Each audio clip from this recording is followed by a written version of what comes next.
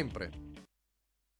È vero che per essere contagiato, ma forse anche qui non c'è certezza, dobbiamo stare vicini a meno di 182 centimetri, no? Mi sembra che sia questa la regola internazionale, ma comunque la distanza droplet per 10-15 minuti? Oppure basta molto meno? Allora, è chiaro che più uno permane e Certo. più aumenta la possibilità, questo è un fatto stocastico, statistico, quindi più permane più rimane. Il discorso della distanza è perché anche qui si può fare una similitudine con l'influenza, questo è un virus respiratorio, quindi si diffonde per via aerea. Lo starnuto, colpo di tosse, soffiarsi il naso, la semplice esalazione, cosa emettiamo? Emettiamo delle particelle di aerosol.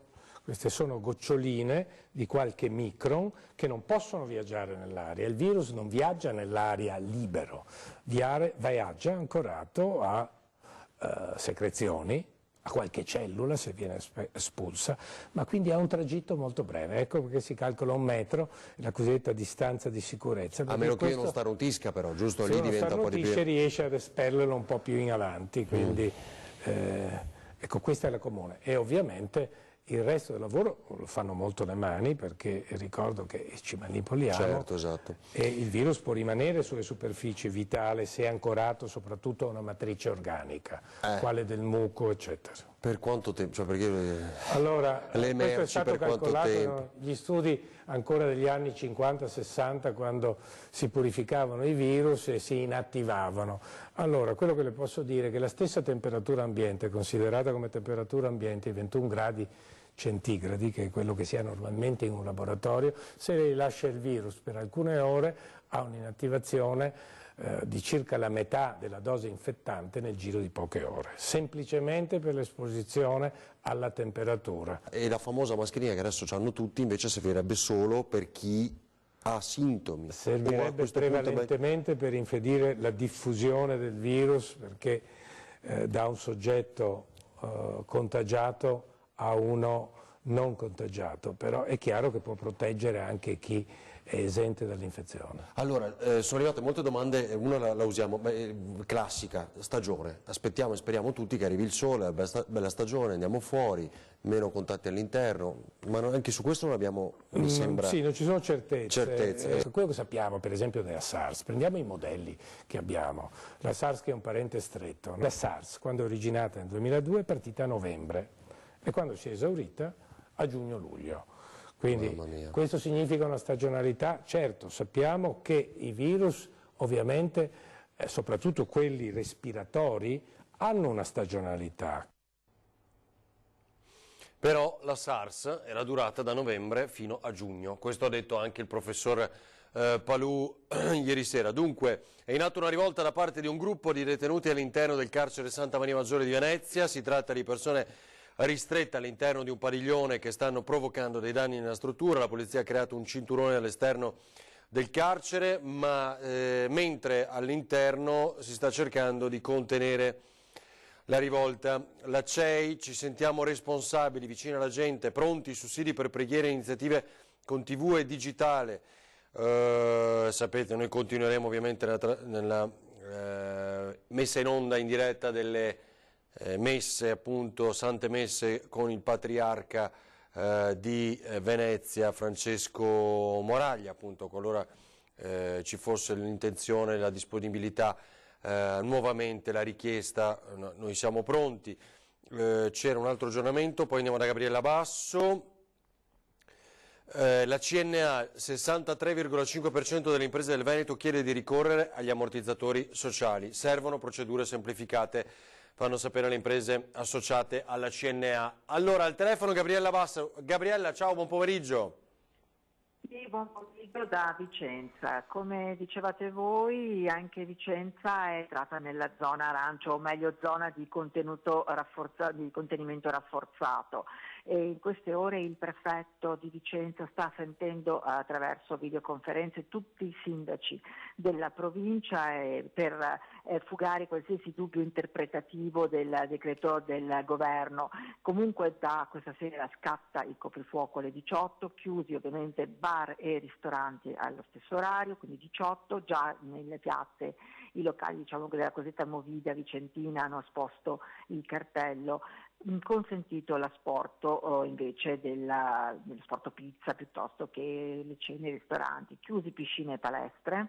Chiuso anche un noto mercato, il mercato di Camisano Vicentino, che è un mercato molto grande e che porta purtroppo tantissima gente, quindi è una grande aggregazione. Questo mercato sarà sospeso, rimangono invece gli altri mercati, quelli più piccolini, rionali, piuttosto che anche quello in Piazza dei Signori a Vicenza, anche se a quanto pare il sindaco Rucco aveva proposto anche la possibilità di portare solo dei banchi di alimenti e non anche di altre cose. Questo al momento, ecco un'altra cosa, i consigli comunali, che c'era qualche sindaco che aveva espresso il dubbio sul consiglio comunale a porte chiuse, però se era valido o meno, perché appunto il consiglio comunale deve essere aperto a tutti i cittadini, ma questo creerebbe problemi appunto di aggregazione. Il prefetto li ha rassicurati che le porte rimangano aperte, ma si mette un vigile, un agente della polizia locale davanti che afferma alle persone, perché se non hanno diciamo, il valido motivo per muoversi non possono appunto quindi andare neanche a partecipare a un consiglio comunale e comunque la seduta Gabriella? è valida. È chiaro che sì. Ti interrompo, scusami, intanto ricordo che tra pochissimo riascolteremo la lunga conferenza stampa del governatore Luca Zaia, almeno nella prima parte, poi ascolteremo anche la seconda subito dopo. Come sta reagendo la città? Cioè, rispettano questo dispositivo o no?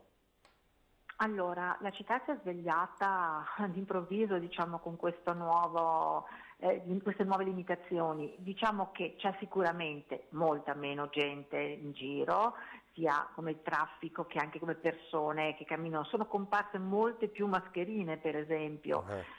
Però c'era il mercato stamattina e c'era un po' di gente che girava, chiaramente sono tutti più preoccupati, timorosi, ecco, sentono di più il senso del pericolo, della paura, ecco. Certo, però l'importante è che rispettino, perché le domande poi, veneti sono molto più ligi su questo, insomma, posso andare a fare la passeggiata, perché cosa mi dicono, posso fare lo stesso, l'importante è che non... Cioè ci sono domande di ogni tipo. Certo, ma l'invito del prefetto già da ieri sera nella COSP che era stato fatto in tarda serata era state a casa, cioè l'invito soprattutto ai giovani è stare a casa. Esatto. Questo è l'invito che continuo a ripetere. Se si chiama io resto a casa, altrimenti se non devo andare a lavorare in farmacia a fare la spesa eccetera non è per nulla, no? Gabriella, grazie mille. Posso solo aggiungerti un'altra cosa che ho appena sentito il presidente della Confartigianato del Veneto, perché questa richiesta che arriva da tante regioni e mi pareva di aver sentito anche lo stesso Zaia che non ha detto né sì né no, ma di chiudere le aziende per 15 giorni aspettando una comunicazione da un comitato scientifico. Ecco, il Confartigianato è sulla stessa linea del governatore del Veneto, insomma, quindi pronti a chiudere se il comitato scientifico è favorevole da questa disposizione. Questo è importante, anche perché passano i minuti, insomma, aspettiamo ulteriori novità, poi sapete questa sera alle 18 c'è la conferenza stampa della Protezione Civile, riascolteremo anche il governatore Luca Zaia in diretta con Ilaria Marchiori nel corso di questo pomeriggio, attendiamo ulteriori novità, però sembra andare in quella direzione, ma ovviamente bisogna attendere l'ufficialità. Grazie davvero da Vicenza, Gabriella Basso, buon lavoro. Grazie. Ciao Gabriella, 6 aggiornamenti, ci risentiamo. Volevo mostrarvi una cosa, che uno di quei classici video che ultimamente girano molto nelle chat delle mamme per i propri figli a scuola. Ne abbiamo scelto uno molto carino, come spiegare quello che sta succedendo ai bimbi. Magari appunto ci sono intere famiglie che ci stanno seguendo in queste ore, speriamo che i bimbi guardino anche qualcosa di un po' più rilassante, però questo è un video che circola e che spiega appunto cos'è questa emergenza sanitaria e come combatterla anche per i più piccoli. Vediamo. Non è Halloween, non è più carnevale e nemmeno una festa in maschera. E allora perché non siamo andati a scuola? Queste non sono vacanze, è una missione. Quindi questa non ci serve a niente. Ho colpito la telecamera. Coronavirus, i consigli per i più piccoli ma anche per i più grandi. Coronavirus, il mostro shuttle. Ma molto piccolo. Si nasconde così bene che si può vedere solo al microscopio. È super veloce, è super bravo a saltare. Ogni salto che fa lascia in giro nuovi mostriciattoli come lui, che poi saltano e ne lasciano in giro altri. E dobbiamo preoccuparci? No, perché dottori, scienziati e bambini come noi stanno facendo ogni cosa per scacciarlo via. E questa è una cosa positiva. I dottori negli ospedali curano le persone. Gli scienziati nei laboratori stanno inventando la pozione per sconfiggerlo. E i bambini? Tenetevi forte! Noi bambini abbiamo un compito speciale in questa missione. Il più importante di tutti. Non permettere più al coronavirus di saltare. Come? Regola numero 1. Niente paura di coronavirus. Noi siamo più forti. Sono Rocky Balboa. Regola numero 2. Basta dita nel naso. Ti ho visto che ti stavi scaccolando. Regola numero 3.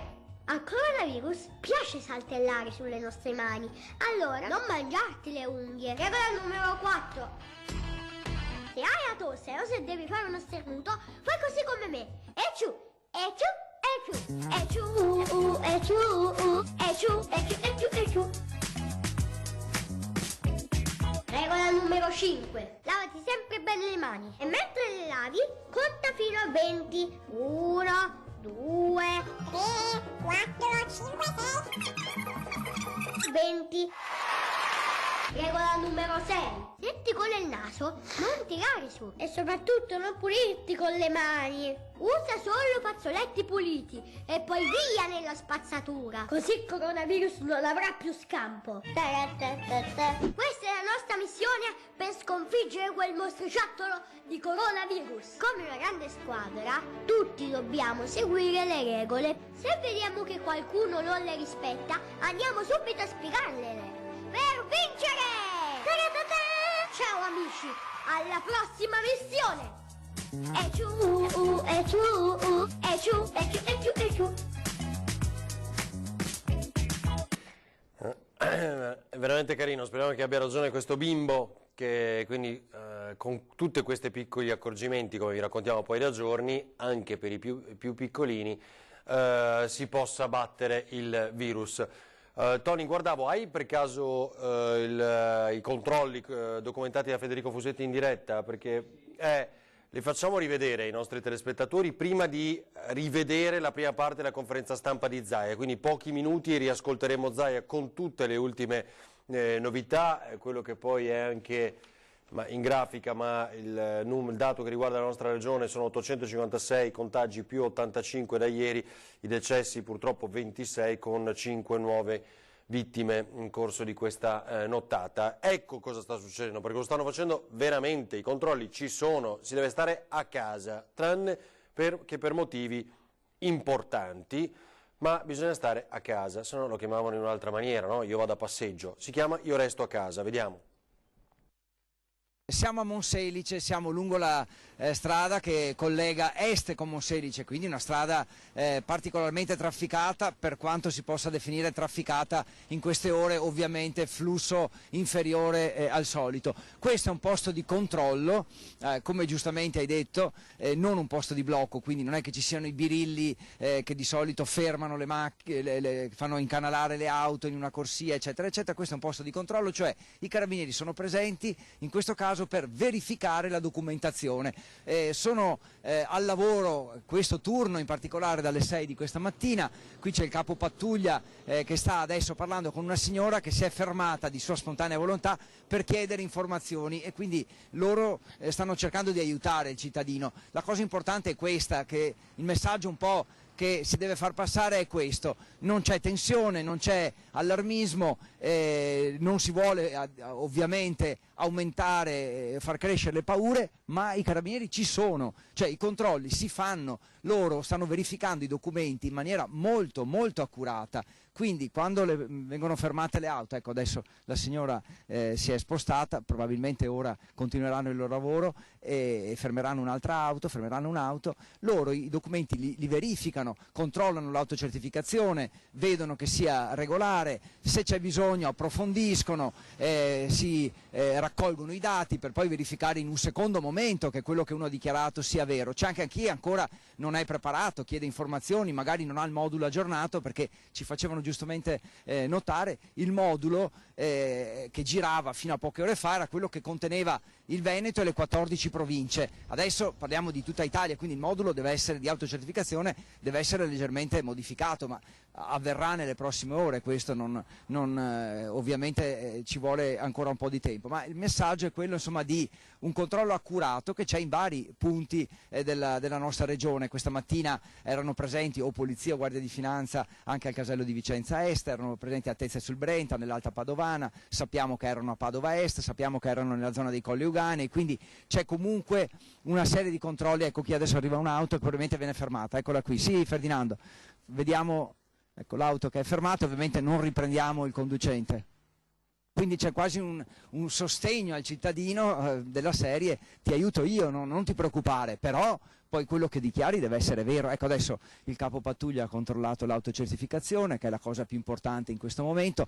Come vedete viene rispettata comunque la distanza di sicurezza, cioè il carabiniere rimane a distanza, non fa scendere la persona dall'auto se non ce n'è bisogno, rimangono a distanza di sicurezza. Io stesso adesso non ho la mascherina perché sono a distanza di sicurezza sia da Cristian Roca Allende che è con me, sia ovviamente dai carabinieri. Sta chiedendo ulteriore documentazione in questo momento, è la dimostrazione che non è che uno si ferma, mostra il foglio e riparte, viene verificato, c'è accuratezza e se bisogno viene approfondito, quindi sono controlli veri e questo è un invito ulteriore ai cittadini: state a casa se non avete necessità di muovervi. Le persone fermate finora erano in regola, lavoravano qui in zona, risiedevano a Monselice, quelli fermati finora dalla pattuglia, quindi insomma la posizione era regolare. Adesso però ecco, qui ci vuole un po' di tempo in più, dopo magari sentiamo perché, ma evidentemente c'era la necessità di approfondire il motivo per cui questa persona sta circolando. Ecco, adesso vi ha chiesto qualcosa in più, forse i documenti dell'auto.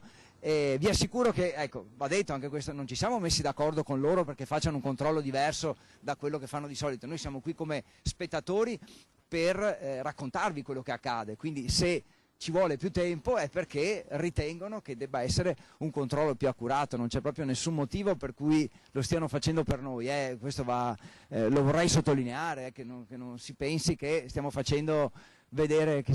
sì, prego.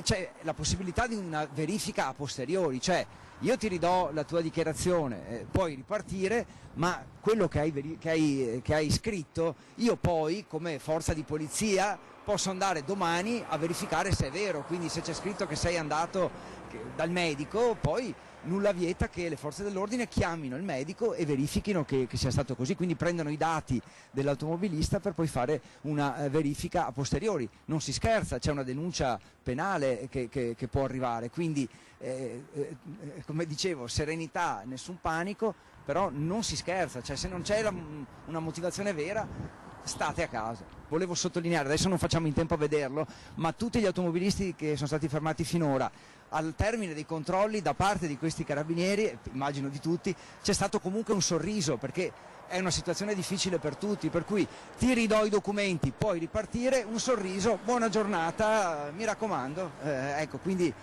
vorrei sottolineare anche questo. Dunque, così con Federico Fusetti e Cristian Roca Allende, Lunga ha documentato chiaramente in questo nostro collegamento di poco fa che i controlli ci sono veri, attenzione dunque, bisogna restare a casa. Due dati soltanto, il primo, e poi riascoltiamo Zaia tra pochi istanti.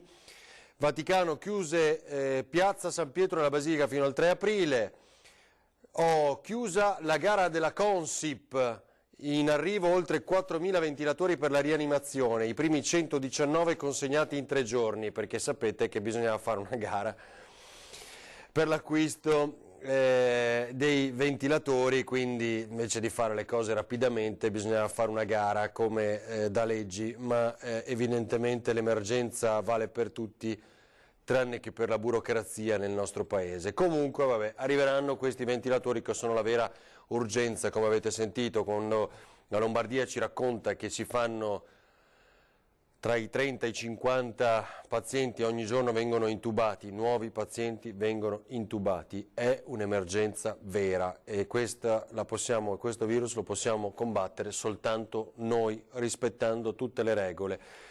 Ora vediamo appunto se col passare delle ore, e lo riascolterete ora, lo sentirete ora da Luca Zaia, si va verso la chiusura totale anche per le imprese e il trasporto pubblico nel nostro paese. Lo scopriremo solo in diretta in questa giornata. Ora il governatore Luca Zaia.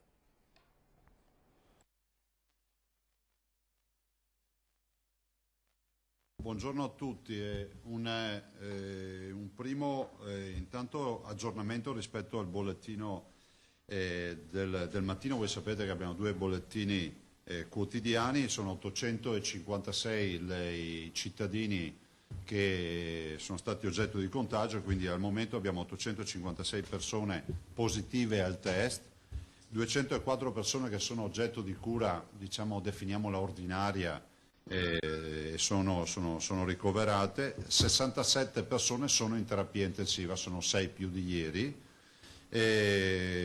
abbiamo 26 decessi, noi nella classificazione dei decessi è bene ricordare, con tutto il rispetto doveroso quando si parla appunto di persone che hanno perso la vita, vi ricordo che noi nella comunicazione diciamo decessi con il coronavirus, perché poi c'è un tema di validazione di decessi da parte dell'Istituto Superiore della Sanità e dell'Organizzazione Mondiale della Sanità, perché poi questi dati entrano nelle tabelle ufficiali mondiali, per cui è giusto che ci sia una validazione, visto e considerato che parecchi, diciamo la gran parte dei pazienti, dei 26 pazienti che sono deceduti, avevano patologie pregresse, avevano quadri clinici complessi e per questo motivo appunto è giusto fare questa considerazione.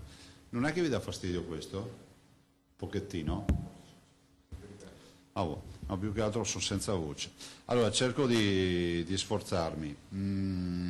Prime considerazioni. La prima, oggi c'è una novità, che è quella finalmente è stato pubblicato il decreto. Voi sapete che abbiamo seguito il lavoro e fatto anche la nostra parte, lo diciamo, insomma sono gli atti ufficiali, anche se poi sempre qualcuno non se ne accorge o ha poca memoria storica.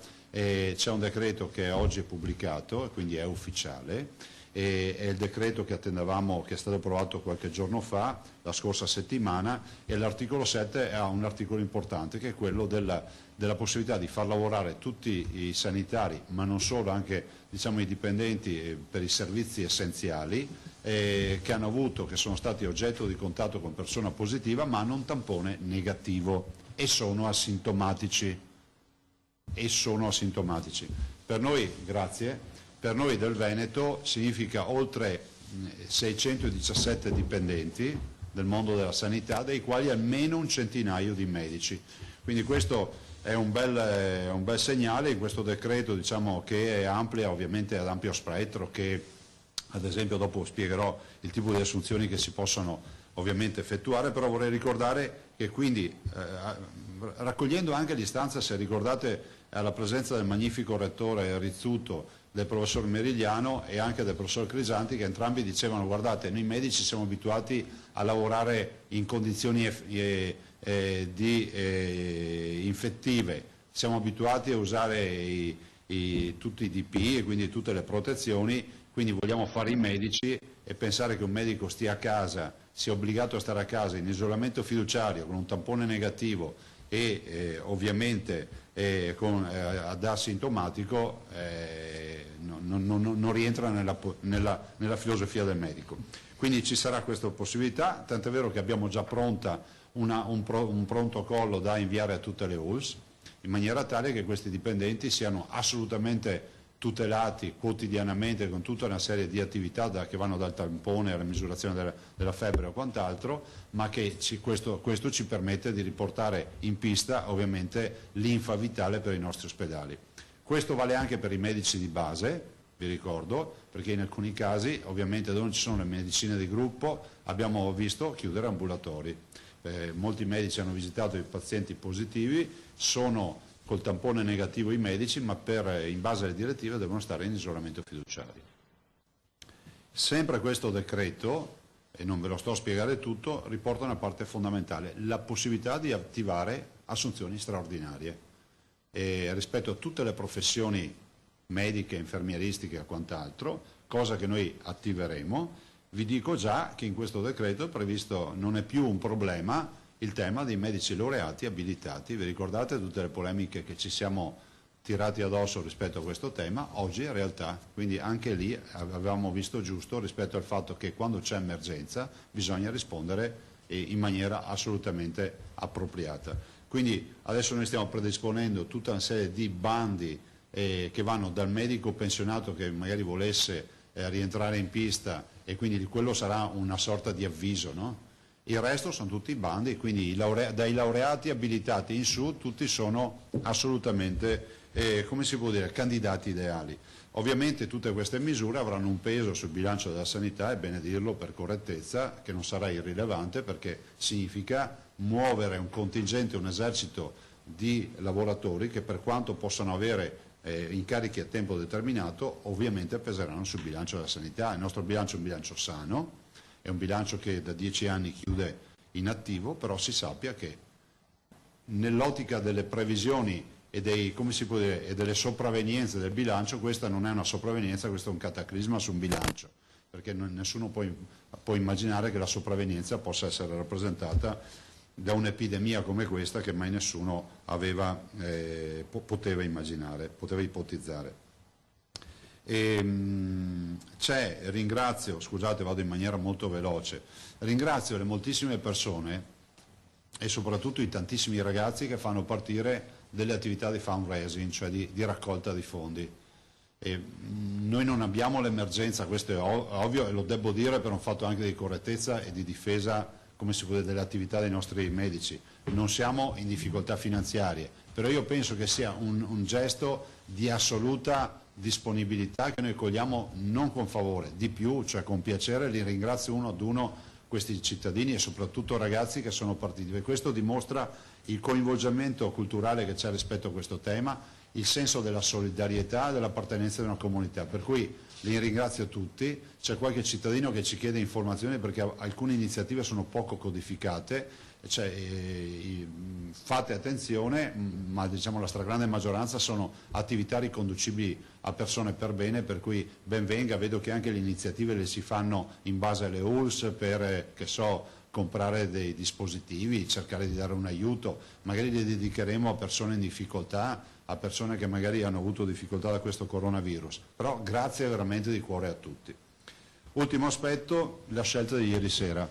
Penso che sia una scelta assolutamente in linea con le aspettative. Come voi sapete, io in più occasioni, almeno negli ultimi 10 giorni, ho chiesto nelle riunioni ufficiali l'adozione di una regola e di una norma che fosse uguale da nord a sud.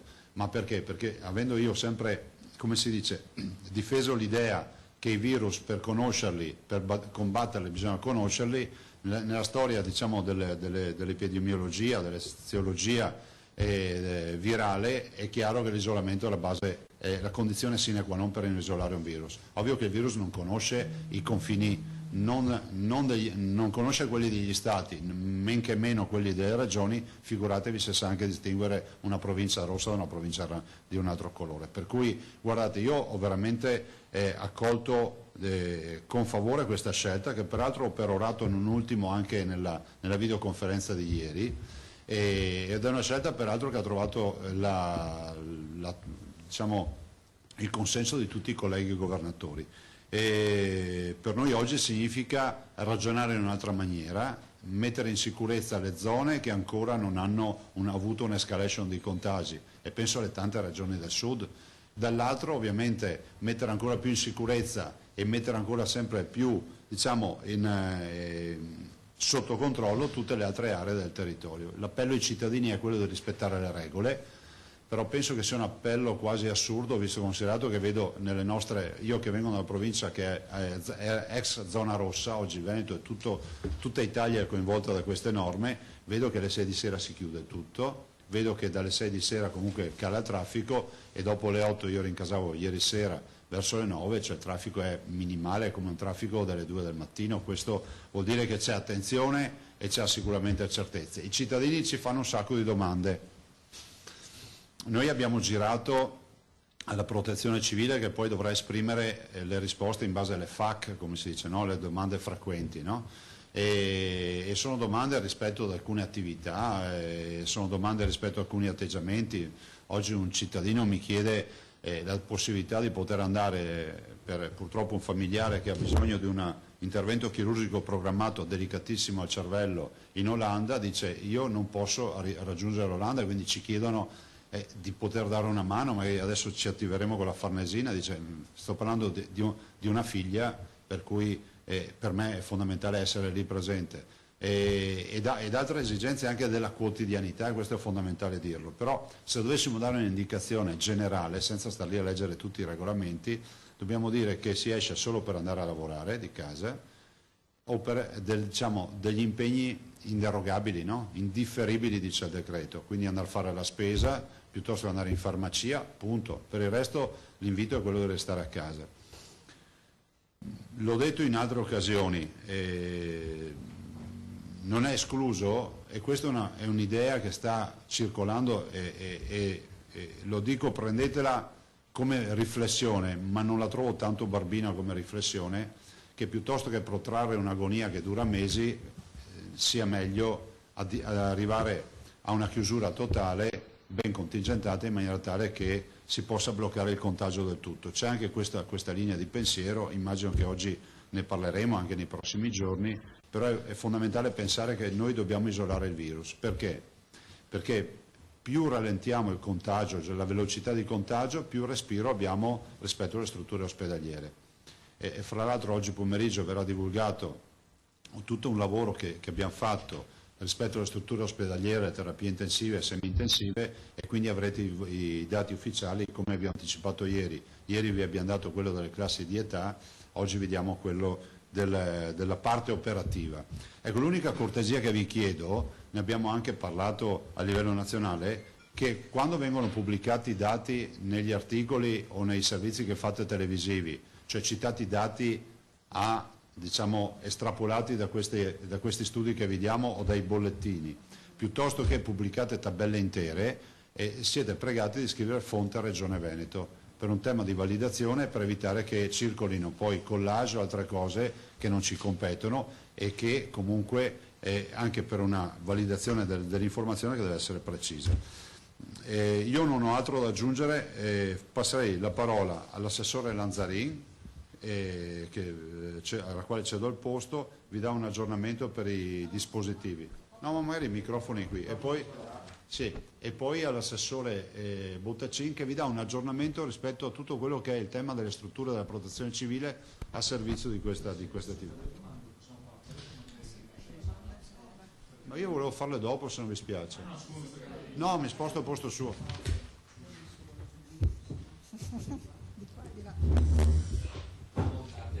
No, non ti preoccupare.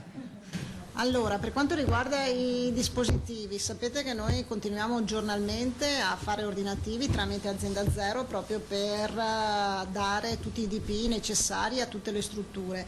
Ieri sono arrivate 45.000 mascherine, mi hanno detto, e sono già state distribuite.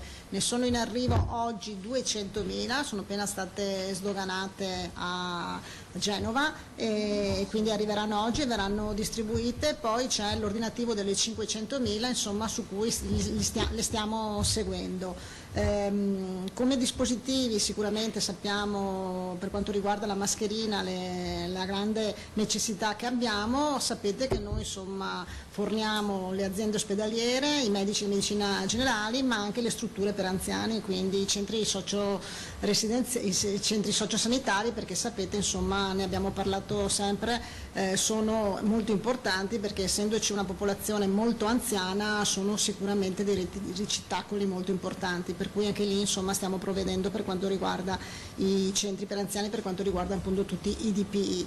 Prima il Presidente diceva appunto ringraziamento ai giovani che si stanno mettendo a disposizione. Io, siccome mi è stato segnalato questo, ringraziamento ai tanti giovani che stanno cercando di dare soccorso agli anziani che sono a casa in isolamento, portando la spesa e quant'altro, e credo che sia un bel esempio di responsabilità, ma anche di senso civico e di partecipazione, insomma, e quindi è giusto sottolinearlo, insomma, visto che parliamo sempre anche dei giovani e dell'apporto positivo che possono dare anche in questo caso, come in altre calamità abbiamo visto, insomma, che sono presenti e rispondono sempre alla chiamata.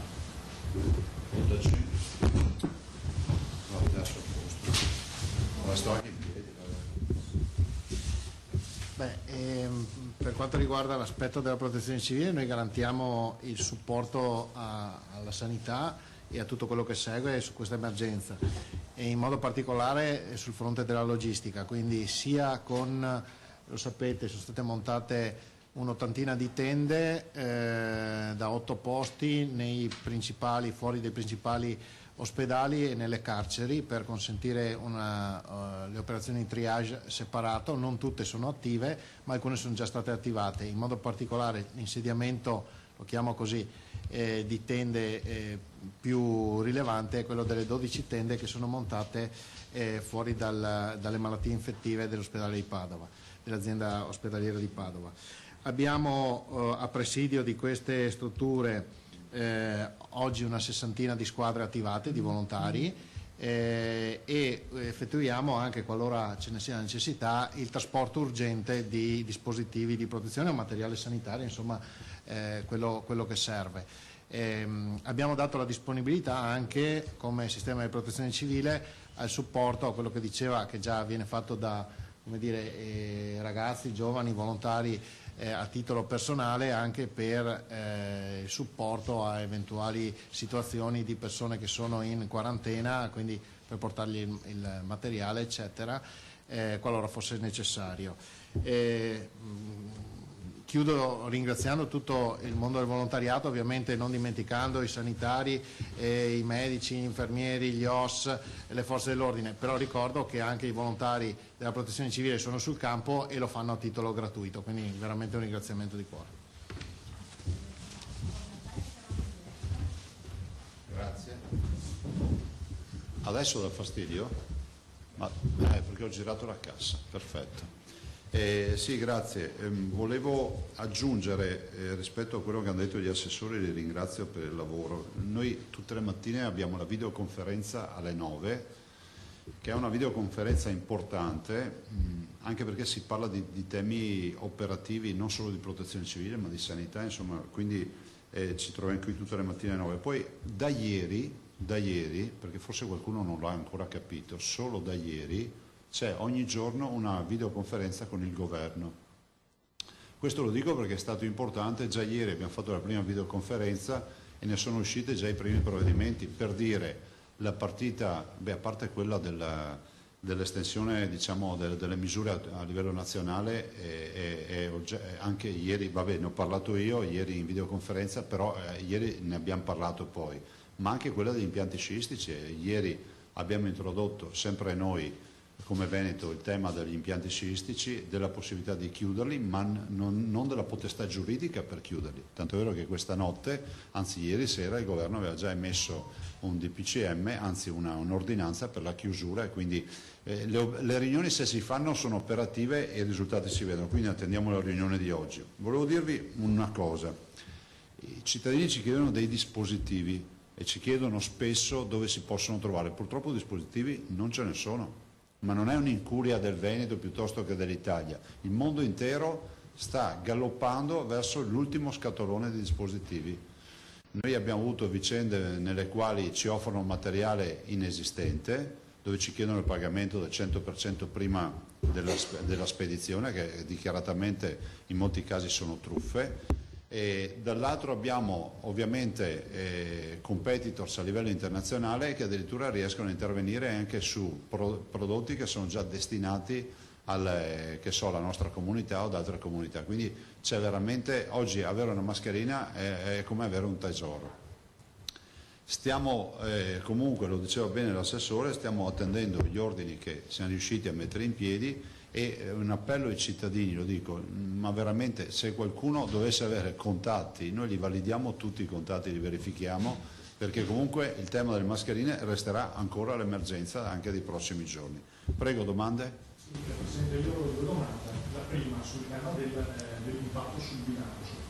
Volevo capire se siamo in grado di quantificarlo, cioè se è da zero già quantificato, e poi se sono soldi che mette la regione o soldi che arriveranno dal governo. No. Cioè l'emergenza chi la paga? Questa è la prima domanda. La seconda domanda riguarda invece quando hai detto piuttosto che ci sia un'agonia che si perdura per mesi, meglio misure strong subito e chiudere tutto. Ti riferisci a soluzioni come quelle di cui discutono in Lombardia, cioè chiusura delle fabbriche e il blocco dei trasporti?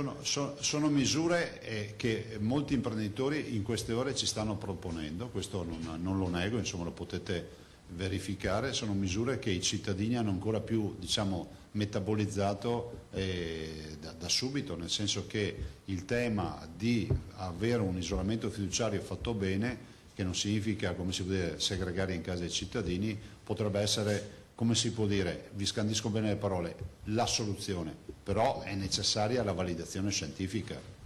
Io ogni volta che vi parlo di queste misure vorrei ricordarvi che vi dico sempre dobbiamo avere la validazione scientifica. E qua è fondamentale, e soprattutto alla comunità scientifica chiediamo di avere una voce univoca, perché a volte assistiamo a dei dibattiti pubblici che sono stucchevoli, cioè i due scienziati di turno diventano controparti di turno, e penso che non sia un bel vedere per tutti noi cittadini.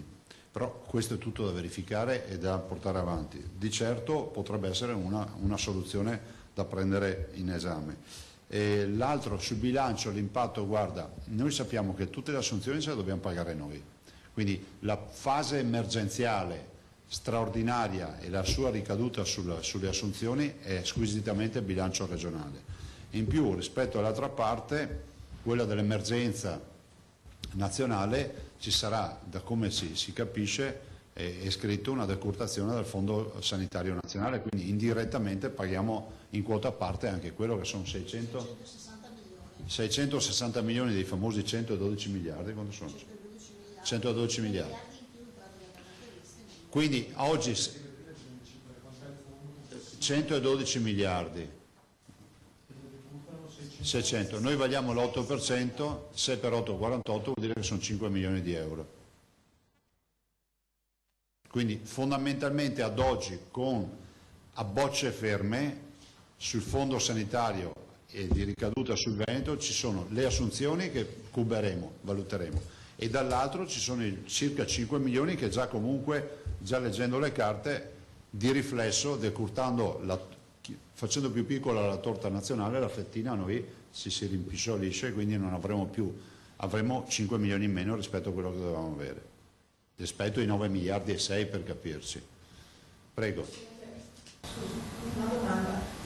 Bisogna fare chiarezza sugli spostamenti, perché allora abbiamo detto poco fa solo per emergenze, quindi lavorative e emergenze che vanno comprovate, però arrivano delle liste, chiamiamole così, da molti sindaci. Allora si può passeggiare, basta che non si crea assembramento, si può andare di qua, basta che non ci sia, e quindi la gente alla fine continua ad uscire in un modo o nell'altro, sembra che non ci siano i divieti, cioè tutti alla fine escono e dicono basta che per strada le persone si vedono, il traffico c'è, nel senso vogliamo fare un po' di chiarezza. Cominciamo col dire che c'è anche oggi un riferimento, non so che base scientifica abbia, però si legge, e si dice che il virus possa rimanere, diciamo, nell'etere, nell'aria fino a 30 minuti, e quindi le distanze raccomandate sono oltre i 4 metri, 4 metri e mezzo.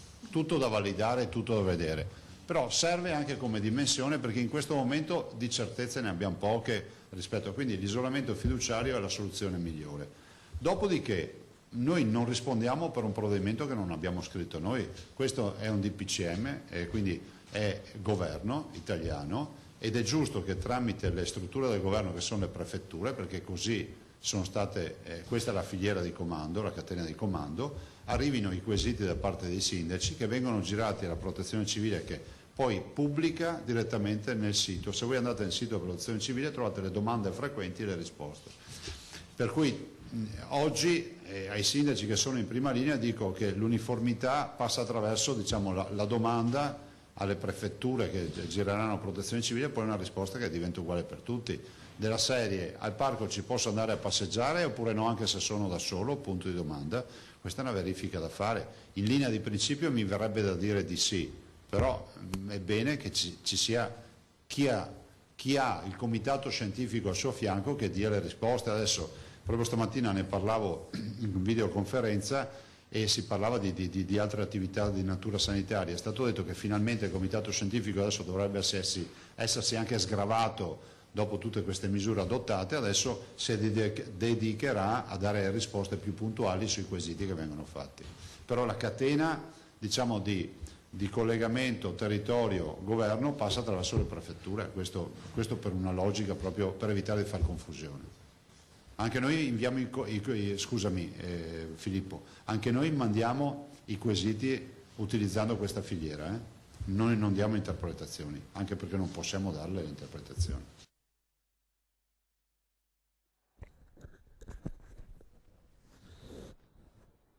Allora, torniamo in diretta, così il governatore Luca Zaia nella prima parte della lunghissima conferenza stampa di questa mattina. Vi dicevamo una rivolta a Venezia, ed eccole qua le immagini che arrivano da un nostro telespettatore. Vi mostriamo alcuni video di quanto accaduto, appunto sta accadendo a Venezia. È un atto di rivolta da parte di un gruppo di detenuti all'interno di Santa Maria Maggiore a Venezia. Vi faccio vedere l'altro video, scusate, eccolo qua. Quindi l'utilizzo anche di idranti in questo momento, lo vedete, da parte dei vigili del fuoco, ma è per spegnere, immaginiamo, un principio di incendio. Da quello che intuiamo appunto da questi video, ringraziamo i telespettatori che li hanno inviati. Faccio vedere l'ultimo, eccolo qua, ancora sempre l'immagine più o meno la stessa. Vedete la polizia tenutati sommossa sia sul ponte che qui in basso a destra, e i vigili del fuoco in azione per quella che è una rivolta in atto una parte del carcere di Venezia in questo momento, tra l'altro documentata anche da Filippo Fois, quindi vi proporremo questa sera il servizio. Dunque, pochi istanti di pubblicità e altri aggiornamenti, vi aspettiamo.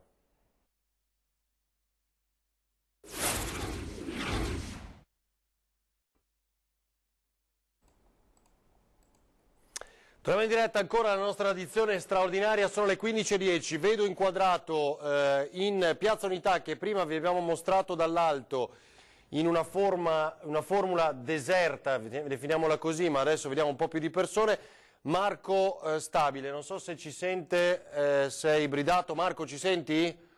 Vai pure.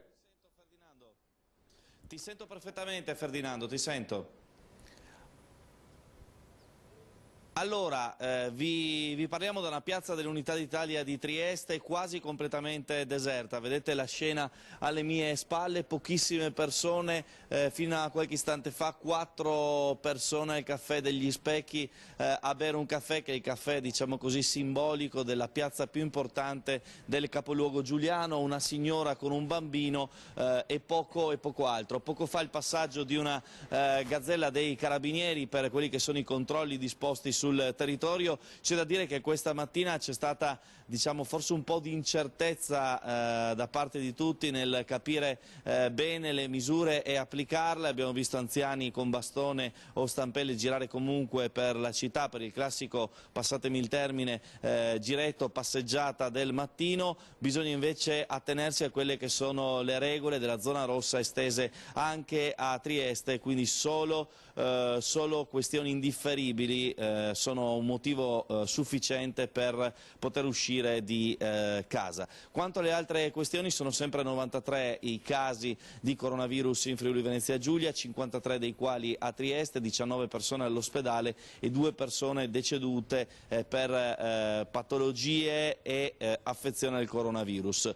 Ora, va detto un altro dato: ieri il Presidente della Regione Fedriga ha presentato 11 milioni e mezzo di aiuti per il sostegno alle imprese del territorio. Questi fondi, lo ha comunicato poco fa, sono saliti addirittura a 33 milioni di euro. Ne parleremo tra l'altro anche successivamente con l'assessore regionale alla sicurezza Pierpaolo Roberti. Oltre a questo va segnalato il fatto che sono disponibili uomini della protezione civile per sostenere, per aiutare proprio quegli anziani in difficoltà che in questo momento, per fare, diciamo così, le operazioni necessarie e indifferibili, magari non hanno nessuno che li accompagna. In mattinata abbiamo fatto anche vedere come operano i taxisti, per esempio, che garantiscono proprio a queste persone la possibilità, per esempio, di fare quei movimenti, diciamo, necessari: ospedali, visite indifferibili, farmacia, sanificando dopo ogni corsa del taxi la vettura in maniera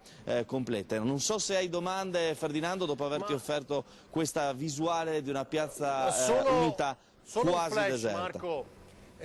Ho visto prima, mentre eravamo in pubblicità, sì, già intravedevamo qualche immagine del collegamento. Sei con Enzo Iannacone? Con chi sei? Così lo citiamo, insomma, al lavoro anche lui oggi.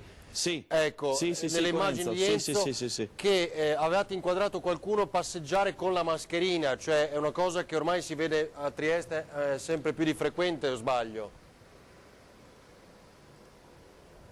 Possiamo dire che la rivoluzione è venuta tra ieri e oggi, nel senso che oggi sono veramente parecchie le persone con la mascherina. Ovviamente non è assolutamente ancora una maggioranza, però ne abbiamo viste tantissime. Infatti, rispetto agli scorsi giorni, quando si trattava di 1 o 2 casi al massimo passeggiando da Piazza Unità fino a Piazza Goldoni, cioè il centro, il salotto buono da una parte, il centro nevralgico dei trasporti e degli autobus dall'altra, se ne vedevano un paio.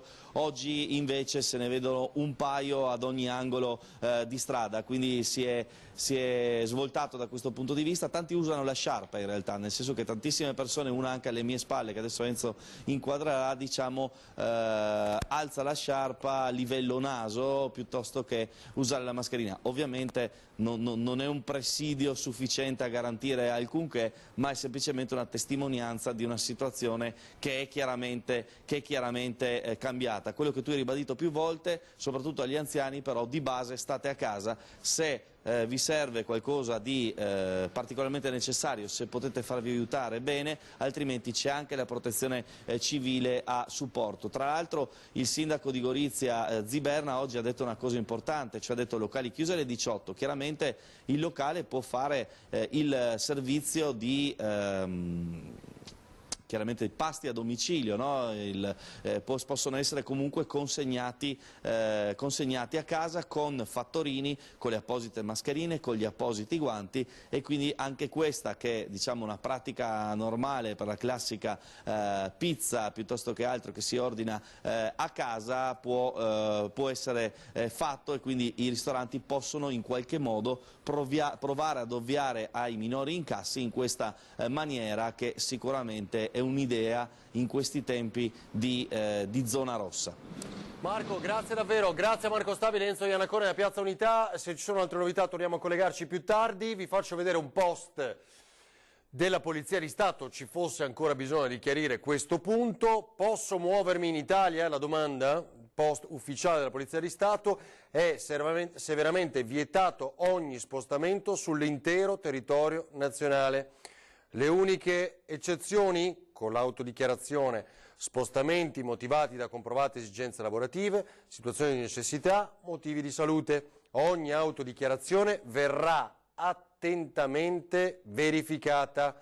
Le conseguenze, se non osservi questa regola, è l'arresto fino a 3 mesi o l'ammenda fino a 206 euro. Articolo 650 del Codice Penale.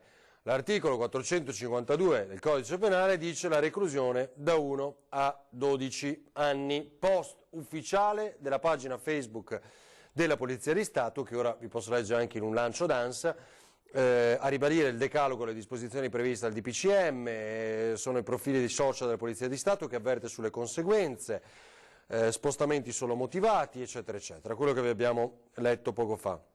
Per la prima volta nella storia l'Università di Padova inaugurerà l'anno accademico con una cerimonia completamente telematica. L'Ateneo infatti ha confermato che l'evento inaugurale del 798esimo anno accademico si svolgerà nella data stabilita, il 18 marzo, al Palazzo Bo, non nell'Aula Magna come di consueto, ma nell'antistante Sala dei 40 davanti alla cattedra di Galileo Galilei. Il rettore Rizzuto Scuttari e il presidente del Consiglio degli Studenti Rosada saranno presenti in sala, collegati in forma telematica con il ministro dell'Università e della Ricerca Gaetano Manfredi e via dicendo, e l'architetto David Kipperfield.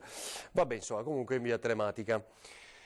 Va bene, allora vi facciamo sentire quello che dice il sindaco di Belluno Jacopo Massaro, perché di fatto appunto anche Belluno entra da qualche ora nella zona rossa come tutto il resto d'Italia. Vediamo.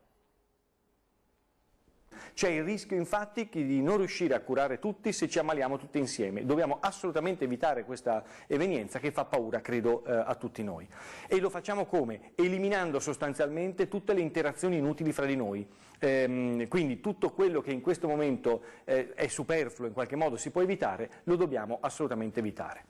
Queste misure vengono fatte però senza fermare il sistema produttivo italiano. Se il governo avesse voluto avrebbe potuto dire che tutti gli uffici e tutte le fabbriche venivano chiuse e allora saremmo stati su un altro scenario. Ma l'obiettivo in questo momento è far andare avanti gli uffici, le fabbriche, le attività eccetera per limitare i danni in questa fase economica estremamente difficile. Siamo preoccupatissimi per l'economia e ci saranno grossi provvedimenti su questo, ci stiamo lavorando, ma in questo momento l'emergenza è la sanità.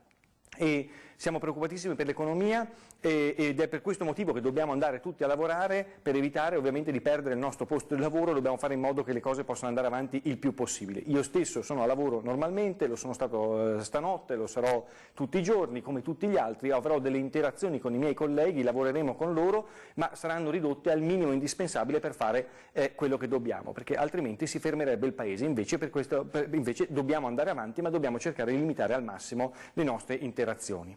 Non dobbiamo naturalmente farci prendere dal panico, non serve a niente svuotare i supermercati, l'ho appena detto, anzi è una cosa ridicola, è ridicolo fare i migranti che vanno in giro per l'Italia convinti che ci siano posti liberi, tra l'altro chi è scappato dalle zone rosse si è ritrovato in una zona che è uguale alla zona rossa, quindi è abbastanza ridicolo. Non ci sono ricette magiche per risolvere questa situazione, c'è soltanto un modo, e cioè assumersi la responsabilità ciascuno di noi di fare esattamente le cose che ci sono state richieste e che ci verranno richieste. Attenetevi scrupolosamente a quello che vi è stato richiesto, perché dobbiamo fare le cose giuste e non farci prendere dal panico. Io vi ricordo che in questo momento non c'è qualcuno che risolverà i problemi, ma siamo noi che siamo in mano nostra e quindi è opportuno che ci assumiamo la nostra responsabilità. Per il resto stiamo tranquilli, andiamo avanti, supereremo anche queste come abbiamo superato tante altre situazioni. Così il sindaco di Belluno Jacopo Massaro. Dunque, Ferrovie Italiane per prenotazione dei posti hanno adottato un nuovo criterio, avviato l'utilizzo di un nuovo criterio per la prenotazione dei posti a bordo delle Frecce. La nuova funzione di prenotazione ideata e realizzata da FST Technology, società del gruppo, garantisce il rispetto delle distanze di sicurezza prescritte dalle disposizioni in materia di prevenzione e diffusione del Covid, mantenendo invariato il comfort offerto ai viaggiatori. Il nuovo criterio di prenotazione è un'ulteriore azione, dopo quelle già avviate dal gruppo FS Italiane, Ferrovie dello Stato Italiane, a tutela dei viaggiatori dipendenti, quindi praticamente prenotate, ma i posti che sono a distanza, quindi non possono essere prenotati, ecco, lo vedete anche ora la possiamo far vedere l'immagine, cioè per esempio potete prenotare il 10D probabilmente e l'11C, cioè quelli distanti, come vedete, almeno 1 metro, anche se uno di fronte all'altro col tavolino, eccetera, eccetera. Così intuiamo, grazie a Daniele che ce l'ha segnalato. Prima di altre novità, ascoltiamo Giancarlo Gentilini, l'appello agli anziani: restate a casa. Lo dice lo sceriffo, l'ex sindaco di Treviso. Poi fatemi sapere se possiamo collegarci con Ilaria a Venezia. Vediamo. Carissimi cittadini, vi supplico di applicare pedissequamente tutte le disposizioni governative, perché siamo di fronte di fronte ad una calamità mondiale e quindi dobbiamo trovare in noi tutte le forze per resistere e per dare un futuro ai nostri figli e ai nostri nipoti, altrimenti cala sulla nostra civiltà la morte. E io non voglio, bisogna vivere e vincere. Mi raccomando, questo è un suggerimento e una supplica dell'ex sindaco di Treviso Giancarlo Gentilini. Da un ex sindaco a un primo cittadino attuale, Sergio Giordani a Padova, anche lui ha registrato un video, un messaggio per i suoi concittadini, diffuso attraverso i social ieri sera se non sbaglio. Ditemi se ce l'avete ragazzi più in giù nella scaletta e così lo vediamo insieme. È un messaggio ovviamente di fiducia nel quale, come avevamo detto anche leggendo i suoi interventi nel corso delle nostre straordinarie, ribadisce: ora siamo concentrati esclusivamente sul combattere il virus e poi penseremo al resto. Sentiamo Sergio Giordani. Cari padovani, non ce la faremo, ne sono certo, però bisogna che tutti ci aiutate, dobbiamo essere coesi, dobbiamo essere uniti, solo così ce la caveremo e risorgeremo ancora più forti di prima. Io sono certo che Padova ce la farà, col nostro impegno, con la vostra volontà, col nostro voler fare comunità, sicuramente col vostro aiuto, le istituzioni possono fare qualsiasi cosa, tante cose, ma senza il vostro aiuto non ne andiamo fuori. Bisogna che vi impegnate tutti quanti a aiutarci. La nostra priorità è sconfiggere il virus, non ne abbiamo altre, poi penseremo a tutte le altre cose.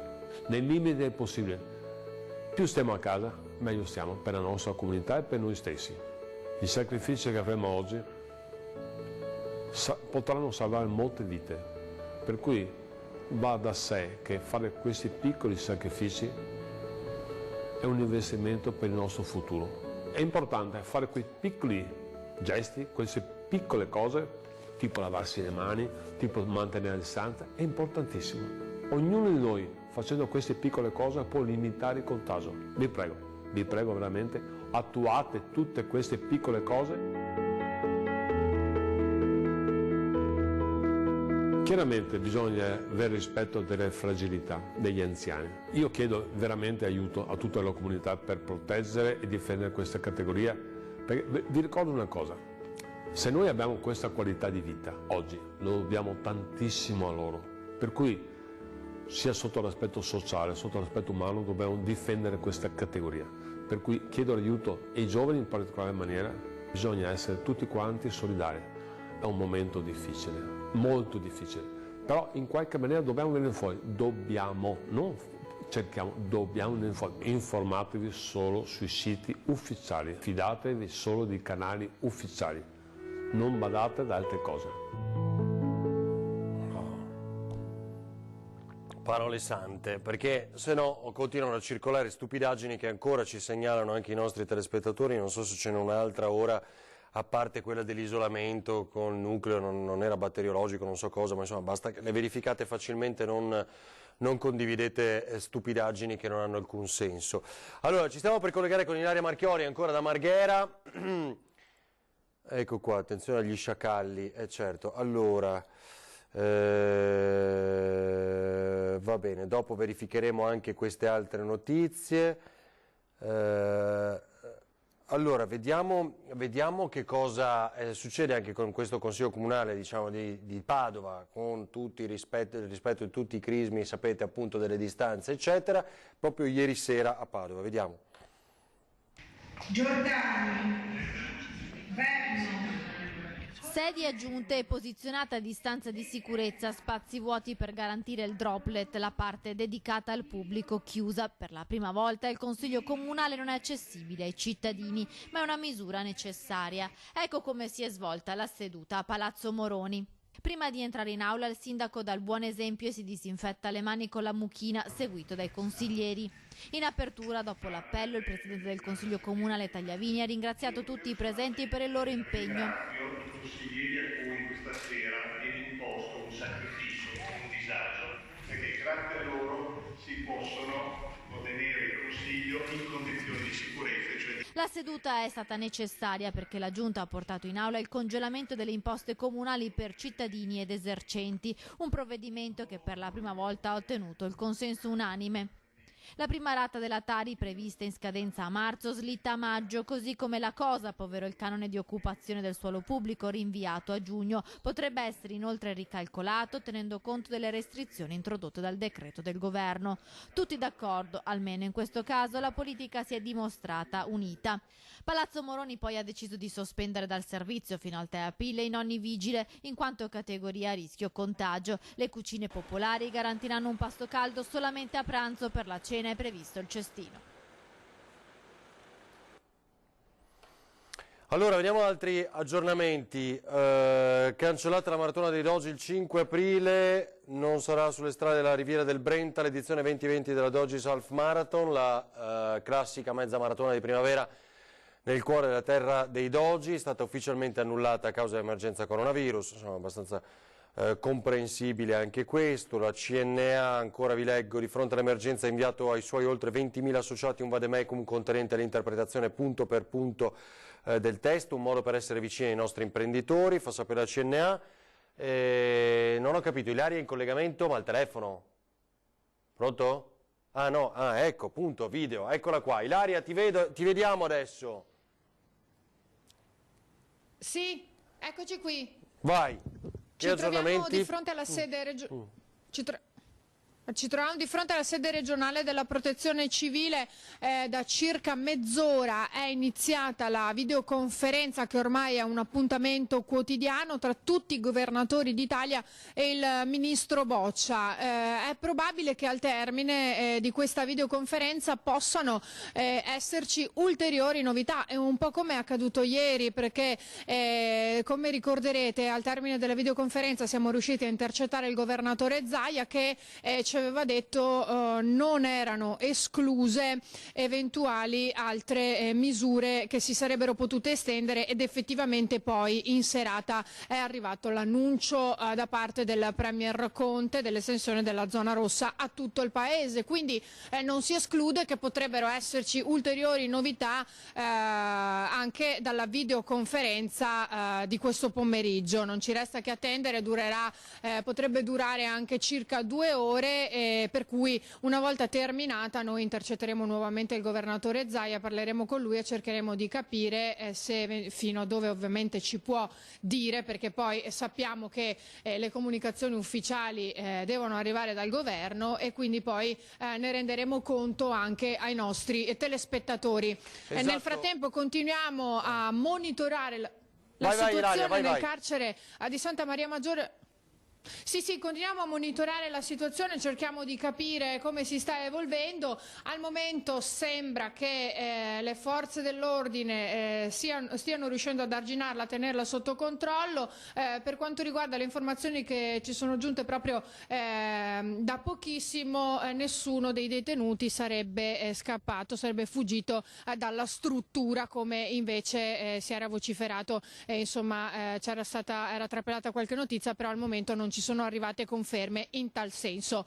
Dunque non ci resta anche che capire come si svilupperà questa vicenda. Sappiamo che sul posto si è recato anche il sindaco di Venezia Luigi Brugnaro per cercare di capire insomma che cosa stesse accadendo, perché poi invece ha lasciato la zona facendo lavorare le forze dell'ordine, anche perché lo ricordiamo, lui nel pomeriggio ha un appuntamento probabilmente in corso proprio in questo momento con tutte le categorie della zona per cercare di capire il da farsi, di come organizzarsi e di come strutturare queste settimane lavorative nel veneziano. Senti Ilaria, intanto continuiamo a vedere appunto questi video che ancora ci giungono in redazione, ecco, grazie alla regia che ce li propone, quello che citavi tu.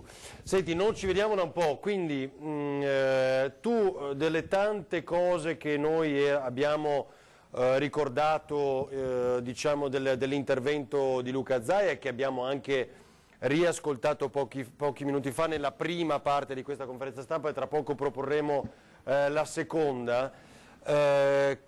Cosa trai? Perché davvero tu annunciavi come potrebbero arrivarci ulteriori novità da questa vertice con Roma, la Lombardia e il Veneto tutto chiuso per 15 giorni tranne alimentari e farmacie. Ora l'apertura del Corriere.it aggiunge il Veneto a questa richiesta, quindi potrebbe essere davvero questo come prossima decisione, fermare il trasporto pubblico, chiudere tutto compreso le imprese, potrebbe arrivare questa? Cosa ti sembra tra le ipotesi? Allora, questa potrebbe arrivare, anche perché proprio fino a ieri, fino alla tarda serata di ieri, il governatore ha continuato a ribadire che non c'era chiarezza per determinati esercizi, nello specifico i barbieri, i parrucchieri, gli estetisti, ma anche i kebab, insomma chi aveva i tavolini fuori assicurava la distanza. Bisogna chiarire anche altri aspetti che noi abbiamo fatto presente anche questa mattina proprio durante il punto stampa con i giornalisti, come ad esempio in che misura si possa effettivamente uscire di casa, perché ci sono alcune cose che vengono dette in particolare dai sindaci che vanno un po' in contrapposizione, perché se si dice che si può andare al parco ma stando a 1 metro di distanza, è ben difficile che ad esempio i bambini riescano a mantenere questa distanza. Insomma, sappiamo sono bambini e questo è solamente un esempio. In tal senso il governatore ha riposto la sua fiducia nei veneti, dicendo che si stanno dimostrando responsabili, che però effettivamente non bisognerebbe uscire di casa se non per situazioni di estrema emergenza. Lo ripetiamo, ribadiamo questo concetto, si tratta di estrema emergenza e abbiamo ripetuto più e più volte di che cosa si tratta. Dopodiché lui ha fatto ben presente che eventuali misure non spettano alla Regione ma al governo, per cui anche questa potrebbe essere una delle questioni che viene posta durante la videoconferenza per cercare di capire come muoversi, che cosa fare qualora molti cittadini non dovessero rispettare queste disposizioni e quanto detto. Tra l'altro aggiungo un dato che tu hai ascoltato. Dopodiché vai. Dopodiché per quanto mi si chiedeva riguardo la chiusura delle aziende, questa è un po' una misura che potrebbe essere presa in extremis, nel senso che si vorrebbe cercare di evitare di arrivare a questo, e comunque il governatore ha ribadito che servono dei dati scientifici che vengano documentati per arrivare a un passo del genere. Va bene, allora Ilaria, poi tu hai sentito anche, voglio aggiungere questo dato, l'assessore Lanzarin citare l'arrivo delle nuove mascherine e via dicendo. Intanto 20.000 mascherine al giorno che presto diventeranno 30.000 per aiutare il personale medico a fronteggiare il coronavirus. È un'azienda toscana che le sta realizzando a partire da pezzi di tessuto non tessuto, cioè quello usato, ci spiegano, per proteggere le piante in inverno, capaci di trattenere l'aerosol, cioè la diffusione appunto di queste goccioline, e quindi si sta intensificando anche la produzione. Ilaria, perché ci scrivono ancora i nostri telespettatori, insomma, no? Perché non le trovano da nessuna parte le mascherine. Sì, tra l'altro vorrei ricordarvi che proprio questa mattina il governatore ha detto oggi come oggi avere una mascherina è come avere qualcosa di d'oro, talmente preziose, talmente difficili da trovare, proprio come hai appena detto anche tu, che effettivamente chi ne possiede una è bene che insomma la tenga stretta e con cura e con tutte le disposizioni del caso. Ieri sappiamo ne sono arrivate 45.000. Oggi ne sono arrivate altre migliaia, se ne aspettano ancora per i prossimi giorni, tutti si stanno attivando e attrezzando, è uno di quei dispositivi che sta diventando davvero fondamentale da avere e a cui tutti stanno cercando di dare una soluzione e soprattutto stanno cercando di avere. Ecco, Ilaria, poi ha detto Zaia come ci sia un accordo con tutte le regioni, chi gestisce gli ospedali nel nostro paese, questo sistema di confronto che ha definito cross in una delle videoconferenze, e sappiamo che accogliamo 2 pazienti da terapia intensiva della Lombardia noi per aiutare proprio la Lombardia, no? Sì, e questo è proprio quanto ha detto e ha confermato questa mattina, tanto anche per far capire come sia la situazione della nostra sanità e come sia la questione posti in terapia intensiva, quindi anche per fare chiarezza ha voluto sottolineare ed evidenziare proprio questo aspetto. Dopodiché ha voluto sottolineare un'altra cosa molto importante e il governatore ci tiene proprio a ribadirla, che in questo momento noi si sta lavorando, insomma si sta intervenendo esclusivamente con quella che è la sanità pubblica. Quindi i fondi sono tutti regionali, i soldi che sono stati messi a disposizione regionali e quindi in questo momento non è stata toccata la sanità privata e qualora ce ne fosse, si potrà pensarci solamente qualora ce ne fosse estremo bisogno, ma insomma in questo momento si sta intervenendo attraverso quella che è proprio la sanità pubblica, e questo è un aspetto molto importante che il Presidente ci tiene a sottolineare continuamente, costantemente, proprio anche alla luce di quelle che sono state le critiche dei mesi scorsi. L'emergenza coronavirus costerà al Veneto circa 5 milioni in meno della propria quota parte del Fondo Sanitario Nazionale, più i costi derivanti dalle nuove assunzioni straordinarie in sanità. Così ha detto infatti il governatore poco fa. Poi appunto ha rimandato, Ilaria ci aiuti appunto tu anche a ricordare molte cose, tra poco risentiremo la seconda parte della conferenza stampa attendendo il nuovo confronto con il governatore. Come non ci si deve muovere, cioè proprio l'unica cosa è non vi dovete muovere. Lì a Marghera com'è? Visto che voi invece vi siete comunque spostati dalla redazione alla sede della Protezione Civile per consentire l'arrivo anche di altro materiale per il TG di questa sera, come l'hai vista?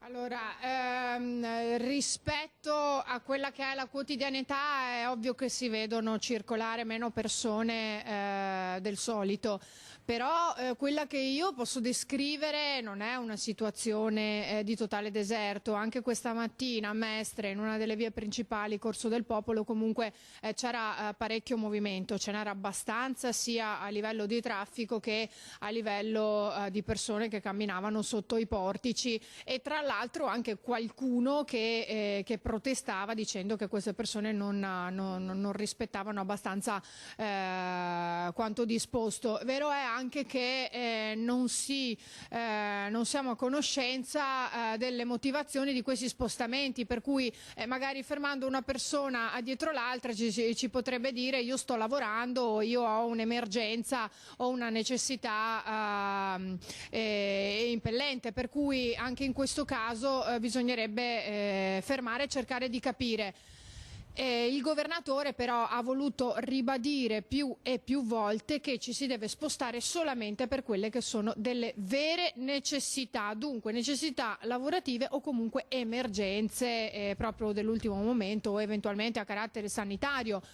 Abbiamo visto anche ieri sera durante il nostro collegamento in Piazza Ferretto che nonostante alle 18 i bar, i locali avessero rispettato la disposizione di chiusura, comunque c'erano persone che si erano ritrovate sotto i portici, addirittura dei gruppetti di giovani che non rispettavano il metro di distanza, sembrava insomma non lo prendessero troppo seriamente, per cui bisognerebbe anche in questi casi probabilmente mettersi anche un po' di più la mano sulla coscienza e cercare di capire che questa è una cosa che riguarda tutti, che tocca tutti e che quindi quello che io faccio oggi non solo aiuta a proteggere me stesso ma anche i miei cari, chi mi sta intorno e a questo punto tutto il paese.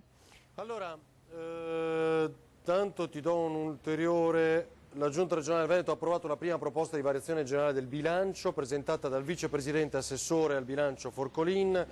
Valutata l'urgenza di provvedere prontamente alle spese su alcuni fronti emergenziali, la Giunta ha proceduto con una revisione dei vari budget assegnati con l'approvazione del bilancio di previsione 2020-2022 in via prioritaria, destinati 5 milioni e mezzo di euro agli interventi a sostegno alle imprese e alle famiglie venete nell'emergenza sanitaria conseguente alla diffusione del coronavirus, quindi 5 milioni e mezzo per famiglie e imprese, appena deciso dalla Giunta regionale del Veneto. Allora Ilaria, se non hai aggiornamenti, torniamo da te tra poco aspettando, come dicevi, che ci sia una nuova conferenza, vi convocheranno su, no? Come prima credo. E allora ieri non ci hanno convocati, però siamo riusciti comunque a parlare con il governatore al termine di questa videoconferenza, per cui confidiamo di poterlo fare anche oggi. Va bene, grazie Ilaria Marchiori, grazie a Paola Barbato. A voi. Volevo farvi vedere questo video invece, che è un appello del presidente della provincia di Padova, Fabio Bui. Se siete pronti lo facciamo vedere e sentire sull'utilizzo "Vinciamo il virus, esponiamo il tricolore". Non c'è audio? Vinciamo il virus, esponiamo il tricolore. La bandiera è il simbolo di una nazione, del suo popolo, della sua cultura, della sua identità, dei suoi valori. È il simbolo dell'unità. Per questo invito tutti i cittadini padovani e veneti e le amministrazioni pubbliche, in questo momento di emergenza nazionale, ad esporre il tricolore sui balconi delle proprie case, davanti alle strutture sanitarie, agli esercizi commerciali, perché questo simbolo possa essere un richiamo al senso di responsabilità e di unità. Oggi abbiamo una partita molto importante che possiamo vincere solo assieme.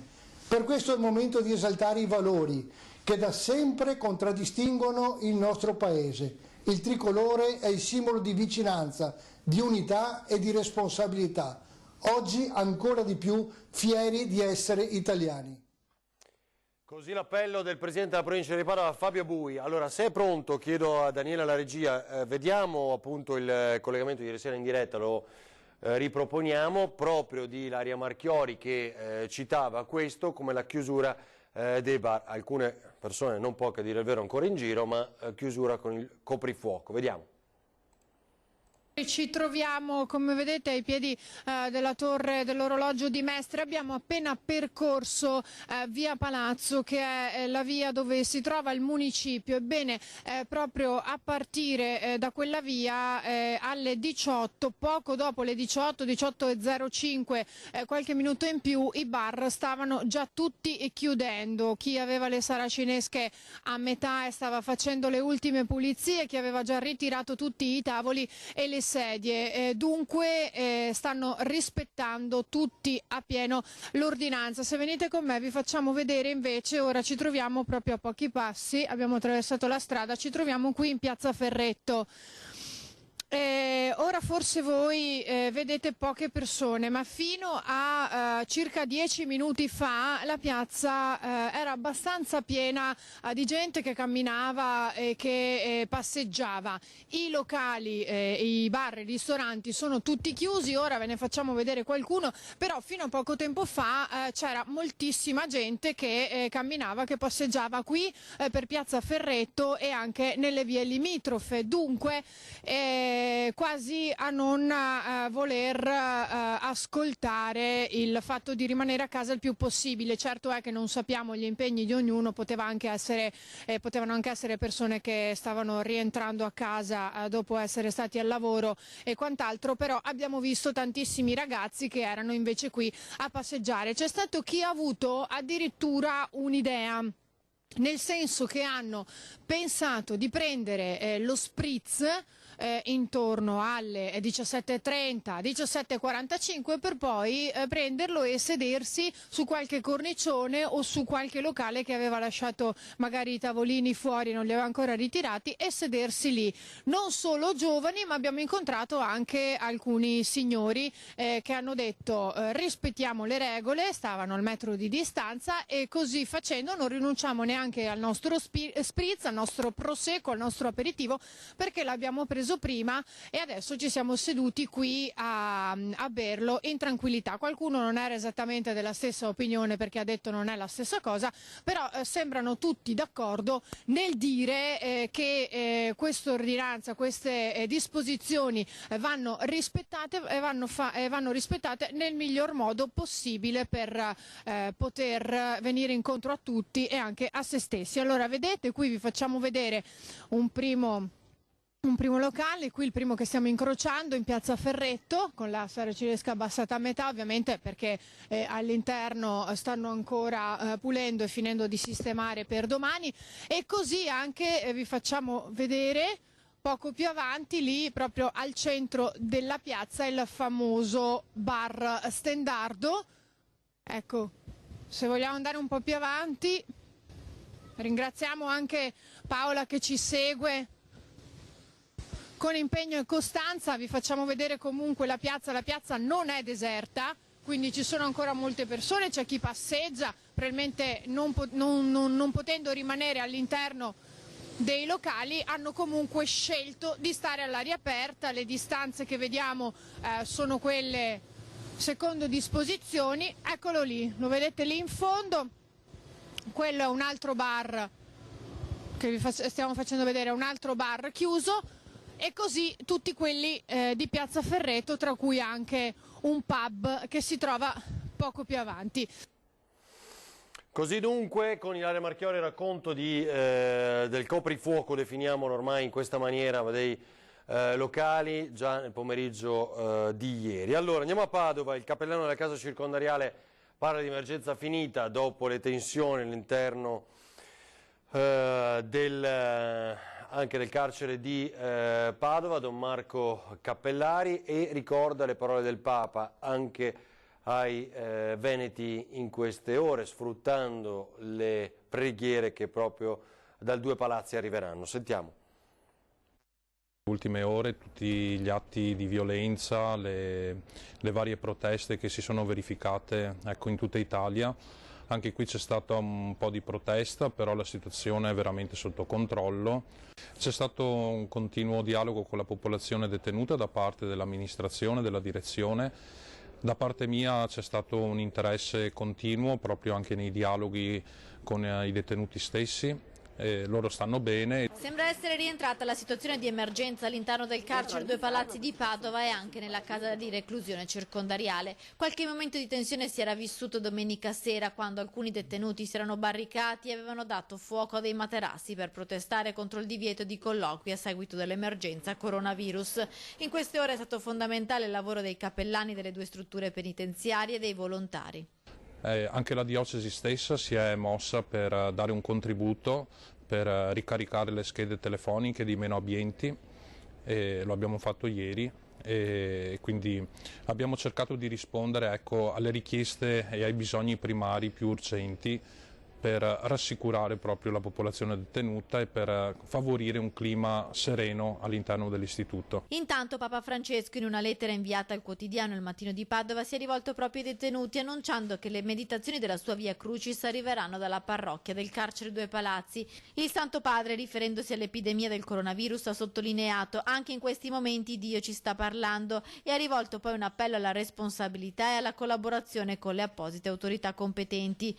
Due concetti che Papa Francesco definisce, insieme alla buona volontà, un valore aggiunto di cui il mondo ha estremo bisogno.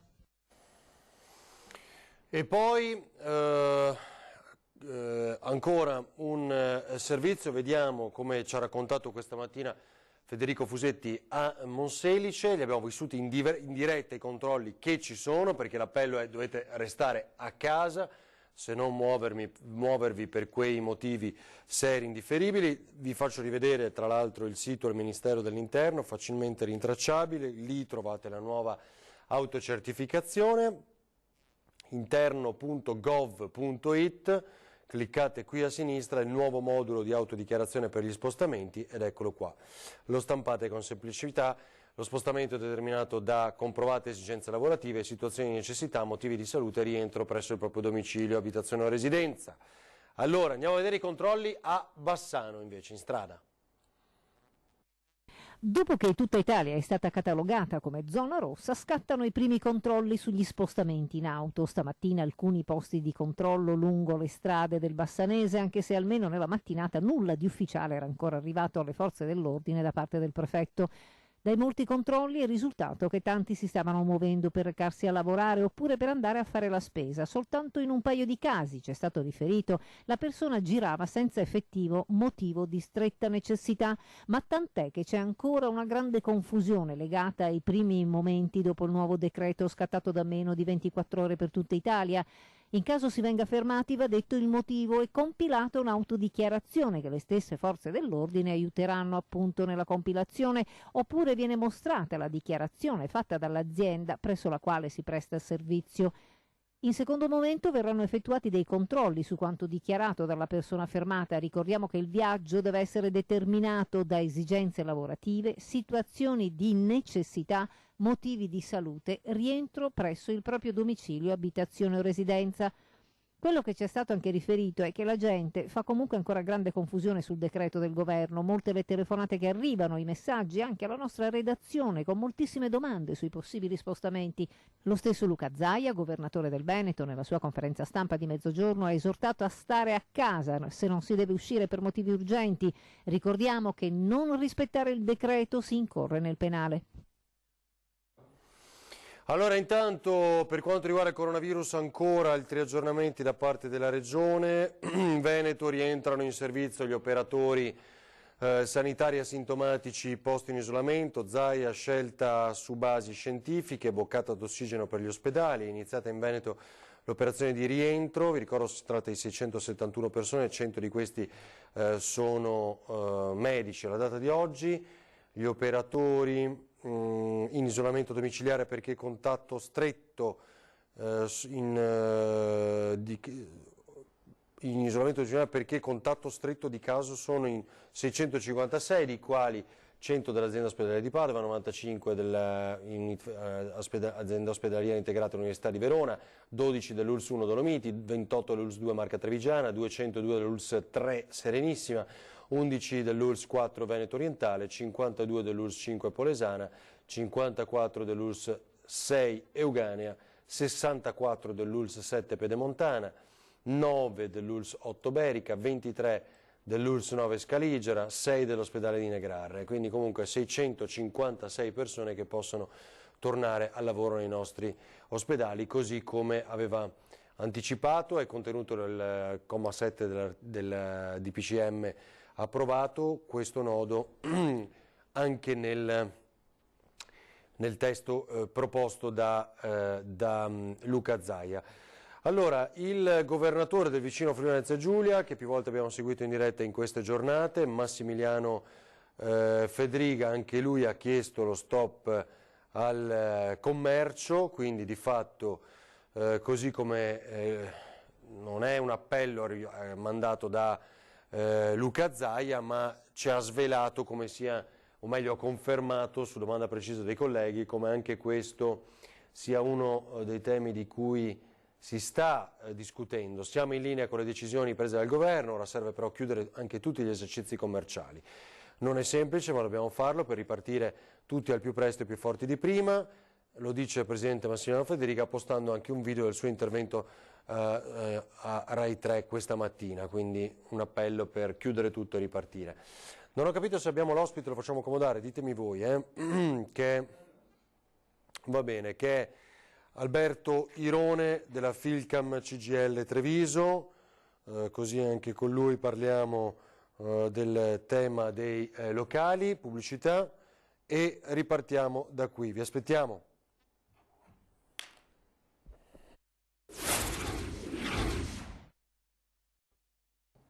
Torniamo in diretta. Allora, intanto la Giunta Comunale di Treviso ha approvato questa mattina, è importante ricordare anche questo, il provvedimento che differisce il termine per il pagamento dell'imposta comunale sulla pubblicità al 30 settembre e del canone per l'occupazione di spazi e aree pubbliche al 31 ottobre. Saluto e ringrazio, come abbiamo detto e annunciato, Alberto Irone della Filcams CGIL. Buonasera, ben trovato Alberto. Allora, intanto la prima variazione di bilancio, l'abbiamo detto, approvata dalla Regione. C'è anche un primo caso alla NASA negli Stati Uniti, telelavoro.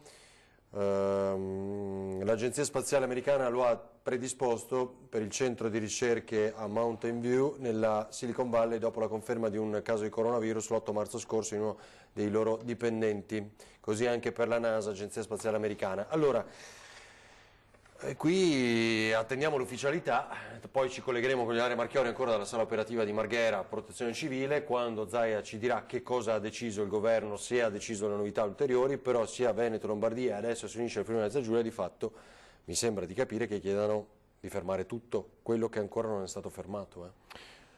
Sì, come era preventivabile e l'aveva già detto credo ieri il Presidente Zaia, le misure restrittive che sono state allargate a tutta Italia è possibile che vadano verso un nuovo inasprimento. E noi come organizzazione sindacale abbiamo chiesto fin da subito, quindi dall'8 marzo, da sabato sera 8 marzo, che laddove non ci siano le condizioni di sicurezza per continuare l'attività produttiva, e ci sono parecchi punti del decreto che effettivamente non consentono una piena applicazione in queste ore, come abbiamo potuto vedere in diversi casi, le attività lavorative vadano sospese. Quindi staremo a vedere, vedremo se il governo prenderà decisioni in questo senso e vedremo se saranno estese a tutto il territorio nazionale come è stato chiesto nelle ultime ore per la zona rossa. Allora, Irone, andiamo un attimo da Federico Fusetti, che vedo collegato, però prima di Federico vi leggo le dichiarazioni del segretario regionale della CGIL, Cristian Ferrari. Le misure contro il contagio da coronavirus vanno garantite in ogni posto di lavoro, dove ciò non è possibile va sospesa l'attività produttiva. Esattamente. Cristian Ferrari, segretario generale della CGIL del Veneto. Condividiamo tutte le misure adottate dal governo per fermare il contagio, che sta mettendo a rischio la salute di tantissimi cittadini a partire dai più fragili. Noi stessi nelle nostre attività quotidiane e nel funzionamento delle nostre sedi ci atteniamo scrupolosamente alle massime regole di prevenzione, invitiamo lavoratrici e lavoratori pensionati tutti a fare altrettanto. Deve avvenire sia fuori che dentro i luoghi di lavoro, nelle aziende va garantito il rispetto tassativo delle prescrizioni previste nei provvedimenti del Presidente del Consiglio dei Ministri. Come sindacato siamo a disposizione per fare accordi in ogni fabbrica che vadano in questa direzione, eccetera, eccetera. La salute dei lavoratori e delle loro famiglie, che poi incide più complessivamente sulla salute pubblica, viene prima di ogni altra cosa. Dichiarazione importante, le misure contro il coronavirus vanno garantite in ogni posto di lavoro, dove ciò non è possibile va sospesa l'attività produttiva, dice Cristian Ferrari, segretario della CGIL in Regione Veneto. Federico è pronto e mi sente? Federico? No, allora aspettiamo qualche istante. Allora, se ancora Federico Fusetti non ci sente, torniamo da lui tra pochissimo. Alberto, dichiarazione mica scontata. Sì, è quella di Cristian Ferrari. È sicuramente importante perché capiamo l'esigenza, capiamo e ce ne rendiamo conto, l'abbiamo potuto vedere in queste settimane, che un fermo produttivo anche parziale può avere dei costi rilevanti sulla vita economica del Paese e sulle tasche dei cittadini e dei lavoratori. E ci rendiamo conto che però di fronte a una situazione del genere la salute pubblica venga prima di ciascuna cosa. Permettetemi di fare una battuta: se in futuro la salute verrà garantita avremo ancora un'economia e avremo ancora la possibilità di riprenderci. Se invece la possibilità di accesso alle cure non verrà garantito, questo verrà messo in forte discussione ovviamente. Quindi laddove ci dovesse essere un pieno funzionamento del Servizio Sanitario Nazionale saremo in grado di rialzarci e di riprenderci anche economicamente. Se questo non fosse possibile ovviamente non ci riprenderemo nemmeno da un punto di vista economico. Quindi in questo senso credo che la dichiarazione di Ferrari stia in linea con le misure adottate dal governo e vedremo nelle prossime ore che cosa decideranno di fare le istituzioni in merito. Volevo solo capire se Federico adesso ci sente. Federico Fusetti con Cristian Roque Allende.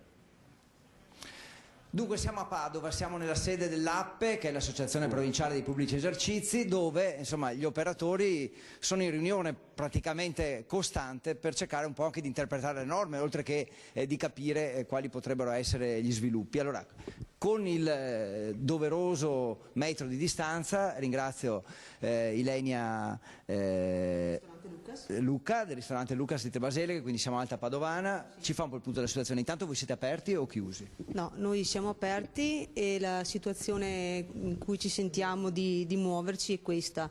Noi faremo dopo le 18 la consegna a domicilio, perché appunto ci siamo attrezzati con i contenitori in modo tale da poter almeno salvare il salvabile e poter appunto contribuire a questa grave problematica che persiste da un po' di tempo.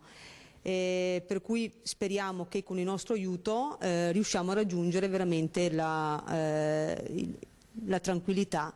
specialmente sia per i nostri clienti ma anche per gli operatori che lavorano nel nostro ristorante. Insomma, siete in contatto comunque un po' con i vostri colleghi diciamo la tendenza è questa, chi può cerca di tenere aperto per l'asporto, quindi in un certo senso si aderisce a questa campagna stiamo a casa, perché quello ormai siamo tutti d'accordo, però nello stesso tempo cercate un po' per tenere aperto, un po' per dare il servizio di diciamo applicare questa possibilità dell'asporto. Sì, infatti di cercare appunto delle persone che hanno piacere, appunto abbiamo creato appunto un menu proprio apposito in modo tale che i nostri clienti possono consultare e decidere già da WhatsApp o da Facebook i piatti che vorranno mangiare e noi li consegneremo a domicilio dovutamente rispettando le norme igienico-sanitarie previste appunto dall'USL, insomma. Più in generale come sta andando? Malissimo, una tragedia o comunque insomma c'è un minimo di speranza che poi si riparta bene? Beh, io come persona sono una persona sempre stata molto positiva. È vero anche che purtroppo noi nel nostro ristorante, specialmente facendo banchetti, la cosa si risente molto di più, nel senso che ovviamente anche tutte le cerimonie sono state annullate fino al 3 di aprile. Per cui ecco, sinceramente ci solleva anche il fatto che molti clienti comunque ci chiamano e ci manifestano comunque la loro solidarietà e il loro affetto, quindi per noi questo è veramente una grande cosa. Veramente. Sì, in questo momento è già una cosa importante. Io non sono riuscito a collegarmi bene con lo studio, per cui se avete qualcosa da chiedere fatelo attraverso Cristian, che ringrazio che è qui con me.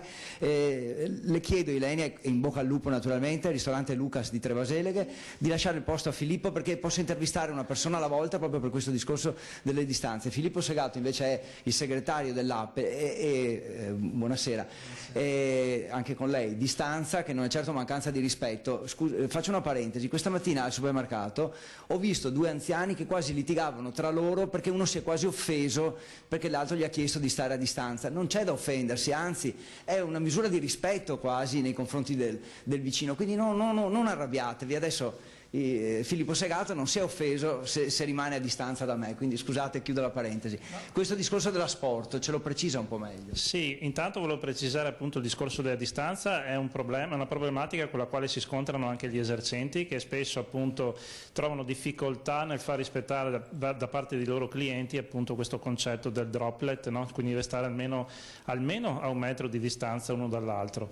Per quanto riguarda l'asporto, dunque sappiamo che le attività di somministrazione, quindi bar, ristoranti, pizzerie, pasticcerie eccetera, possono svolgere il loro servizio dalle 6 del mattino alle 6 del pomeriggio, dalle 6 alle 18, però ci chiedevamo se dopo le 18 potessero comunque proseguire la loro attività solo per asporto, quindi la pizzeria ad esempio non fare il servizio al tavolo ma vendere la pizza per asporto o la consegna a domicilio della pizza. E fino ad oggi non c'è ancora stata data risposta perché abbiamo inviato delle lettere agli enti preposti, quindi dalla prefettura, alla regione, alla provincia, al comune di Padova in quanto comune capoluogo della provincia di Padova e di scritto ad oggi non c'è nulla. Ci basavamo su una circolare della prefettura di Sondrio, non avendo altro abbiamo recuperato quella e il prefetto di Sondrio consentiva la possibilità appunto di svolgere il servizio per asporto dopo le ore 18. Adesso sembra che dalle FAQ pubblicate sul sito del governo invece non sia possibile fare la vendita per asporto ma soltanto la vendita con servizio a domicilio, quindi la pizzeria, diciamo chiamiamola così al taglio, può vendere per asporto la propria pizza, la pizzeria invece con i tavolini e con il servizio a sedere non può fare il servizio a sedere, non può vendere per asporto, può fare solo il servizio a domicilio o con personale diretto o con i servizi di consegna a domicilio, quelli che diciamo sono più presenti su internet. Quindi la dichiarazione dell'assessore Bressa di Padova che aveva parlato di asporto anche dopo le 18, non è che smentiamo l'assessore, però insomma c'è un po' una frenata perché si attende che sia codificata. Diciamo che va in parte rivista perché appunto verbalmente la prefettura di Padova avesse dato un parere favorevole e invece adesso il sito del Ministero del Governo, il sito del Governo invece tramite le FAQ dà un'indicazione leggermente diversa. Comunque è un segnale che questi provvedimenti sono stati presi così in fretta e furia senza i dovuti approfondimenti e stanno generando, ormai sono passati 3 giorni, un po' di confusione, anzi tanta confusione negli operatori. Però c'è volontà di rimanere aperti tra i vostri esercenti, c'è cercare comunque in qualche modo di garantire il servizio. Sì, noi sentiamo quotidianamente decine e decine di esercenti, ci dicono svolgiamo una funzione anche sociale, perché c'è la gente che vuole festeggiare, quindi magari ordina la torta per 4 persone da portarsi a casa e da poter festeggiare magari il compleanno non al ristorante ma in famiglia. C'è la famiglia che ordina le pizze perché vuole mangiare comunque la pizza a casa, avere un minimo di divertimento, di svago da questo clima veramente brutto che si sta creando, e quindi c'è anche un ruolo sociale da parte degli esercenti, per cui tanti sì vogliono rimanere aperti a discapito dei bilanci che naturalmente sono in perdita. Altri invece, anche con senso di responsabilità, dicono no, nel mio locale, vuoi per motivi logistici, di struttura del locale eccetera, non riesco a garantire la, diciamo, salubrità in questo momento della mia attività e quindi preferisco chiudere. Chiarissimo. Filippo Segato, segretario dell'APPE, l'Associazione Pubblici Esercizi della provincia di Padova. Ripeto, non sono collegato, quindi chiedo se tramite Cristina avete domande. No, Federico, grazie, va bene così. Grazie davvero Federico, perfetto tra l'altro questo collegamento, avete sentito i ristoratori, l'APPE in diretta da Padova, e Alberto Irone rappresenta diciamo, le categorie di categoria CGL, per categoria CGL proprio ristoratori e anche centri commerciali, lavoratori di questi 2 ambiti massacrati in questo momento. Alberto, 2 cose che dobbiamo chiarire, che abbiamo già fatto anche nel corso di questa diretta straordinaria dalle 12 di questa mattina, andremo avanti fino alle 21 questa sera, un po' come sempre durante, da quando è iniziata la crisi dal 21 febbraio. Supermercati nessun assalto perché tutto viene garantito, no? Il rifornimento, quindi c'è tutto il tempo. I centri commerciali vengono chiusi il sabato e la domenica. Le gallerie dei centri commerciali. Le gallerie dei centri commerciali, chiuse. mentre gli alimentari e le parafarmacie a decreto dell'8 marzo rimangono aperte i giorni festivi e prefestivi, quindi il sabato e la domenica, quindi Bene. La situazione è questa. Sentivamo i problemi veri concreti, no? Questi ristoratori che dicono noi dobbiamo chiudere alle 18, però ci è consentito, questo l'avevamo già capito nei giorni scorsi, di restare aperti extra, cioè quell'orario, non al pubblico, ma per consegna a domicilio. Come sta andando? Cosa succede? Si stanno organizzando? Allora sì, il decreto prevede che dopo le ore 18 le attività di ristorazione di bar aperte al pubblico debbano sostanzialmente non offrire più il servizio e chiudere le serrande. Durante la giornata di domenica e la giornata di ieri si sono succedute varie telefonate da parte delle associazioni di categoria e delle associazioni sindacali per capire effettivamente in maniera concreta come si debba applicare questa disposizione, e i prefetti, almeno per la provincia di Treviso, hanno stabilito quanto attualmente stanno mettendo in pratica gli esercenti e le aziende del turismo, e cioè stanno garantendo l'asporto per le aziende che fanno solo l'asporto, anche oltre le ore 18, mentre per le aziende che hanno sia l'asporto o sia i tavolini dentro l'attività di ristorazione, dopo le ore 18 dovrebbero sospendere il servizio al tavolo e fare solo le consegne a domicilio. Noi crediamo che in questa fase sia soprattutto rilevante dare informazioni di certezza ai cittadini da un lato e ai lavoratori che operano in questo settore, garantendo le misure di sicurezza. Quindi se ci saranno interpretazioni da dare, queste andranno rese in maniera più stretta possibile rispetto all'applicazione del decreto, perché crediamo che la sicurezza dei cittadini e dei lavoratori vada garantita prima di tutto. In questo senso è importante che nelle province del Veneto, che facevano parte della cosiddetta zona arancione, che è stata applicata a partire dall'8 marzo, ci sia un'uniformità di interpretazione da parte del decreto, quindi bene ha fatto, devo dire, l'assessore Bressa a Padova a mettersi in linea rispetto alle indicazioni che sono provenute dal prefetto, così come è stato indicato da tanti sindaci. È stato uno dei primi ad aiutarci a capire cosa succedeva, esatto, onestamente l'assessore Bressa, sì. Dopo i primi incontri in prefettura, quindi credo che questa interpretazione sia corretta e che se ci deve essere un'interpretazione del decreto vada resa in maniera più stretta e più ridotta possibile, visto che la situazione che stiamo affrontando. Le faccio vedere una cosa, allora, prima questa è una foto non mi ricordo se era il Coneglianese, Fast Eat Italy, che è uno degli autogrill, insomma, così, a 28 e che aveva già messo questo tipo di distanziamento, no, tra noi e il bancone la giornata ieri, quindi se ti volevi prendere un caffè questa era la disposizione, questo era il modo per prendere un caffè servito non al bancone ma a distanza di sicurezza di oltre 1 metro, come vedete da queste immagini. Ma c'è chi ha fatto di peggio, ironizziamo nel senso, ed è un bar dell'Alta Padovana, le faccio vedere Irone. È pronto, mi dicono il servizio, datemi voi conferma ragazzi, da Valentina Visentin, grazie mille. Che cosa ha fatto lui? Ha messo addirittura delle grate per essere certo di mantenere le distanze, vediamo. Come potete vedere il bar è chiuso, abbiamo deciso stamattina di tener chiuso visto il decreto letto ieri sera dal governo. Perché? Per tutelarci e per tutelare i clienti del bar. È stata una decisione importante perché non è facile per chi lavora ovviamente, però abbiamo voluto dare un segnale importante. Abbiamo deciso di seguire la linea io resto a casa.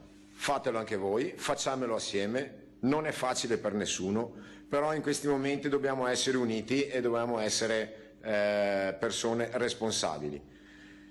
Qui, come potete vedere, abbiamo la nostra invenzione, la famosa rete da cantiere che abbiamo preso io e un amico quando eravamo qui al bar.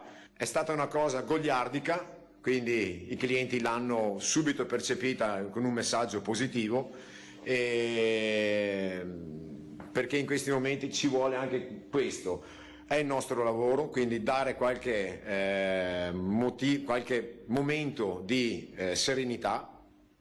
Non è facile, ripetiamo, però siamo qui. Siamo già d'accordo con il sindaco, il nostro sindaco Mason Cesare, che non appena passerà questo brutto momento verremo a fare il taglio del nastro o il taglio della rete, vedete, chiamatelo come volete. Divertente appunto anche per Giorgio Vallotto, di lui hanno parlato moltissimo nei giorni scorsi proprio per l'idea di mettere questa rete metallica da cantiere oltre il bar. Invece ora ha superato anche questa stessa idea, cioè ha detto tengo chiuso, rispondo, dammo un segnale forte, ed è quello proprio di restare a casa. C'è qualche ristoratore in più che lo sta facendo anche, sì, no? Ci sono diversi, non solo ristoratori ma esercenti commerciali, magari dei negozi di prossimità non alimentari, che in queste ore stanno facendo una petizione per chiedere alle istituzioni locali di farsi tramite presso il governo e le istituzioni regionali per far promuovere ulteriori misure, diciamo, di chiusura e di contenimento delle persone, dei cittadini. Noi crediamo che in questo momento sia fondamentale attenersi alle disposizioni del governo. Crediamo, e ribadisco quello che ha detto Ferrari all'inizio della dichiarazione, cioè che nell'applicazione del decreto, nel caso in cui non siano garantite le misure piene di sicurezza da parte delle imprese, si debba andare verso una riduzione totale dell'attività lavorativa proprio per non compromettere la salute dei cittadini e la salute dei lavoratori. Devo dire che sta scattando nel Paese, e questo è esemplificativo, insomma questo video che abbiamo visto è esemplificativo, una molla di responsabilità. Vedo molte aziende e molti lavoratori che responsabilmente stanno decidendo di garantire servizi pubblici qualora fosse richiesto, e dall'altra di prendere cautela rispetto all'apertura al pubblico di attività commerciali o delle loro aziende. In questo senso questa molla responsabile è molto importante, perché come ci hanno spiegato le istituzioni è fondamentale che in questo momento si contingenti il numero di persone all'esterno e il numero di persone che in qualche modo rischiano di avere contatti con altri cittadini. Quindi credo che vadano nella giusta direzione, che vadano coltivate queste molle di responsabilità, ed è l'invito che come organizzazione sindacale stiamo facendo in queste ore aderendo alla campagna Io sto a casa. Dall'altro va sottolineata la grandezza invece d'animo e la grande disponibilità ancora una volta del personale sanitario delle regioni che in questo momento sono in piena emergenza, che purtroppo non possono stare a casa e stanno continuando responsabilmente a garantire il servizio, e con loro i lavoratori pubblici e i lavoratori dell'indotto, perché poi non dobbiamo dimenticarci che luoghi di lavoro complessi come gli ospedali hanno sia personale sanitario assunto dalle aziende sanitarie, ma moltissimo personale in appalto di aziende private che, esattamente come dipendenti pubblici, sta in queste ore garantendo la tenuta del sistema, e crediamo che questo elemento sia rilevante, perché significa che la risposta della popolazione è quella di cercare ognuno di fare il proprio compito, chi di portare avanti i servizi, chi di rimanere a casa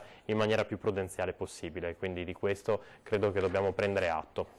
Grazie Alberto, tra l'altro avevo ancora letto, ringraziamo sia Francesca Bozza che Tiziana Bolognani, un altro comunicato di oggi è importante perché è un segnale a chi ci segue, a quanti sono appassionati non solo della montagna ovviamente, ma dicono il mondo speleo veneto lancia un appello dicendo che quello che stiamo vivendo a causa della diffusione del coronavirus è una situazione difficile e complessa che va a modificare anche in modo importante le nostre abitudini di vita. Insomma, qual è, alla luce della premessa, il soccorso alpino speleologico del Veneto, la Federazione Speleologica del Veneto, CAI Veneto invitano quindi tutti i frequentatori delle grotte a un atto di responsabilità che li porti a rinunciare per quanto possibile alle consuete escursioni, almeno finché questa emergenza non sarà terminata. Chiaramente non è nostra intenzione promulgare divieti, cosa che nessuna delle scriventi associazioni compete, ma puntiamo semplicemente a una responsabilizzazione dei gruppi grotte, dei singoli speleologi, quindi certo, insomma, anche perché poi mettete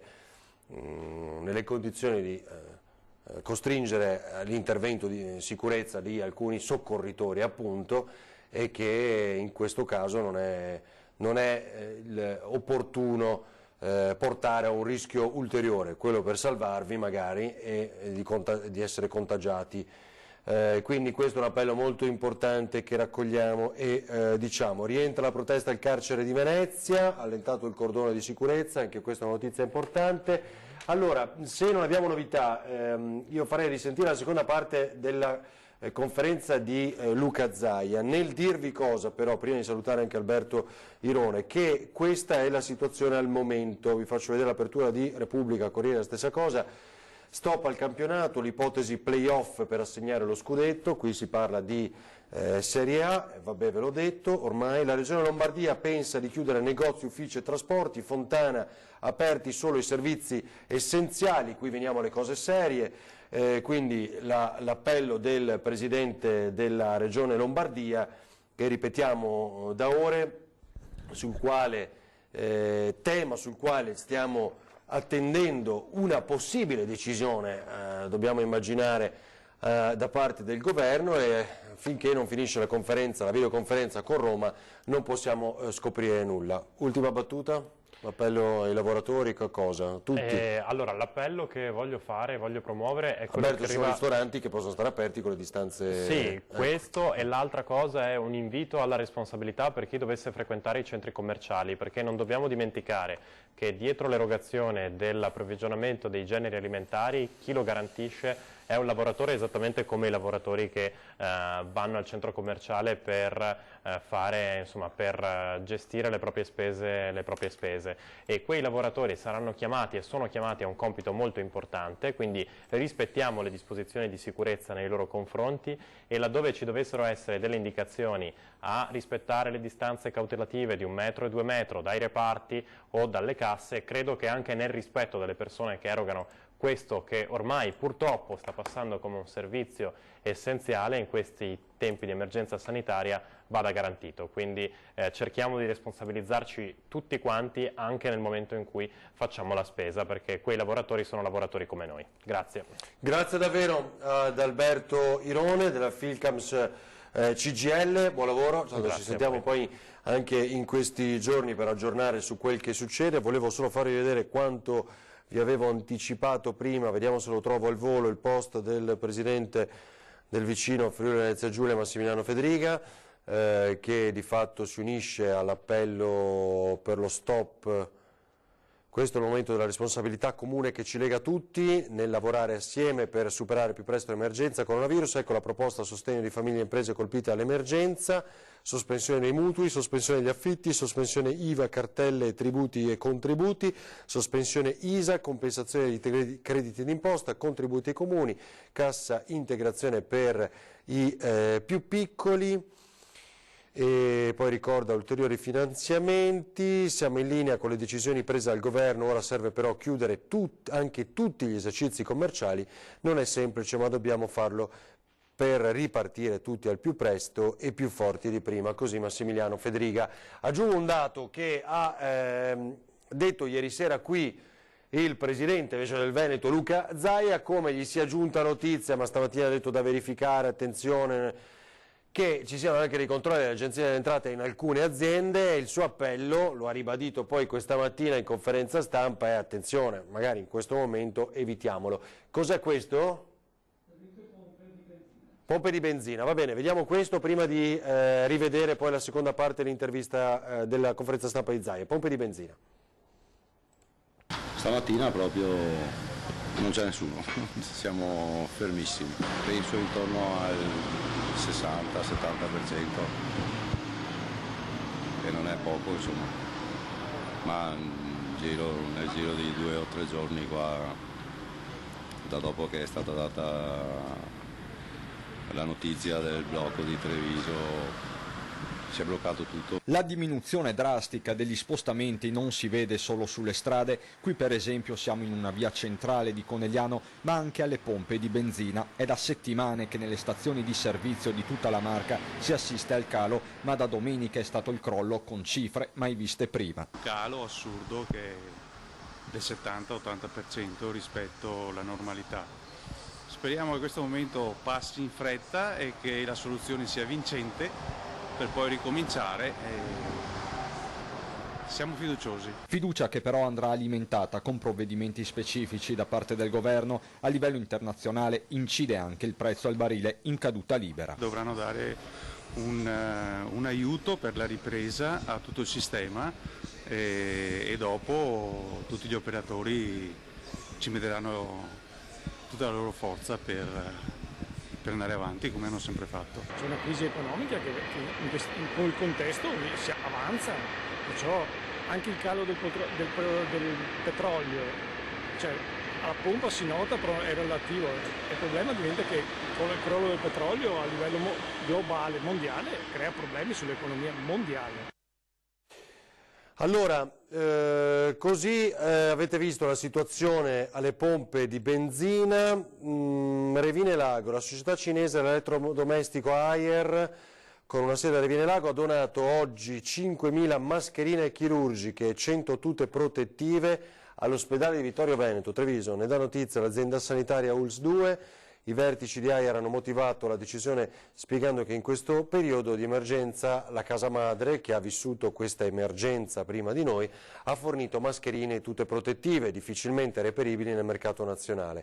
Di qui la decisione di condividere con il territorio che ci ospita questa solidarietà, cioè il territorio trevigiano, donando all'ospedale i dispositivi. È un'azienda cinese che dona 5.000 mascherine all'ospedale di, cosa abbiamo detto, di Vittorio Veneto. Allora, riascoltiamo, abbiamo dato quasi tutti gli aggiornamenti fin qui. A proposito, volevo ricordarvi un'altra cosa però importante, che è questa, che riguarda la Cina, ma non la trovo più, forse era su Repubblica. Ricordarvi quello che vi abbiamo raccontato oggi, insomma, che sono 19 i contagi nuovi nell'area di Wuhan, e quindi questo è un dato importante su come sia nettamente in calo il picco. È morto però un consigliere leghista di Piacenza, questa è una notizia che riporta il Corriere della Sera in questo momento con tutti gli aggiornamenti. Sapete che anche il sindaco, se non sbaglio il prefetto, insomma adesso non voglio sbagliare, tema di altra area, l'Emilia Romagna, morto consigliere leghista di Piacenza, come vedete, quindi evidentemente era anche lui affetto da coronavirus, e non sappiamo fino a questo momento di quali altre eventuali patologie. Dunque, allora riascoltiamo la seconda parte della lunga conferenza stampa del governatore Luca Zaia in attesa di vedere comparire Ilaria Marchiori, il che significa, quindi pronti a interrompere in qualsiasi momento, che il Presidente scende per darci aggiornamenti, quindi riascoltiamolo e poi pronti a interrompere in qualsiasi momento. Per quanto riguarda le assunzioni, 525 sono le assunzioni oggi autorizzate. quelli famosi. Quelli famosi sono già in servizio. Okay? Dopodiché oggi adesso Azienda Zero sta facendo una ricognizione e rispetto anche alle norme che ci sono nel decreto possiamo assumere in deroga tutto, compresi, come diceva il Presidente, anche i dottori, i medici, laureati e abilitati, quindi possiamo anche andare a pescare su quella famosa selezione di 500, se vi ricordate, abbiamo fatto quelli della polemica, e che avevamo iniziato i corsi per il pronto soccorso. Quindi adesso stiamo facendo una definizione di una zero complessiva e andremo quindi, se necessita di assumere, anche pescando da quei modi che hanno già attivati. Ma non abbiamo un numero tanto. Ecco, l'altra cosa, dicevo, in attesa di vedere lo studio, il discorso terapie intensive. Sì. Le terapie intensive stanno reggendo, lo dico perché è anche un po' un termometro della situazione. Sì, guardate, noi oggi diffonderemo anche dei numeri, assolutamente sì, in questo momento rispetto ai posti sì. Ovvio che poi c'è la pressione, diciamo, lavorativa, la fatica e psicologica, lo stress che poi nei nostri operatori, che ringrazio uno ad uno, c'è ed è indubbio questo. Però insomma le terapie intensive ad oggi da noi tengono. Vi raccomando solo le comunicazioni su questi temi delicatissimi, di non offrire il fianco a psicosi o altre robe del genere. Questo dipende solo da voi. Comunque noi saremo lì puntualmente a verificare se quello che viene diffuso corrisponde alla realtà oppure no. Sì, perché ultimamente si sente sempre girare questa storia che si dice in molti ospedali, si parla della Lombardia in realtà, che c'è l'indicazione che gli over 60 anni non vengono neanche intubati per la precedenza, per i più giovani, eccetera, ed è una notizia che ovviamente io seguirò. Guardi, io partecipo a tutte le riunioni, penso di essere l'unico che fa tutte le riunioni e non vengo smentito. C'è fra l'altro la cross che mi ricorda Bottacci. La cross è sostanzialmente il matching tra chi ha e chi non ha, è a livello nazionale, quindi a tutt'oggi l'obiettivo della cross nella riunione anche della mattina che si fa quando interviene il responsabile è quello di un responsabile che tiene il collegamento tra tutte le strutture ospedaliere e se c'è un warning, c'è un allarme rispetto alla deficienza di strutture di terapia intensiva si pone la distribuzione dei pazienti. Tant'è vero che ieri, per parlare di robe serie, non a volte di cretinate che si leggono, ieri abbiamo discusso di questo e noi abbiamo posto la questione di assoluta, l'ho anche detto peraltro forse ieri o l'altro ieri, abbiamo posto la questione di essere assolutamente disponibili a fare anche atto di solidarietà.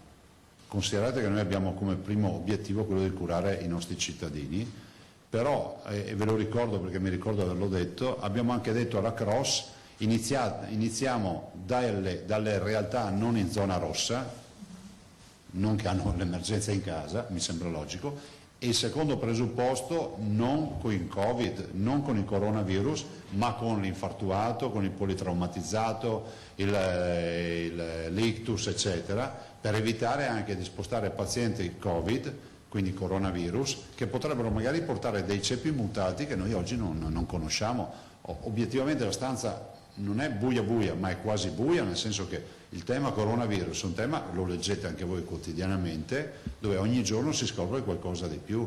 Quindi anche il tema delle mutazioni. A me non piace che ci sia qualcuno che fa sempre raffronto Veneto-Lombardia. Guardate, Lombardia sta vivendo una tragedia, tutta la nostra solidarietà, e ha un sistema sanitario organizzatissimo. Probabilmente c'è anche questo tema che è quello magari di una mutazione. Proprio per questo è bene che ognuno si tenga il coronavirus, diciamo, che ha, ma ciò non toglie che c'è assoluta solidarietà. Presidente, il professor Crisanti dell'Università di Padova aveva già appunto attaccato il governo per quanto riguarda appunto queste misure che secondo lui dovevano essere prese prima prima e ha detto che adesso siamo in un'emergenza, ha proposto dei controlli, dei tamponi a tappeto. Secondo lei, su tutta la popolazione, secondo lei potrebbe essere, e se no in questo momento i tamponi vengono fatti solo alle persone, fra virgolette, sospette? Allora, le linee guida prevedono, ovviamente voi sapete cosa prevedono che il sintomatico e colui che ha il sintomatico che ha, ovviamente, partiamo dal primo presupposto, sintomatico che ha avuto contatti o che viene da zone infette eccetera, poi c'è il contatto col sintomatico, cioè lo vedete dall'altra parte del tavolo, cioè tutti coloro che hanno avuto contatti con la persona che è malata. Questo prevedo. Dopodiché il professor Crisanti sta lavorando a un progetto concordato con noi, è un progetto che purtroppo non riesce ad andare a testare 5 milioni di vendite, perché se riuscissimo a testare 60 milioni di italiani facciamo come a voi, isoliamo i positivi, che spesso i più insidiosi sono i positivi asintomatici, che diffondono il virus e non hanno neanche il raffreddore, e avremmo risolto il problema, non sarebbe neanche stare qui a fare riunioni eccetera.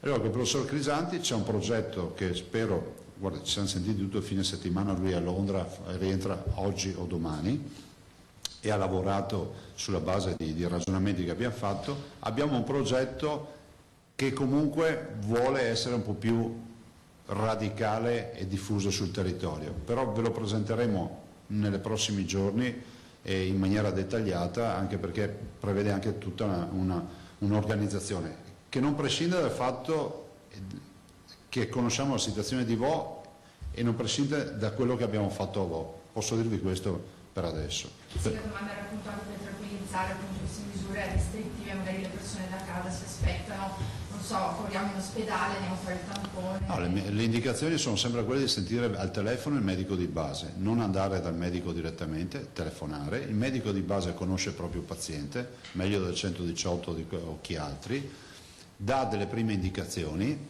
chiederà l'eventuale isolamento con la sorveglianza, vuol dire sta in casa e se sentimo, tradotta in veneto, potrà prescrivere dei farmaci e grazie a un elemento al quale voi non rendete mai giustizia, noi ci siamo presi vagonate di insulti 2 o 3 anni fa perché abbiamo dematerializzato la ricetta, cioè abbiamo tolto la ricetta di carta. Oggi il nostro medico, a differenza di altre parti d'Italia, prescrive i farmaci, ne parla al telefono col paziente e gli dice vai nella tua farmacia e trovi i farmaci, non serve che vieni da me. E questo da un punto di vista epidemiologico è una roba straordinaria. Io sentivo il presidente dei medici di base italiani, Silvestro, non mi ricordo come si chiama il cognome, che diceva in TV nazionale, diceva perché i nostri medici fanno un bel lavoro, sentono il paziente al telefono e poi per non avere il contatto lasciano la ricetta sul balcone dell'ambulatorio. Noi il balcone non ce l'abbiamo più, abbiamo il bancone della farmacia. Quindi cercate anche di valorizzarle ogni tanto queste robe, no? E non correre sempre dietro a quelli che sono sempre bastian contrari. Prego. Scusa, abbiamo chiarito tutti i punti sanitari, sul tema economico, perché è un macello totale. Sì. Volevo capire che dentro fine settimana probabilmente viene pubblicato il decreto. Ci sono delle richieste specifiche che tu puoi fare? Sì, ma noi guardate, anche qui c'è ormai anche, come si può dire, bibliografia e memoria su quello che abbiamo fatto e abbiamo detto. Vi ricordo che noi governatori dell'area rossa, quindi diciamo tutti assieme, in particolar modo noi tre, abbiamo redatto un documento che abbiamo presentato al Presidente del Consiglio dei Ministri. Io ero in videoconferenza per ovvi motivi come Bonaccini e Fontana e in quella riunione ci sono andati i famosi Cirio e C, poi che poi è accaduto il tema della positività del contatto, no? E lì abbiamo presentato tutta una serie di misure che vogliono intervenire subito, chiedono al governo di intervenire con questi ormai diventati sembra 7 miliardi e qualcosa, 7,6 se non ricordo male, direttamente per l'aiuto alle imprese, che sono da un lato la sospensione dei pagamenti. Questo è quello che abbiamo chiesto come misura immediata, cioè noi abbiamo cittadini che ci chiamano in queste ore, imprenditori che sono disperati perché hanno debiti, hanno mutui e non riescono più a lavorare. Poi c'è un altro fenomeno che vogliamo ricordarvi, che anche dove non manca il lavoro, e questo è un fenomeno che è bene soppesare seriamente, per questo molti imprenditori dicono fate vuoto per pieno un periodo e poi finita lì. dove non manca il lavoro, i fornitori, diciamo gli acquirenti internazionali non fanno ordini perché hanno paura che non vengano rispettati. Quindi c'è un'altra fenomenologia che è quello dello straniero che è abituato a comprare da noi, alta tecnologia, forniture, e dice io non mi posso fidare perché se voi restate in emergenza altri 3 o 4 mesi finisce che io pago le penali al mio cliente finale. E anche questo è un fenomeno, quindi sospensione dei pagamenti e aiuti diretti alle imprese, cassa integrazione in deroga. Perché in deroga?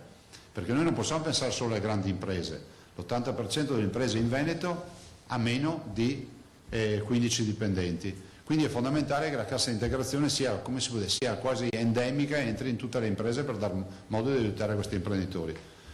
Ultimo appello. Oggi ne parlerò anche in videoconferenza, ma lo annuncio a voi. Ho imprese che mi segnalano controlli dell'Agenzia delle Entrate.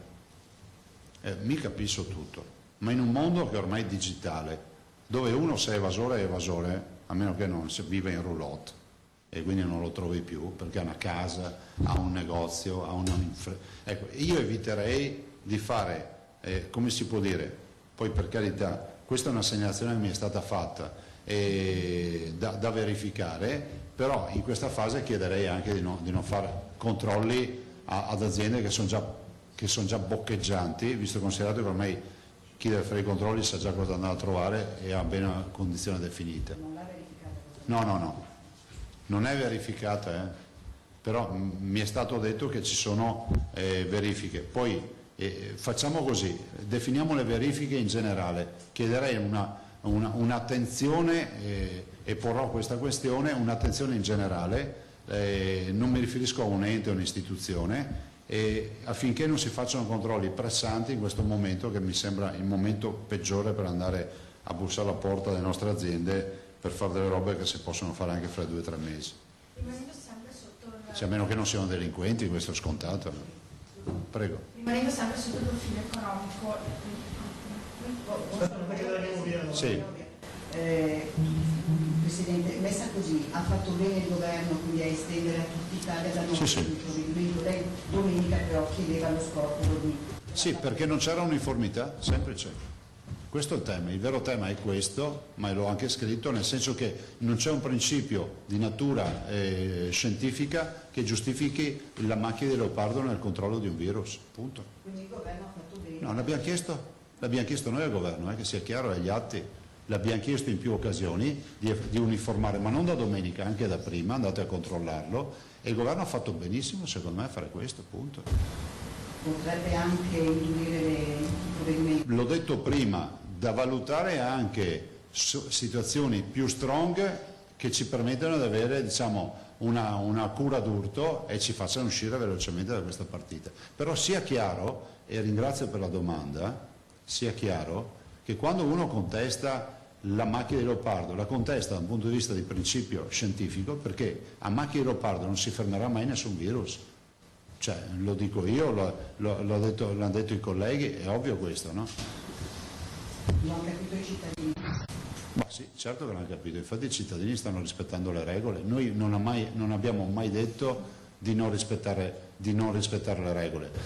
Poi avete visto che stiamo spingendo con un social Viral Veneto con i ragazzi per parlare ai giovanissimi, ai giovani che non hanno canali, diciamo, di comunicazione canonici, che sono quelli che intercettano noi. Dicevi che sono proprio anche degli imprenditori che solleciterebbero la terapia d'urto, ve lo posso garantire. Ma in cosa consisterebbe? No, c'è chi dice, in questo dibattito di queste ore, ci sono ormai, i cittadini sono sostanzialmente, gran parte ormai diciamo, polarizzati su questa situazione, almeno dai contatti che abbiamo noi, e ci sono già imprese che dicono guardate fate vuoto per pieno, ma noi non possiamo trascinare un'agonia a lungo. Quindi insomma anche il blocco del lavoro Guardate, il blocco totale vuol dire questo, no? E siccome voi poi avete sempre necessità di far polemica tutti i giorni, allora io mi fermo qua. Beh, in Lombardia si parla del blocco delle fabbriche, però stamattina il blocco di tutto il trasporto. Non sto proponendo nulla, però dico che non considero, come si può dire, assolutamente da escludere una soluzione come questa. Però ripeto, per chi non vuol capire, deve avere una validazione scientifica, perché se il mondo della scienza ci dice che è inutile, perché comunque lo sfogo del virus deve avere 6 mesi, 5 mesi, Wuhan ha avuto 6 settimane prima della curva che si è piegata, questo non ve lo so dire.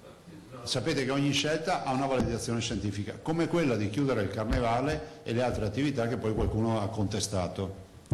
Chi è che ha contestato? Non lo so, voi ne avete riportati tanti che contestavano. Prego.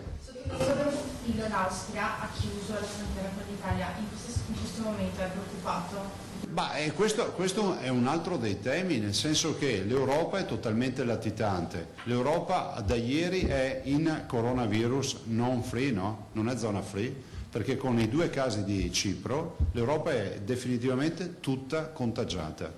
Ieri abbiamo avuto 2 morti in Germania e quindi la Germania, che è stata la prima nazione che ha avuto i casi di coronavirus in Europa, ha i primi morti. La Westfalia, che ha 10 milioni di abitanti, ha chiuso tutte le scuole già da 3 o 4 giorni o quello che sarà, per cui penso che l'Europa debba darsi una sveglia, visto e considerato che l'Europa in questo momento non sta gestendo la politica sanitaria di mitigazione, di prevenzione e di contenimento della diffusione del virus.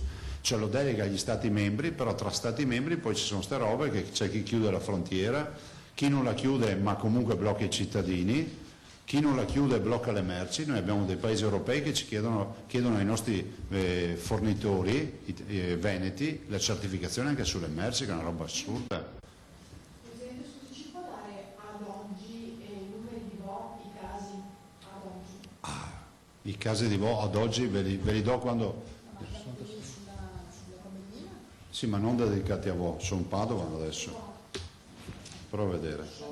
Considerate che con gli ultimi tamponi di Crisanti non so se li ha validati tutti. Noi avevamo 66 casi che andavano a 84 con i contatti di VO. Però oggi non vi so dire i 66 quanti siano.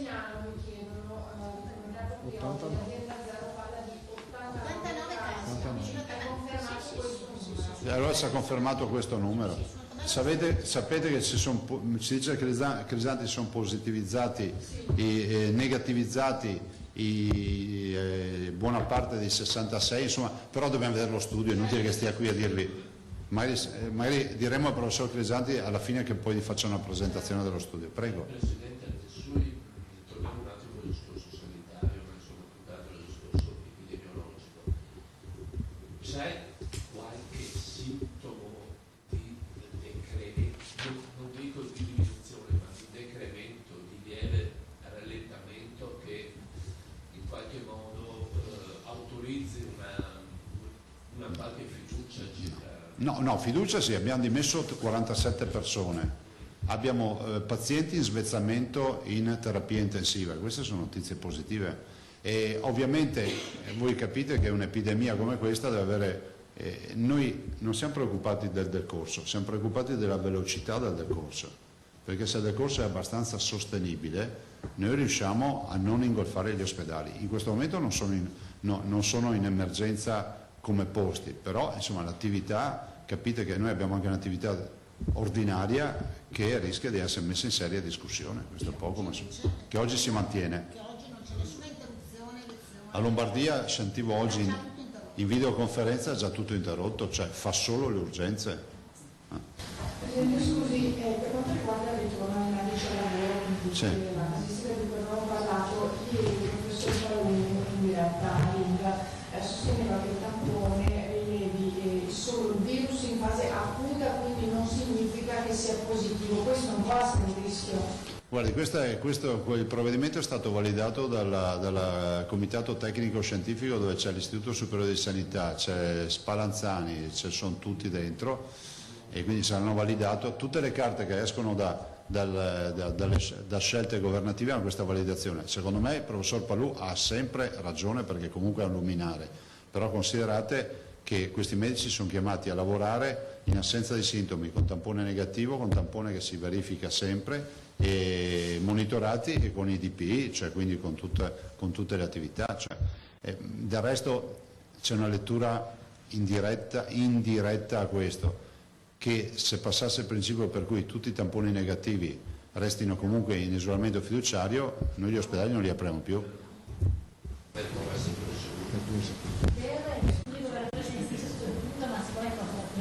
Questo ci chiede, è preoccupata, possiamo rassicurare i nostri anziani veneti che comunque avranno tutte le cure migliori possibili? No, beh, rispetto a quello io pensavo di essere stato esaustivo, non esiste questo principio, non esiste, e guardate anche qui, se magari andaste a controllare le mie dichiarazioni, penso di 10 giorni fa, io ho detto in più riprese, per più giorni, ho sempre detto che noi eticamente lavoriamo perché questo non accada mai. E quando facevamo gli appelli ai cittadini dicevamo guardate, non dovete pensare solo alla vostra salute, pensate a quella di chi non può permettersi di prendere questo virus. Per cui guardate, il nostro sforzo è questo, di non mettere mai nelle condizioni un medico di dover scegliere.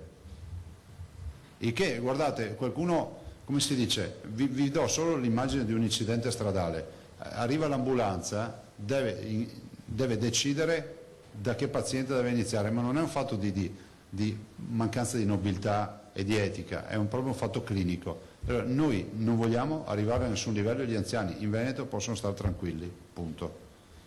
Beh, soprattutto oggi, in questo momento. Dopo la sanità pubblica o maggiore la sanità privata? Beh, guardate, allora, intanto mi fa piacere che tu abbia fatto questa considerazione perché stiamo parlando di sanità pubblica, nonostante solo pubblica. Nonostante qualcuno abbia voluto far credere e insinuare l'angoscia nei mesi passati che il Veneto aveva abdicato al ruolo pubblico, non è assolutamente vero, stiamo gestendo tutto questo.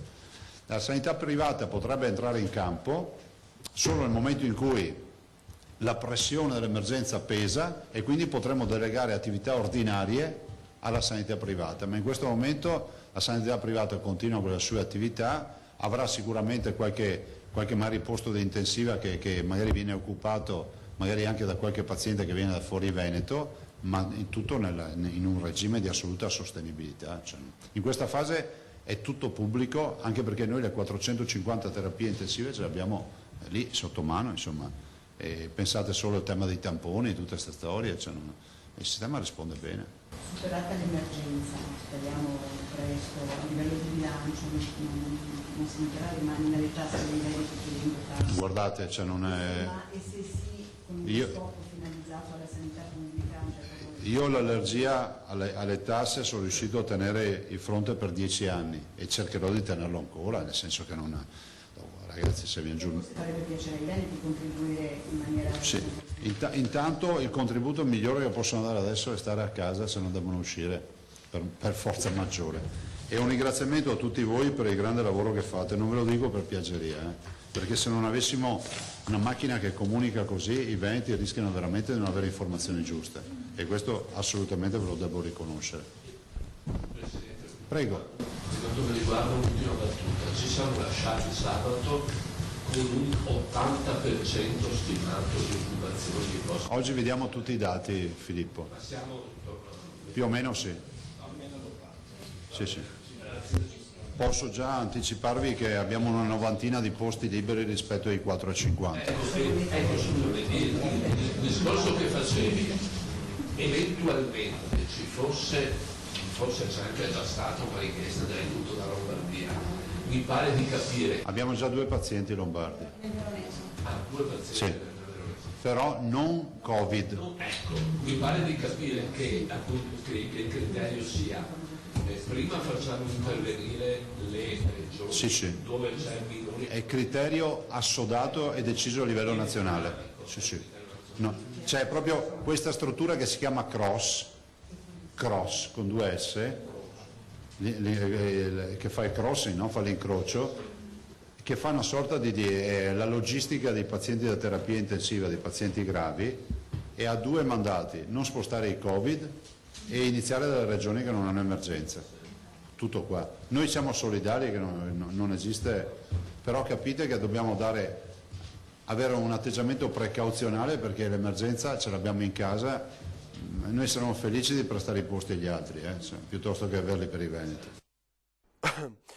Allora, torniamo in diretta dopo aver riascoltato il governatore Luca Zaia, pronti a collegarci con Ilaria da Venezia, perché a breve, insomma, è iniziato alle 15, se è iniziato puntuale il nuovo vertice con il governo in attesa di novità. C'è l'appello, lo sapete, da parte di alcune regioni, Lombardia in particolar modo, Friuli Venezia Giulia, in parte anche il Veneto, di chiudere tutto, quindi negozi, uffici, fermare il trasporto pubblico, questo, imprese, questo scopriremo se sono novità. Ma intanto l'applicazione vino a domicilio fa il più 50% al nord, evidentemente molti hanno ordinato il vino a casa, va bene, al nord. Coronavirus, Veneto, i 450 posti letto di terapia intensiva strutturali e operativi negli ospedali della Regione del Veneto presentano al momento un tasso di occupazione medio dell'80%. 67 di questi sono occupati da pazienti affetti da coronavirus. Da ieri lunedì ai 450 se ne sono aggiunti altri 48 attivati senza bloccare le attività, che costituiscono il primo contingente di rafforzamento. Quindi sono circa 500 i posti, 498 per la precisione, di terapia intensiva nella nostra regione. È l'esito del monitoraggio aggiornato. Aveva detto Zaia questa mattina che una novantina, esatto, sono liberi ancora, quindi evidentemente restano i 400, questi 98 sono ancora liberi, come specificato questa mattina.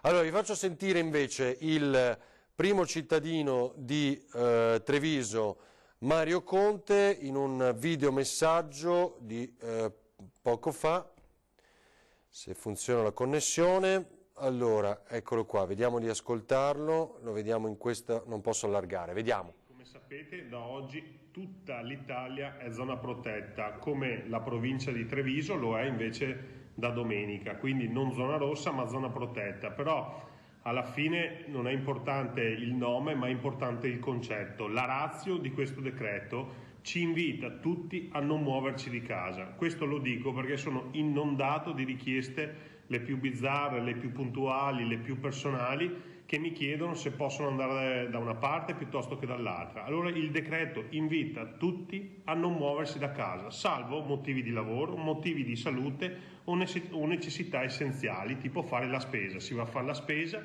e si rientra a casa. Se voi mettete al centro del ragionamento questo obiettivo, vedrete che ogni risposta vi verrà da soli. È fondamentale arginare il contagio. In Veneto stiamo facendo un lavoro straordinario, grazie ovviamente al lavoro della sanità veneta, dei medici, degli infermieri e di tutto il personale delle aziende sanitarie, ma non basta, dobbiamo metterci anche noi del nostro. Ognuno di noi deve in questo periodo cambiare le proprie abitudini. Rispetto a una settimana fa le cose sono cambiate, il Ministero ha dato delle indicazioni più restrittive e dobbiamo obbligatoriamente tutte rispettarle. Questa mattina si è scatenata una polemica enorme legata al mercato. Allora, il mercato oggi è previsto dal decreto, dal lunedì al venerdì i mercati si possono fare, non si potrà fare quello del sabato.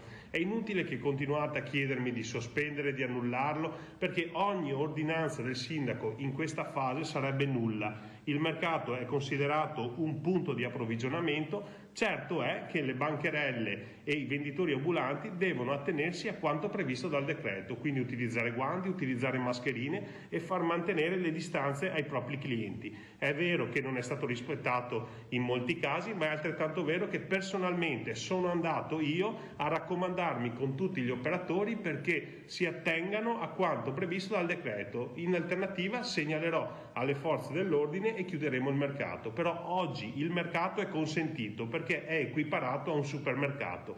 Vi chiedo anche una cortesia. Io capisco la rabbia, la delusione, la preoccupazione, però scaricare tutta questa rabbia nei social network piuttosto che nelle chat di WhatsApp, credetemi che non serve. Cioè, potete dire che il sindaco è pilla, che il presidente del consiglio è così, che questo, che quello, avete tutti ragione. Tutti avete la ragione, però oggi noi dobbiamo gestire questa situazione e credetemi che il ruolo del sindaco è davvero complicato in questa fase, ma non lo dico per piangeria, ma lo dico anche a tutela e a sostegno dei colleghi sindaci che in questo momento stanno gestendo la situazione. Però noi dobbiamo trovare una posizione di equilibrio tra chi giustamente ha paura per la propria salute, tra chi ha paura della salute dei propri figli piuttosto che dei propri genitori o dei propri nonni, ma anche tra chi ha paura di perdere il posto di lavoro, tra chi ha paura di perdere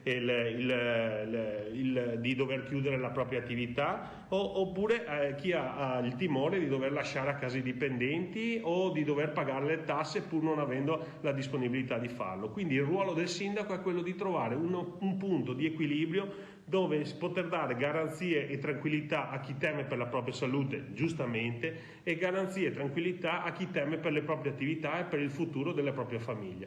Quindi io vi prego davvero, è giusto che ognuno di voi abbia il proprio pensiero, però scaricarlo dentro i social network, dentro quel grande contenitore di social network che poi va a condizionare il pensiero di tante altre persone, io credo che in questo momento non sia corretto. Oggi dobbiamo far squadra, dobbiamo aiutarci e soprattutto per una volta cerchiamo di ragionare non da singoli guardando il proprio giardino, ma da comunità. Dobbiamo pensare non che solo gli altri possono attaccarci il coronavirus, ma paradossalmente potremmo essere anche noi che contagiamo gli altri. Quindi stiamo attenti, evitiamo i luoghi affollati, non usciamo di casa a meno che non ci sono motivi seri che vanno dichiarati e autodichiarati con le autodichiarazioni.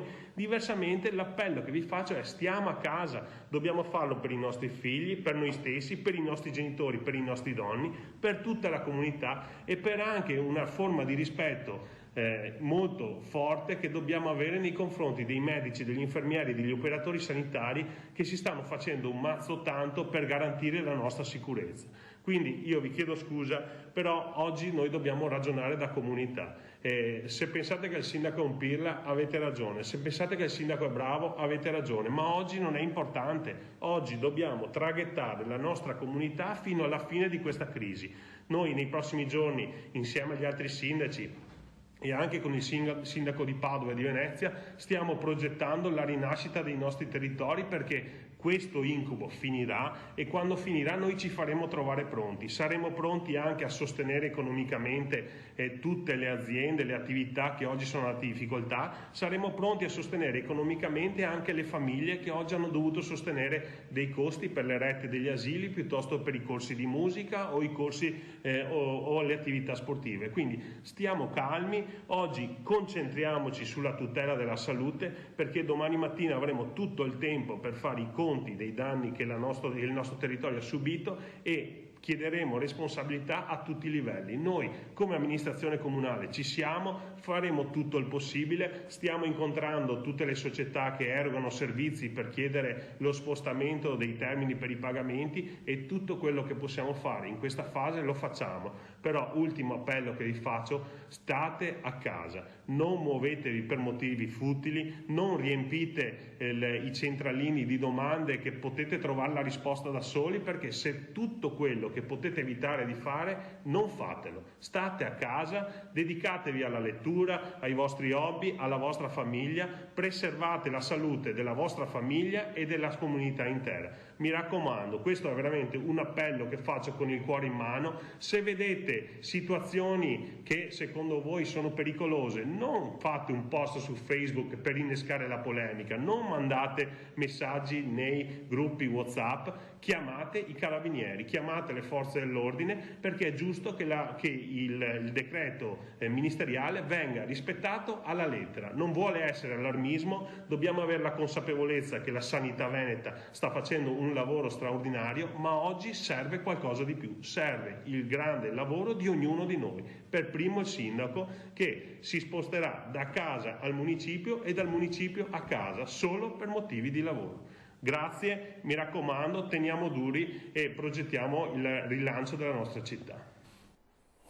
Duri i banchi, allora direbbero invece a Venezia. Dunque, c'è un'altra notizia che volevo riportarvi, già visto nei titoli poco fa dei quotidiani nazionali. Salvini: ero preoccupato, abbiamo portato le voci di chi chiede misure drastiche subito, di chiudere tutto subito per ripartire sani, ma la risposta è stata no, quindi totale incertezza. Così Matteo Salvini, uscendo da Palazzo Chigi, Dopo l'incontro dei leader dell'opposizione con il premier Giuseppe Conte sull'emergenza sanitaria, mi sembra che qualcuno non abbia chiaro che cosa sta succedendo nella metà degli ospedali italiani. Altre regioni non hanno numeri e strumenti del sistema sanitario lombardo. Qualcuno, aggiunge il leader della Lega, sta sottovalutando l'emergenza sanitaria. Sullo sfondo di tutto c'è il silenzio dell'Unione Europea, che dimostra ancora una volta la sua lontananza dagli italiani. Così dice Matteo Salvini. Vediamo se riusciamo a recuperare anche un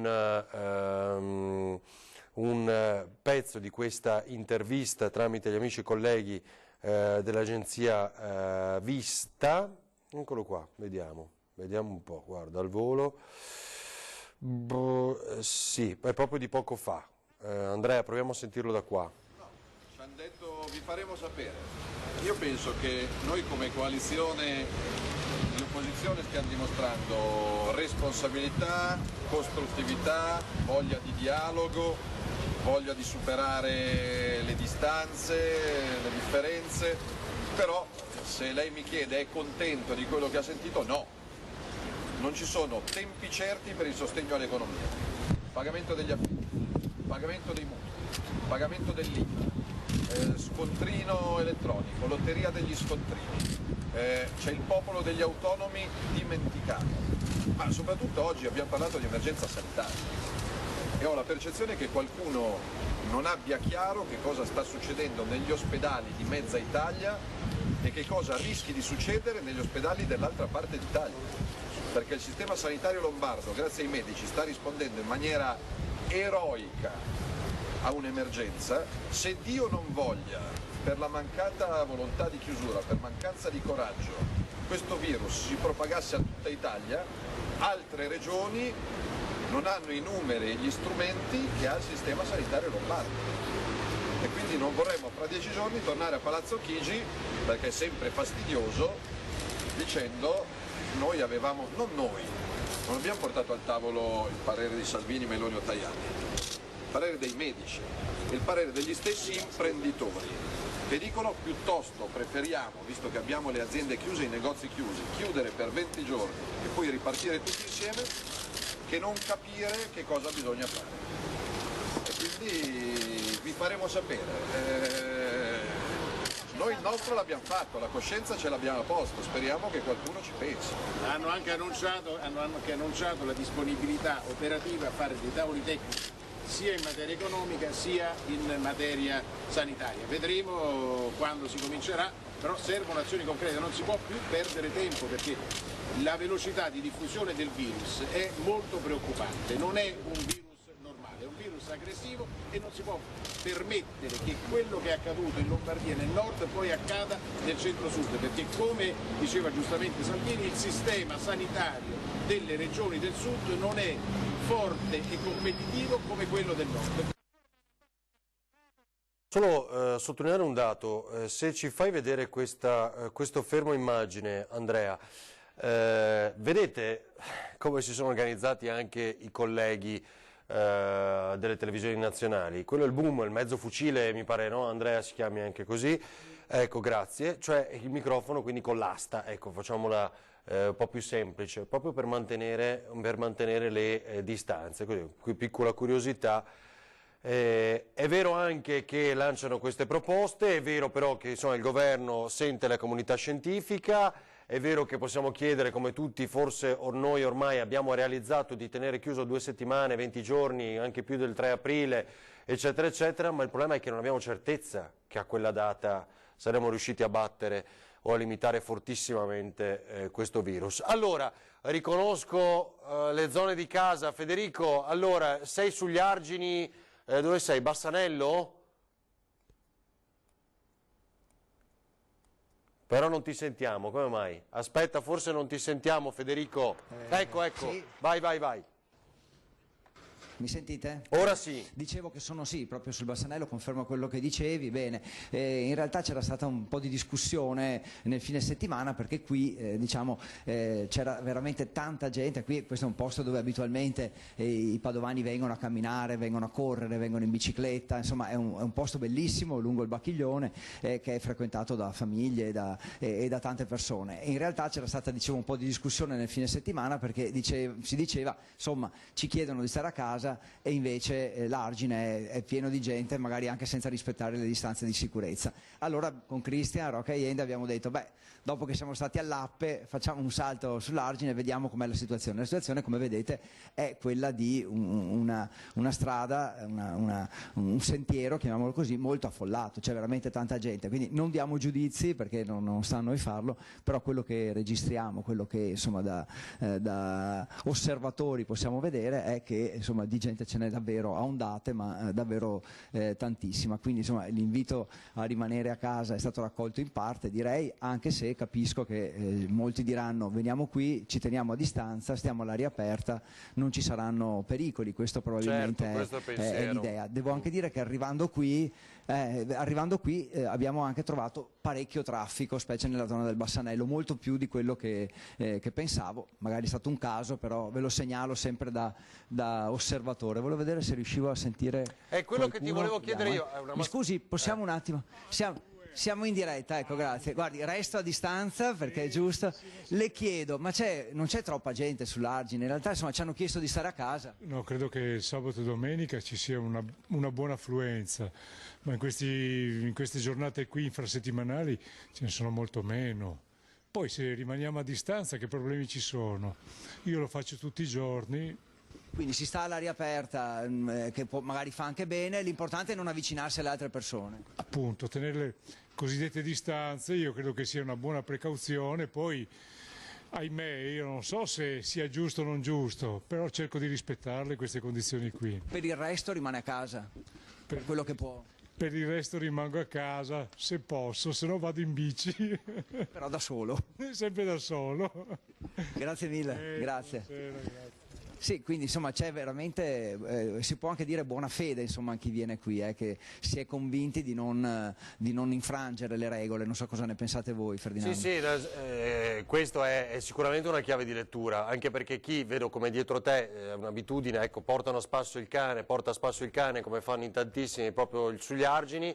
Se i trevigiani hanno la restera, i padovani hanno gli argini e i colli, e quindi insomma è una cosa molto frequente. È chiaro che anche c'è una voglia di normalità, una voglia di bella stagione, una speranza che si ripone nella bella stagione, Federico, perché tutti davvero speriamo che con l'arrivo del sole, i primi caldi maggiori di questi, possano cancellare questo virus, però fino ad adesso è una speranza sulla quale non c'è certezza. No, quello è vero, anche se sentir dire io vengo qui, cerco di rispettare le regole e penso alla distanza da tenere da chi mi è vicino, come ci ha detto questo signore poco fa, credo che insomma tutto sommato vuol dire che non è incoscienza, cioè si pensa alle regole e si cerca in qualche modo di rispettarle, nello stesso tempo, come dicevi tu, anche un po' di normalità.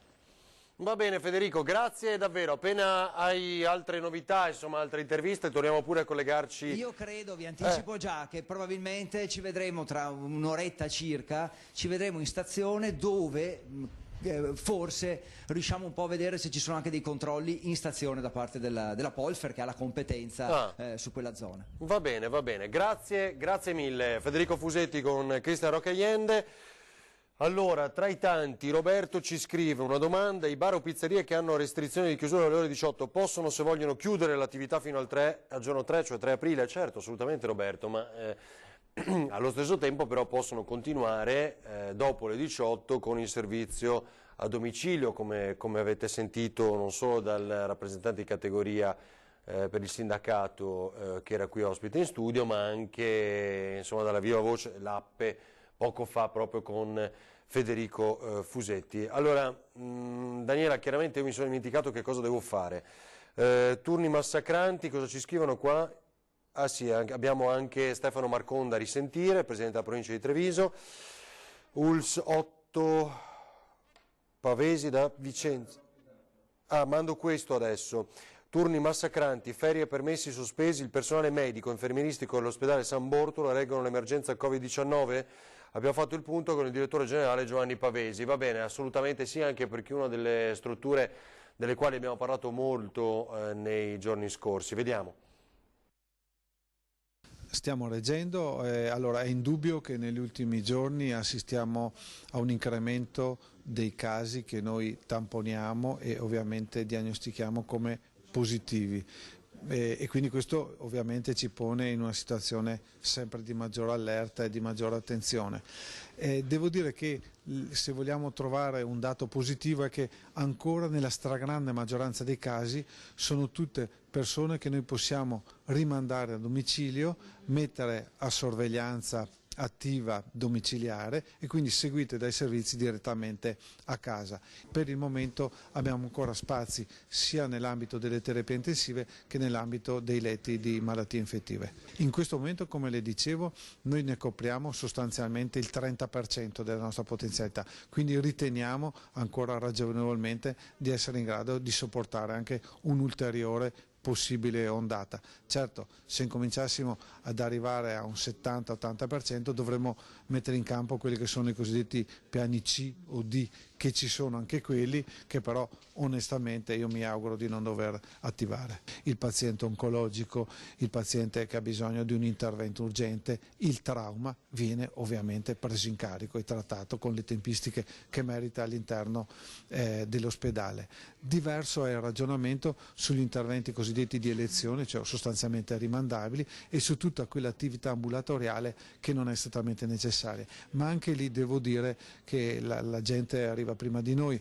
Oggi noi assistiamo nel nostro nosocomio a un calo delle prenotazioni per visita ambulatoriale che si aggira intorno al 40%. Avete richiamato in servizio altre persone? Non siamo ancora arrivati a richiamare, come si dice, i riservisti, ancorché la legge ce lo consenta, lo stiamo valutando, abbiamo un elenco di persone che alla bisogna potrebbero essere richiamate, in questo momento non siamo ancora a questo livello.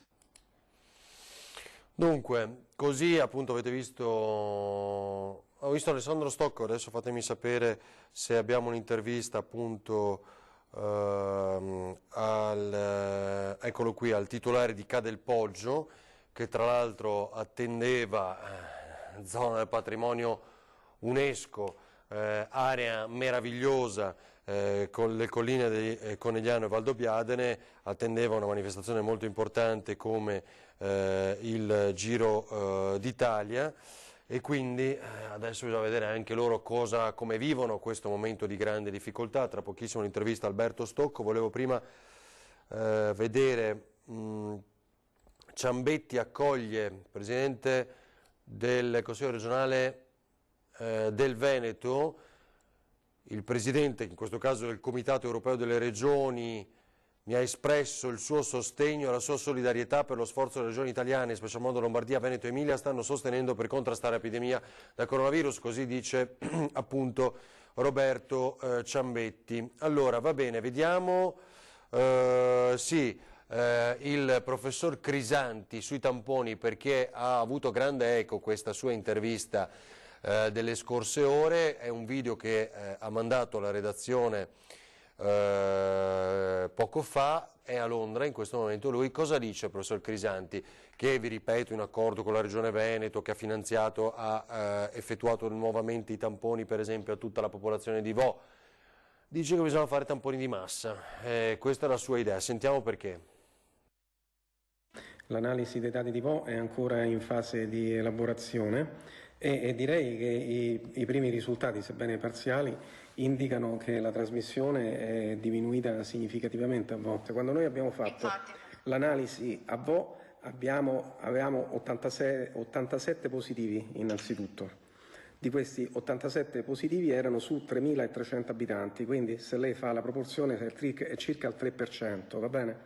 Poi, quando abbiamo fatto la seconda analisi, molti si sono negativizzati e abbiamo soltanto pochissimi casi nuovi. I dati di Vo dimostrano anzi che le misure di contenimento e identificazione dei casi sembra aver funzionato. Insomma, il modello Vo con il cluster isolato e completamente analizzato attraverso i tamponi dovrebbe essere esteso. Dal punto di vista del contributo delle istituzioni, come ho già detto altre volte, penso che sia importante estendere il tampone a quante più persone possibili intorno ai focolai per poterli identificare precocemente e poterli isolare, in modo particolare identificare precocemente anche le persone che possono essere portatori sani. Non è possibile fare i tamponi a tutti, però è possibile fare i tamponi intorno a dei cluster, e quando dico intorno intendo sia i contatti stretti come rete di interazione, sia geografico, cioè persone che abitano lì vicino. Questo sicuramente è possibile farlo. Bene anche il rientro in servizio per i medici e operatori sanitari asintomatici con il tampone negativo. In questo modo noi siamo in grado di monitorare giorno per giorno se tra le persone esposte ci sono delle persone che si sono infettate, e quindi tenerle in isolamento e allo stesso tempo mantenere in efficienza la struttura. Allora, vedo inquadrata con l'assessore di Venezia Simone Venturini, Ilaria Marchiori. Ilaria, ci senti? Ecco, allora, davanti alla sala operativa della Protezione Civile a Marghera, novità Ilaria, e che dice l'assessore? Allora, per ora non ci sono ancora novità per quanto riguarda la videoconferenza dei governatori insieme al ministro Boccia. Stiamo aspettando che esca il presidente Zaia, ma in attesa di avere informazioni e di capire com'è andata questa videoconferenza ci ha raggiunto l'assessore alle attività produttive del Comune di Venezia Simone Venturini, perché si è concluso da poco un incontro con il sindaco Brugnaro e tutte le categorie. Naturalmente stiamo mantenendo la distanza, per cui è per questo che ci vedete, che questa è l'inquadratura che vedete. Benvenuto assessore. Innanzitutto com'è andata, cosa è emerso da questo incontro? Da questo incontro, intanto buongiorno a tutti e grazie dell'invito. Da questo incontro è emersa la volontà della città metropolitana e del comune di inviare in queste ore al prefetto e tramite il prefetto al governo la richiesta che il mondo produttivo, ma anche del commercio, ma anche le semplici famiglie rivolgono nei confronti del governo. Perché? Perché nel momento in cui, giustamente, il governo ha posto delle limitazioni ad alcune libertà, ma anche ad alcune attività economiche e quindi anche al turismo a Venezia, che è un'industria importantissima per la città, allo stesso tempo avrebbe dovuto dire: questo è il pacchetto economico che metto sul tavolo per far fronte a questa chiusura, a questo blocco delle attività economiche. Oggi questo pacchetto non è ancora arrivato.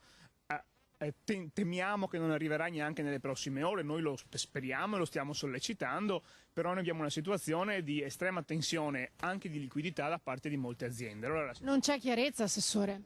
Che non ci fosse chiarezza in generale lo si era capito, un po' è comprensibile per la situazione, un po' forse è anche poca professionalità da parte di alcuni membri del governo, ma non è questa la voglia di polemizzare e non lo facciamo neanche oggi.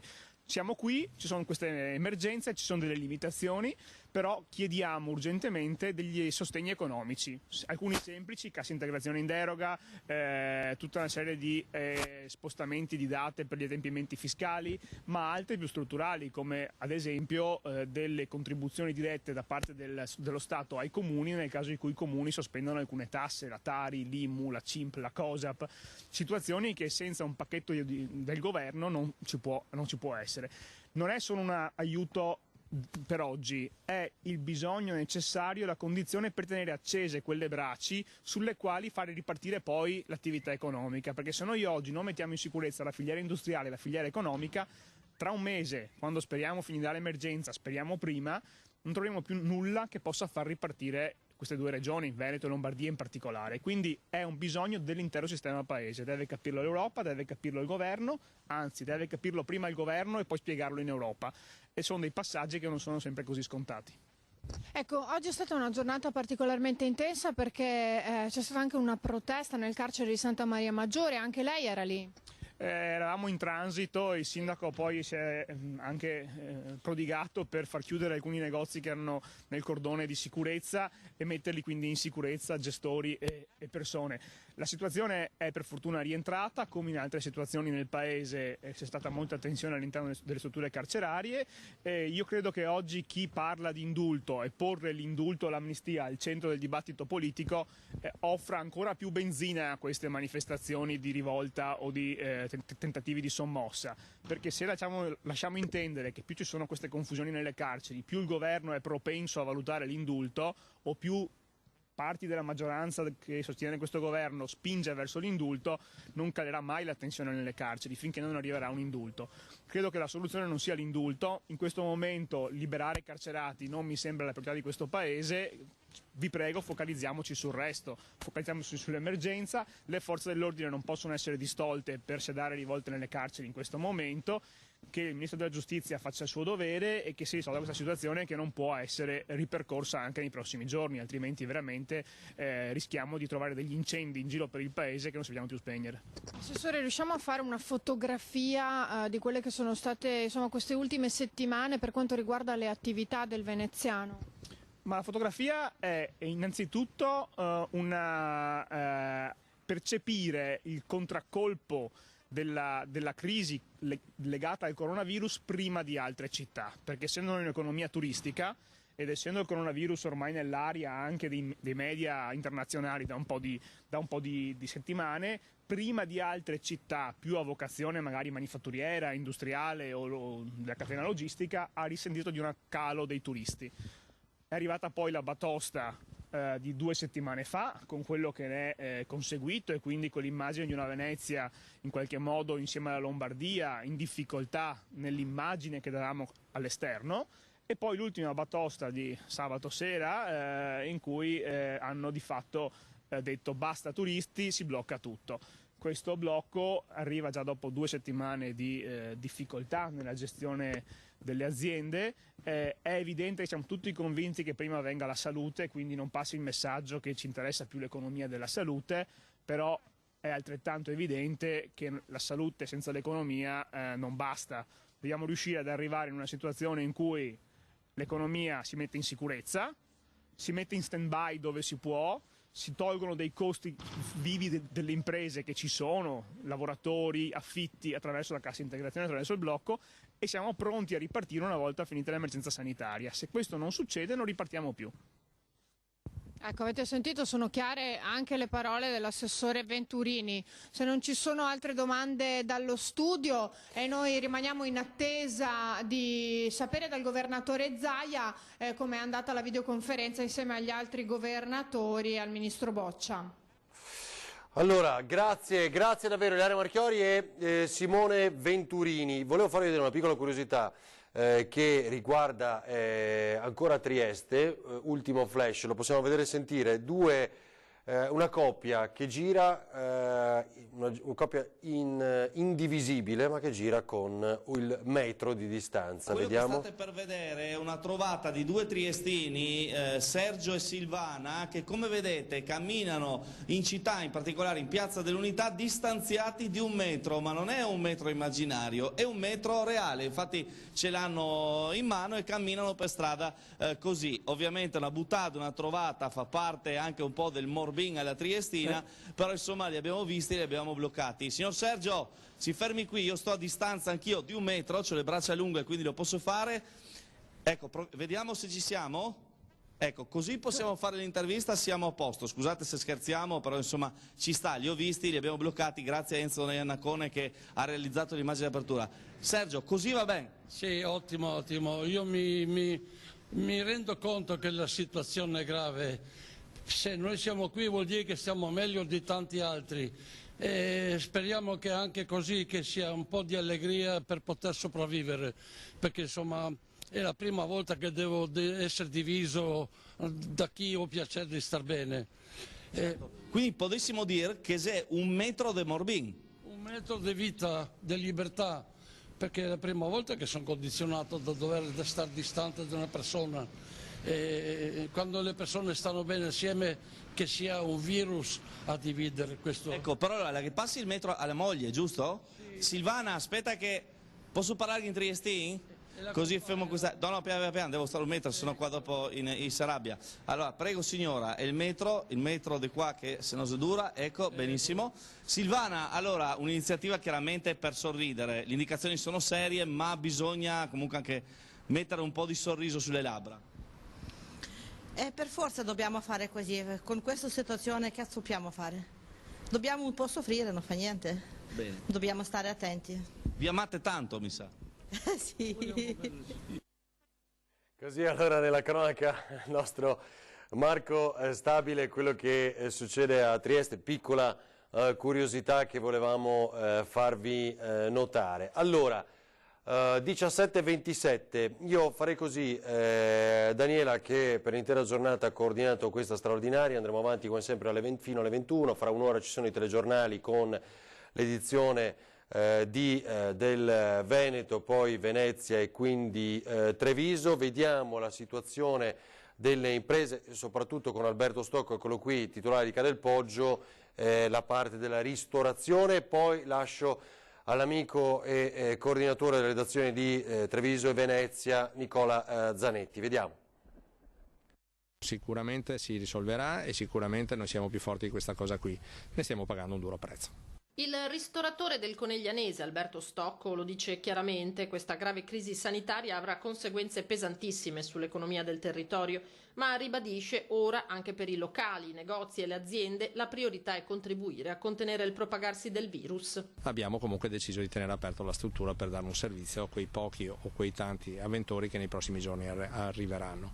Questo lo terremo in piedi sicuramente fino al giorno 2 aprile e quando scadrà questo decreto, per poi vedere come saranno gli sviluppi. Non è sicuramente un momento facile, però vogliamo dare un segnale anche positivo e come sta girando oggi sulle hashtag un po' di tutto il territorio, non solo, noi ce la faremo. Occorre fare i conti con una situazione in continua evoluzione e prendere via via le decisioni più opportune. Così si stanno muovendo le aziende anche nei confronti dei propri dipendenti. C'è chi sta pensando o chi l'ha già fatto, soprattutto aziende nel settore della ristorazione, delle strutture ricettive, locali, bar, che ovviamente sono oggetto delle restrizioni più pesanti.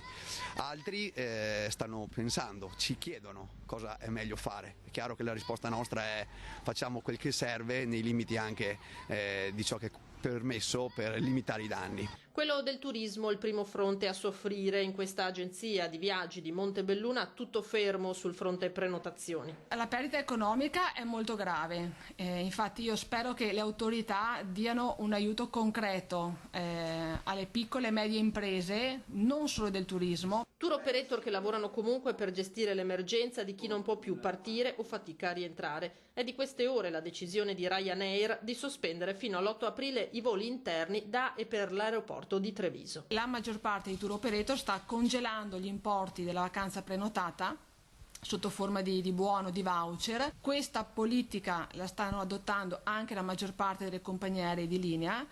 La situazione più grave, dove le autorità dovrebbero secondo noi intervenire, riguarda le compagnie aeree low cost. Per loro, se il volo è operativo, il cliente non ha diritto a nessun rimborso. Questo è grave perché va contro quello che è il regolamento che c'è in questo momento.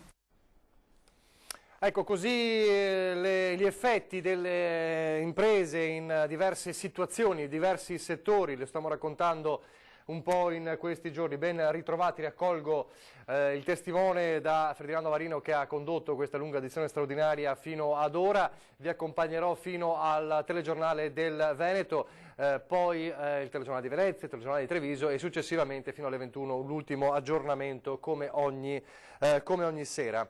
Vi ricordo che siamo ancora in attesa di collegarci poi più avanti, fra poco speriamo, con Ilaria Marchiori a Marghera, all'unità di crisi, perché potremo dunque avere dalla viva voce del governatore l'esito della videoconferenza quotidiana ormai del governatore con il ministro Boccia, con il governo, con i rappresentanti del governo, perché appunto potrebbero esserci importanti novità anche sul fronte dell'ipotesi di cui si è parlato oggi nella conferenza di stamane che avevamo riproposto, e cioè di questa eventuale la richiesta della Lombardia alla quale poi si è allineato in certo senso anche il Veneto, che aveva trovato d'accordo il Veneto, cioè quello che si potrebbe ipotizzare una chiusura di 15 giorni totale tranne i servizi essenziali, cioè farmacie, negozi di alimentari, proprio per contenere definitivamente il virus. È una ipotesi al vaglio, il Premier non esclude misure più rigorose, quindi è tutto, come avete sentito, come avete visto anche in questi giorni, è tutto in una situazione molto liquida, si direbbe. Abbiamo visto anche ieri quando poi a un certo punto intorno alle 9 il Premier ha annunciato quel decreto poi entrato in vigore stamane, che ha ribaltato nuovamente le carte in tavola, trasformando tutta l'Italia anche in una zona rossa. Non la chiamiamo così, non è zona rossa, anche se in realtà ad effetto è così, ma è tutta l'Italia in zona, diciamo, protetta, e quindi anche tutto il Veneto, non più solo le tre province di Padova, Treviso e Venezia. Dunque, in attesa di capire cosa accadrà, io vi ricordo che siamo sempre in attesa anche del nuovo bollettino, che di solito arriva poco oltre questo orario. Restiamo con gli 856 contagiati e quindi l'impennata purtroppo di 85 rispetto a ieri sera, ma è molto probabile che i numeri siano ancora aumentati in queste ore. Fra poco vedremo anche il servizio di Venezia relativo alla rivolta in carcere Santa Maria Maggiore, ma prima, sempre a Venezia, gli effetti di queste misure molto drastiche, ma evidentemente necessarie, si riverberano in una Venezia, appunto, che mai come ora, mai come in questi giorni, è davvero deserta. E quindi lo sguardo di Filippo Fois con Sandro Ponchio, in una Venezia davvero particolare.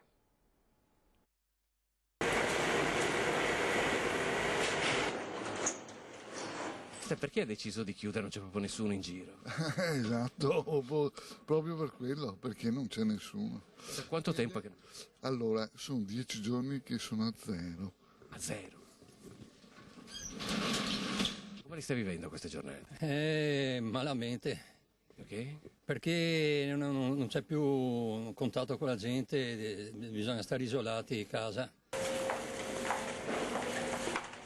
È una città chiusa, morta, una città che ha speranze di aperture e di guarigione, ma non si sa dove e come.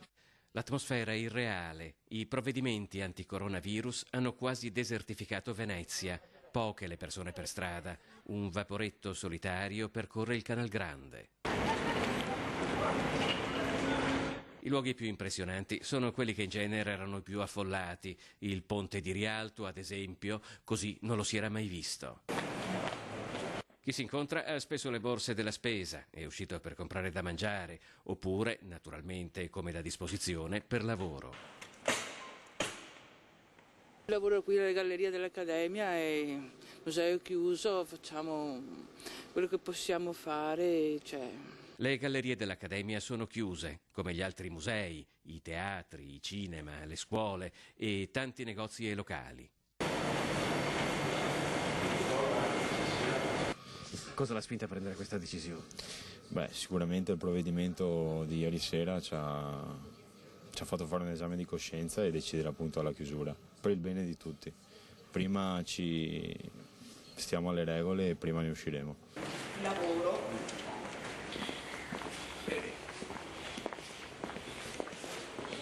Chi invece rimane aperto, ad esempio, sono alcune librerie. Fatta la tara sul fatto che sono molti meno i clienti che girano, però quelli che girano comprano molto di più. Ma è un po' legato al fatto che devono rimanere a casa poi la sera? Secondo me sì. I veneziani in fondo ne hanno viste tante. La situazione non è certo facile, ma prima o poi passerà anche questa. Ha paura? No. Sono sincera, no, ho le mie precauzioni. Lavarsi le mani è una cosa che penso fin da bambini ci hanno insegnato sempre, non con la mucchina, ma insomma è una norma normale. Poi cosa c'è? E stare a casa, sto a casa. Nel frattempo davvero impressionanti le immagini di una Venezia, insomma, così vuota, una Venezia che abbiamo visto tante volte piena di turisti. Poi è chiaro che diventa paradossale come si passi dalle polemiche di una Venezia che scoppiava di turisti all'estremo opposto, insomma.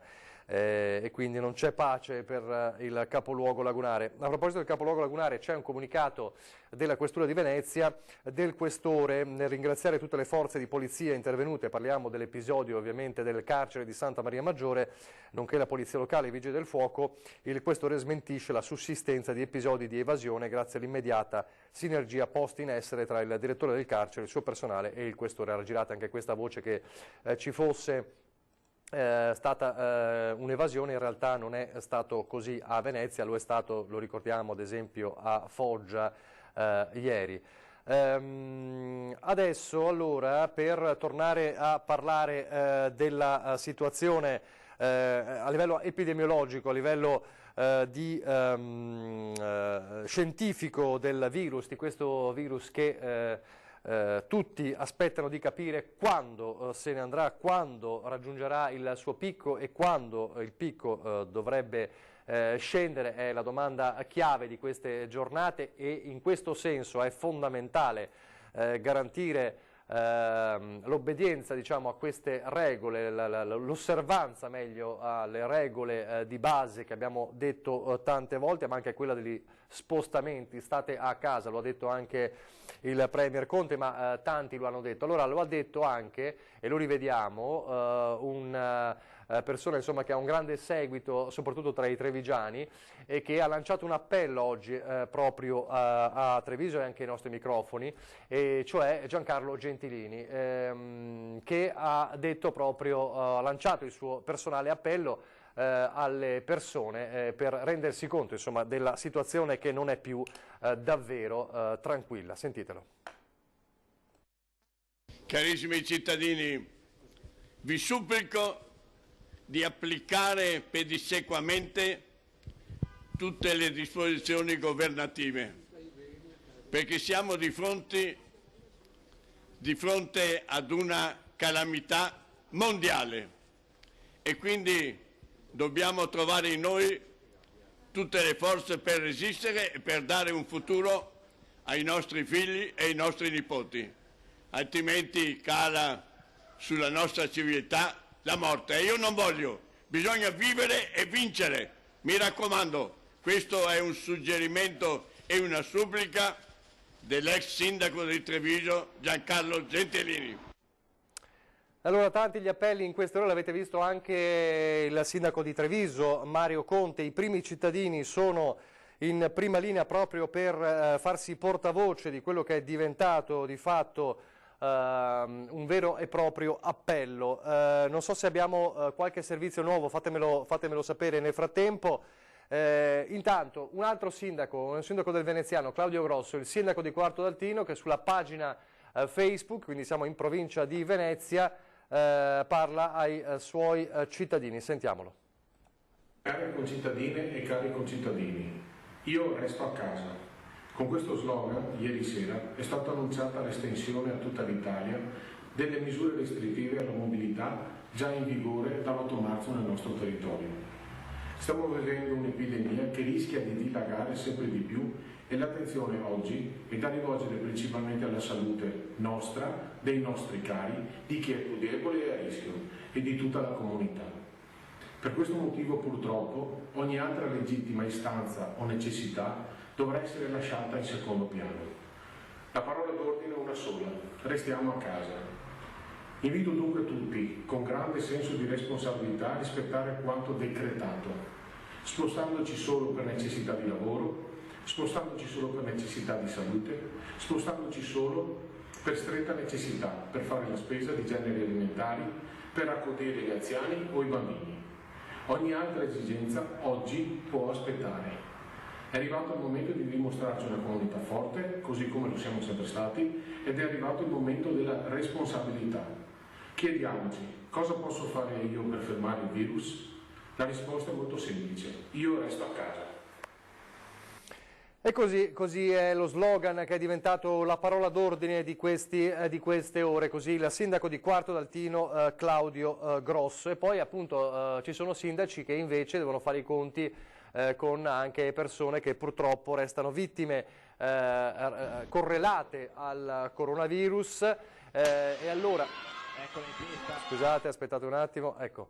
E allora sentiamo le parole del sindaco di Castelfranco, Stefano Marcon, nonché presidente della provincia di Treviso. Perché il sindaco di Castelfranco? Perché tra le 5 vittime del report di questa mattina anche la prima, diciamo, il primo decesso non correlato con l'interno dell'ospedale Cafoncello di Treviso, quindi al di fuori dell'ospedale Cafoncello di Treviso, ma all'interno dell'ospedale di Castelfranco. Le parole del sindaco Stefano Marcon.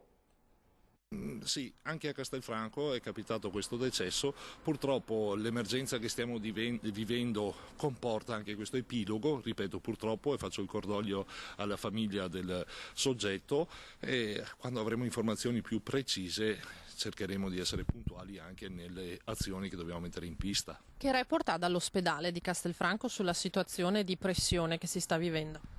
C'è una situazione di operatori che sono chiamati a fare un lavoro straordinario, una situazione che però si sente anche governata per certi aspetti, nel senso che il sistema funziona, tiene, ci sono i canali di dialogo aperti, nel momento in cui si traccia qualche positività si mette in moto la catena della ricerca dei contatti, e quindi da parte dell'ospedale di Castelfranco Veneto si vivono le tensioni e per certi aspetti le fatiche che stanno passando tutti gli operatori del sistema sanitario, ai quali rivolgo il mio personale grazie, perché veramente stanno dando dimostrazione di essere dei numeri uno. I cittadini in questo momento, in un momento in cui le notizie corrono veloci, vivono delle situazioni un po' di dubbio, di disagio, di timore per certi aspetti, però io voglio ricordare che le azioni messe in pista sono tutte tese alla salvaguardia della salute dei cittadini e alla salvaguardia del sistema sanitario nazionale. Quello nostro, quello veneto, quello trevigiano è un sistema d'eccellenza, abbiamo bisogno di far tutti la nostra parte, ognuno deve metterci del suo e saremo efficaci nella misura in cui ottempereremo le prescrizioni che ci sono state date. Prima noi ci adegueremo a queste misure restrittive, prima usciremo da questa fase emergenziale. A proposito delle misure restrittive, dice lo scenario prospettato da Walter Ricciardi, consigliere del Ministro della Salute Roberto Speranza e membro del Consiglio esecutivo dell'OMS, è questo: arrivare ad imporre il rispetto delle misure decise dal Governo che prevedono la limitazione massima degli spostamenti su tutto il territorio nazionale per arginare l'emergenza coronavirus, anche utilizzando personale civile e militare. Quindi c'è anche questa ipotesi come misura estrema se non ci sarà osservanza nei prossimi giorni per far osservare queste norme. Questa è la misura estrema che ovviamente tutti vogliamo evitare e che speriamo non si renda necessaria, ma che potrebbe essere considerata, afferma Ricciardi, nel caso di una mancata osservanza dei provvedimenti da parte dei cittadini. Io ve lo ricordo, è stato benissimo, adesso lo vediamo subito, è stato pubblicato sul sito del Ministero dell'Interno ed è scaricabile, eccolo qui, il modulo di autocertificazione. C'era già da ieri, ricorderete, l'abbiamo mostrato più volte, quello che era stato poi pubblicato nei vari siti dei comuni. Questo è più aggiornato, sostanzialmente ha la stessa struttura, diciamo che ha l'aggiornamento della data, ma sostanzialmente è questo. E allora il modulo di autocertificazione che comprova la vostra necessità di dovervi spostare, comprovate esigenze lavorative, situazioni di necessità, motivi di salute, rientro presso il proprio domicilio, abitazione o residenza. Ed è quello che dovrete compilare o che vi faranno compilare. E poi, come ci ha spiegato benissimo anche oggi nel corso dell'edizione straordinaria durante un collegamento il nostro Federico Fusetti, c'è ovviamente la possibilità evidentemente per le forze dell'ordine di un controllo successivo se quello che avevate riferito e certificato fosse veritiero o meno, e quindi non è diciamo il momento sicuramente di fare i furbi. Primo perché c'è questa sanzione, ma diciamo la cosa più importante, non è il momento di fare i furbi perché c'è la salute della gente in ballo.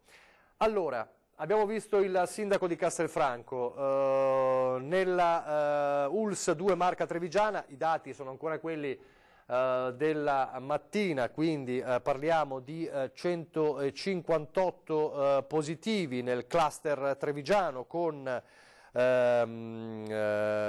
pazienti in terapia intensiva e 13 deceduti.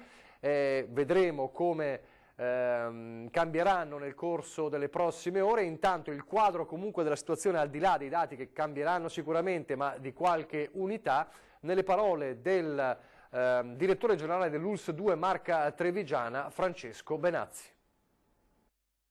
Oggi invece abbiamo 3-4 casi di persone che sono in terapia intensiva e noi ci auguriamo poi che ne escano dalla terapia intensiva, che potrebbero essere le polmoniti che loro hanno associate direttamente al Covid-19.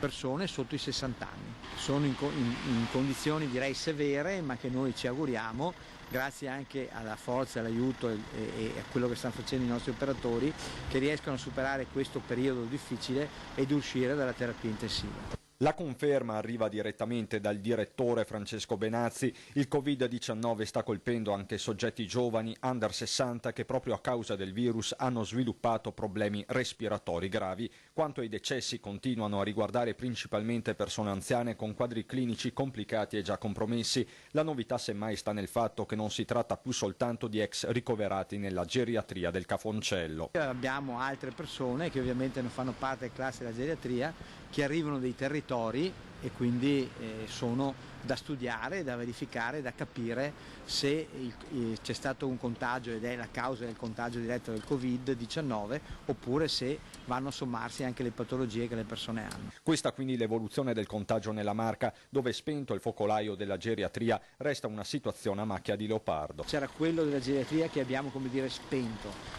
Poi si stanno creando piccolissimi focolai di 4-5 persone in qualcosa tra Orsago, Sanfior e Caneva e qualcosa nell'area diciamo alta dell'Asolano, però tutte cose che stiamo comunque controllando benissimo grazie al nostro settore igiene pubblica e al lavoro che fanno i nostri collaboratori di igiene pubblica. Insomma, il sistema, per quanto sotto stress, tiene, assicura Benazzi, che in queste ore ha incontrato il personale degli ospedali della Marca, dove presto saranno attivati altri 2 posti di terapia intensiva, uno ad Erzo, l'altro a Montebelluna, che si aggiungeranno ai 49 attuali del sistema trevigiano. Nel frattempo l'appello è sempre lo stesso. Se non avete cose da fare importanti e urgenti, state a casa, che a casa siete tranquilli e siete sicuri. Queste le parole di Benazzi. Dunque avete sentito anche alcuni under 60 in terapia intensiva, l'abbiamo anche capito ieri quando mostravamo quella torta, quei dati forniti proprio dalla Regione del Veneto e mostravano come non solo i casi positivi riguardassero tutte le fasce d'età, anzi addirittura la maggior parte tra i 45 e i 64 anni, ma nella quale si evidenziava come in terapia intensiva appunto ci fossero non solo, anzi anziani con patologie pregresse. È chiaro che poi in un anziano con patologie pregresse il virus può diventare davvero letale e lo abbiamo visto. Allora, prima di tornare a Venezia io farei risentire le parole del professor Giorgio Palù, davvero particolari, che riguardano il virus. Ieri sera a Ring il professor Giorgio Palù, virologo di Padova, della microbiologia di Padova, un luminare importantissimo, che ha parlato di quanto stava accadendo in Germania soltanto poco più di un mese fa. Sentite. Quando c'era l'influenza doveva essere una semplice influenza, poi ora abbiamo capito tutti quanti di fatto che non è una semplice influenza e che è altamente contagiosa e particolarmente virulenta, almeno soprattutto in alcune fasce d'età. Oggi abbiamo dato i numeri della regione in cui chi ha 45-64 anni sono ricoverati nei reparti, addirittura 16 in terapia intensiva in questa fascia d'età, tra i 65 e i 74 14 persone sono in terapia intensiva, tra i 25 e i 44 anni ci sono 2 persone in questo momento in terapia intensiva, quindi sono casi più gravi. Quindi... Allora, mi permette di concludere rispondendo alla sua prima domanda. Mi ha detto cosa sappiamo poi dell'immunità di questi soggetti e cosa ci dirà. Ci dirà molto, perché quando faremo degli studi di popolazione noi potremmo capire cioè quante persone sono venute in contatto con il virus, studiando che cosa? La loro risposta anticorpale. Capiremo quante di queste persone sono state asintomatiche, quante potenziali persone in grado di contagiare e anche appunto quanto può durare questa immunità e se queste persone possono venire infettate. Quindi lo studio della risposta anticorpale in questo momento, la faranno i cinesi sicuramente, è quello che ci dirà quanto questo virus ha colpito la popolazione, se come si può pensare quello che noi vediamo è solo la punta di un iceberg, ma in realtà molti soggetti sono stati infettati, anche in forma lieve, e questo ha permesso al diffondersi del contagio. Ricordo però che questo è un virus nuovo che per la prima volta è comparso e ha toccato la specie umana, e quindi noi eravamo totalmente scoperti dal punto di vista immunitario. Bisogna aspettare che una larga parte della popolazione prenda questo virus per avere la famosa immunità di gregge, com'è anche su questo fronte? E poi l'asintomatico, perché abbiamo detto che non contagiava o non è contagiante finché non sviluppa i sintomi, ma non è mica vero neanche questo più. Allora, per stabilire se effettivamente abbiamo una protezione, un'immunità di gregge e quanto questa dura, se il virus può ricorrere, che era l'altra domanda che lei mi faceva, dovremmo avere uno studio adeguato. Al momento non abbiamo ancora tutti i reattivi per valutare attentamente questa risposta. Bisogna mettere in piedi un test serologico, e questo è il sistema migliore, perché quello che oggi noi facciamo con il cosiddetto tampone, noi analizziamo che cosa? La presenza del virus in fase acuta, quando il virus si sta attivamente replicando. Cioè il tampone, mi perdoni, potrebbe addirittura non rilevare? No, il tampone rileva un virus che replica in fase acuta, ma non sappiamo nulla di quello che è avvenuto prima né quello che avverrà dopo, quando il virus... Sì, ma se il virus non è in forma acuta, cosa vuol dire? Sono asintomatico? Sì. Quindi se io fossi... se in questo momento io non ho febbre, non ho tosse, non ho niente, mi facessero il tampone... Lei potrebbe avere il virus, ma non è rilevato. Perché degli studi dimostrano che anzi dei soggetti asintomatici hanno elevate concentrazioni di virus nel naso e nella mucosa orale, tanto quanto li hanno soggetti sintomatici. La statistica che ha detto poco fa, cioè noi oggi vediamo che siamo addirittura tra il 3 e il 4% di mortalità, ma perché è siamo quasi sopra il 5%. Sopra il 5% nel nostro paese, ma perché il campione statistico è limitato? Dico bene, no, come la vuole... non è limitato. Per quanto riguarda i contagiati noi abbiamo fatto più tamponi di tutto il resto d'Europa, quindi non è quello. Quindi questo è un quesito a cui è difficile rispondere in termini biologici. Faccio delle ipotesi. Abbiamo un virus diverso?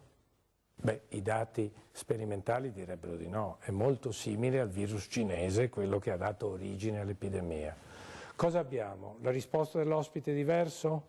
Cioè parliamo sull'ambito genetico, sappiamo che questo virus lega un recettore, si chiama ACE2, che è l'enzima di conversione dell'angiotensina 2.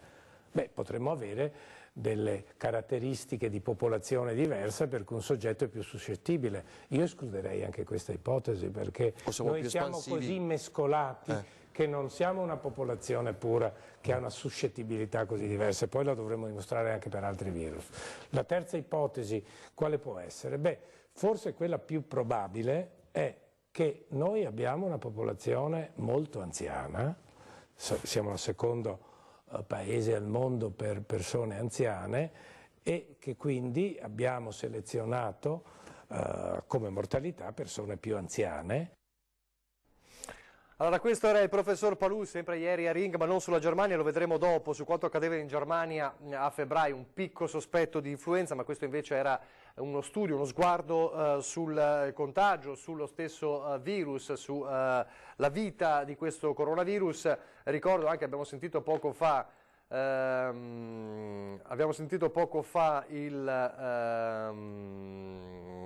il professor Crisanti, invece, che da Londra ci diceva la situazione è grave, i controlli devono essere fatti a tappeto per tutti, sul modello di Vo. Avverto la regia e Daniela Sizie in coordinamento che Ilaria Marchiori ci dice che siamo quasi pronti per avere Luca Zaia, quindi io direi, prima di andare da Federico Fusetti, di andare da Ilaria Marchiori, che sta per probabilmente intercettare il governatore Luca Zaia alla fine della videoconferenza. Quindi andiamo da quella parte, andiamo a Marghera per avere le ultime novità. Allora, visto che andiamo a Marghera, possiamo lanciare a questo punto il servizio di nuovo su Venezia. Abbiamo visto la Venezia spettrale, diciamo deserta tra le calli. Qual è il simbolo tra i tanti di Venezia? Piazza San Marco. Anche qui la situazione di Piazza San Marco davvero incredibile.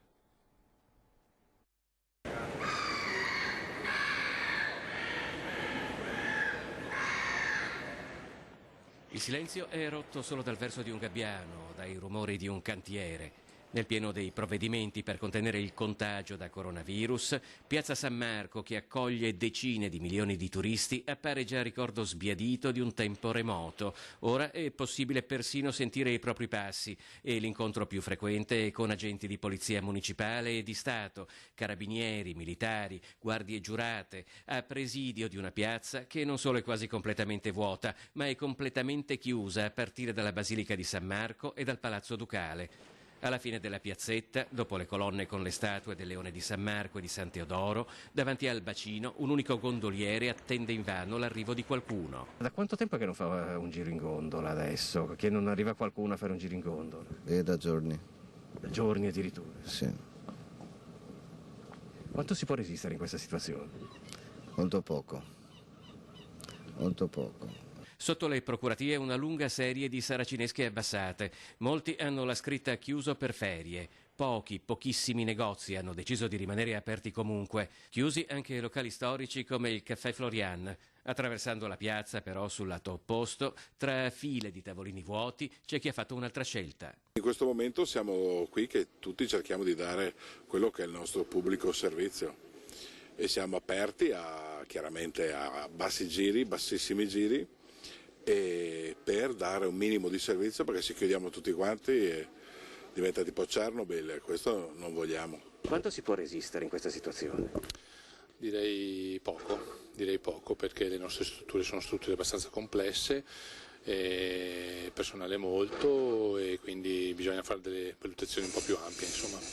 A sorpresa si materializza la categoria fino a ieri più frequente e oggi quasi totalmente scomparsa. Where are you from? Liverpool. La coppia di turisti arriva dall'Inghilterra, ama Venezia, la follia e mai avrebbe rinunciato a venire qui. Questa, dicono, è una tragedia che arriverà presto anche nel Regno Unito. Avete visto questa Venezia con davvero una situazione desolante, una Venezia dove, come in tutto il territorio, dalle 18 in poi è scattato già da ieri, nelle ultime 48 ore, il cosiddetto coprifuoco, perché non si può tenere chiusi i locali, i bar, i ristoranti, tranne se fanno asporto e solo per asporto. Però c'è chi ha invece violato le regole e a questo punto è scattato ovviamente la sanzione prevista e il controllo dei carabinieri. È successo a Padova. Aperti in serata, ben oltre le 18, controlli di polizia e carabinieri nei locali di Padova per vedere se rispettano le regole del DPCM entrato in vigore l'8 marzo. In un club gestito da nigeriani, il C-Class di via Bernina Larcelli, i carabinieri hanno trovato una trentina di clienti a cui stavano servendo alcolici e bevande. Il gestore del locale, un 57enne nigeriano, è stato denunciato e si è visto sospendere la licenza. Denunciato anche il barista che stava servendo i clienti. Controlli anche in zona Stanga, dove la polizia ha trovato un bar aperto con all'interno una decina di avventori. La proprietaria è stata denunciata e i clienti allontanati. Questo accadeva a Padova, ma è ovviamente un controllo che si verifica in tutte le province. Allora, torniamo a parlare del professor Palù. Siamo in attesa di collegarci con Marghera, dovrebbero darci la possibilità di entrare anche nella sala stampa, la stessa nella quale abbiamo assistito alla conferenza di questa mattina. Staremo a vedere. Nel frattempo torniamo allora al professor Giorgio Palù, che era ospite ieri sera di Ring con Ferdinando Avarino, e allora vediamo quando parla, il momento in cui parla di quella impennata influenzale particolare in Germania a febbraio. Mentre magari la Germania, lo dico io, non so, ha nascosto i numeri? Forse non li ha nascosti la Germania, a quanto ne so, a quanto mi dicono un paio di colleghi virologi tedeschi, dicono di aver avuto a febbraio un strano picco tardivo, loro lo hanno definito, di epidemia stagionale influenzale. Quindi, come sa, l'influenza non viene diagnosticata con un tampone, non si fa diagnosi virologica, anche perché colpisce dal 3 al 10% della popolazione, e quindi la diagnosi si fa su base sintomatologica, sindromica, osservazione di sintomi, febbre, tosse, coriza, cioè secrezione nasale, mal di gola, e sulla stagionalità. Quindi è possibile che ci fossero casi di coronavirus misdiagnosticati come influenza. Queste le parole del professor Palù, e sono parole davvero importanti, in un certo modo anche inquietanti, davvero. Allora, io direi torniamo a parlare di controlli. I controlli che sono stati realizzati, che continuano appunto nelle strade, non solo. Vediamo allora il servizio sui controlli, credo nella zona del Bassanese? Sì, nella zona del Bassanese. Controlli lungo la strada. Dopo che tutta Italia è stata catalogata come zona rossa, scattano i primi controlli sugli spostamenti in auto. Stamattina alcuni posti di controllo lungo le strade del Bassanese, anche se almeno nella mattinata nulla di ufficiale era ancora arrivato alle forze dell'ordine da parte del prefetto. Dai molti controlli è risultato che tanti si stavano muovendo per recarsi a lavorare oppure per andare a fare la spesa. Soltanto in un paio di casi, ci è stato riferito, la persona girava senza effettivo motivo di stretta necessità, ma tant'è che c'è ancora una grande confusione legata ai primi momenti dopo il nuovo decreto scattato da meno di 24 ore per tutta Italia. In caso si venga fermati va detto il motivo e compilata un'autodichiarazione che le stesse forze dell'ordine aiuteranno appunto nella compilazione, oppure viene mostrata la dichiarazione fatta dall'azienda presso la quale si presta il servizio. In secondo momento verranno effettuati dei controlli su quanto dichiarato dalla persona fermata. Ricordiamo che il viaggio deve essere determinato da esigenze lavorative, situazioni di necessità, motivi di salute, rientro presso il proprio domicilio, abitazione o residenza. Quello che ci è stato anche riferito è che la gente fa comunque ancora grande confusione sul decreto del governo, molte le telefonate che arrivano, i messaggi anche alla nostra redazione con moltissime domande sui possibili spostamenti. Lo stesso Luca Zaia, governatore del Veneto, nella sua conferenza stampa di mezzogiorno ha esortato a stare a casa se non si deve uscire per motivi urgenti. Ricordiamo che non rispettare il decreto si incorre nel penale. E allora lo sappiamo, l'abbiamo raccontato in questi giorni, in queste ore, in questi giorni, che sono tantissime le domande che si fanno e si pongono le persone proprio in virtù, in merito alle restrizioni. Io vedo nel frattempo Ilaria Marchiori che sta parlando con il capo della comunicazione del staff del presidente Carlo Parmigiani. Lo aspettiamo fra pochissimo.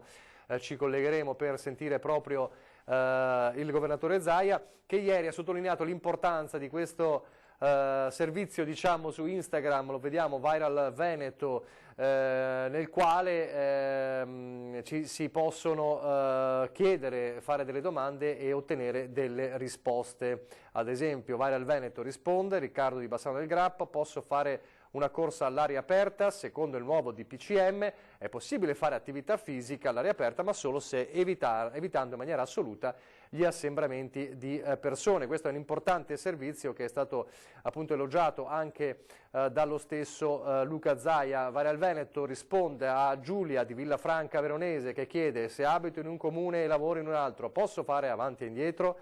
Sì, è uno spostamento giustificato per esigenze lavorative, fonte FAC, Presidenza del Consiglio dei Ministri. Dunque c'è anche questa forma di comunicazione importante per avere tutte le risposte che chiedete.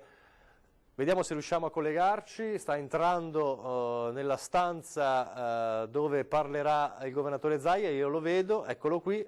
Ditemi quando siamo in collegamento. Dovremmo essere già in collegamento, credo. Vediamo. Sì. Si stanno predisponendo tecnicamente per poter fare l'intervista. Vediamo un attimo. Sì, adesso vedremo di collegarci. Ovviamente sono tutte le questioni tecniche. Ricordatevi una cosa importante, le domande sono fondamentali ed è giusto farle, però ricordate che di base il concetto è uno solo. Se non ci sono misure importanti, se non ci sono necessità importanti, è meglio restare a casa in questi giorni. Allora, vediamo Luca Zaia.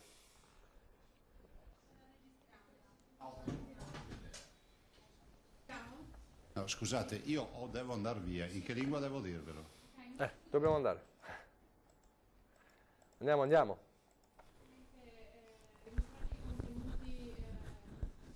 Ma guardate, noi abbiamo fatto una videoconferenza con il governo, fra l'altro da ieri ogni giorno alle 15 c'è questa videoconferenza che si è appena conclusa. Abbiamo sostanzialmente parlato di partite importanti che sono quelle che a noi stanno a cuore, che sono quelle dei dispositivi, quindi mascherine e altri dispositivi, e anche ragionando sulle modalità di approvvigionamento, visto e considerato che l'intera Europa è in tensione. Questo è il primo tema, visto e considerato che da ieri, con i 2 contagi di ieri di Cipro, l'Europa entra definitivamente tutta come area contagiata in questa epidemia.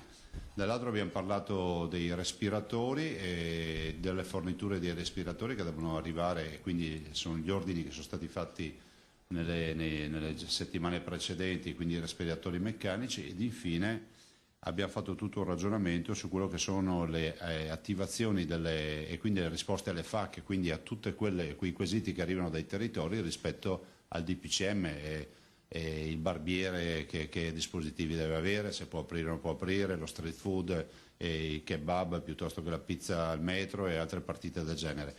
La mia posizione è stata quella di dire di evitare le ordinanze regionali, di fare in modo che ci siano, diciamo, delle risposte e delle domande, delle risposte ufficiali, ovviamente mutuando la validazione del Comitato Tecnico Scientifico.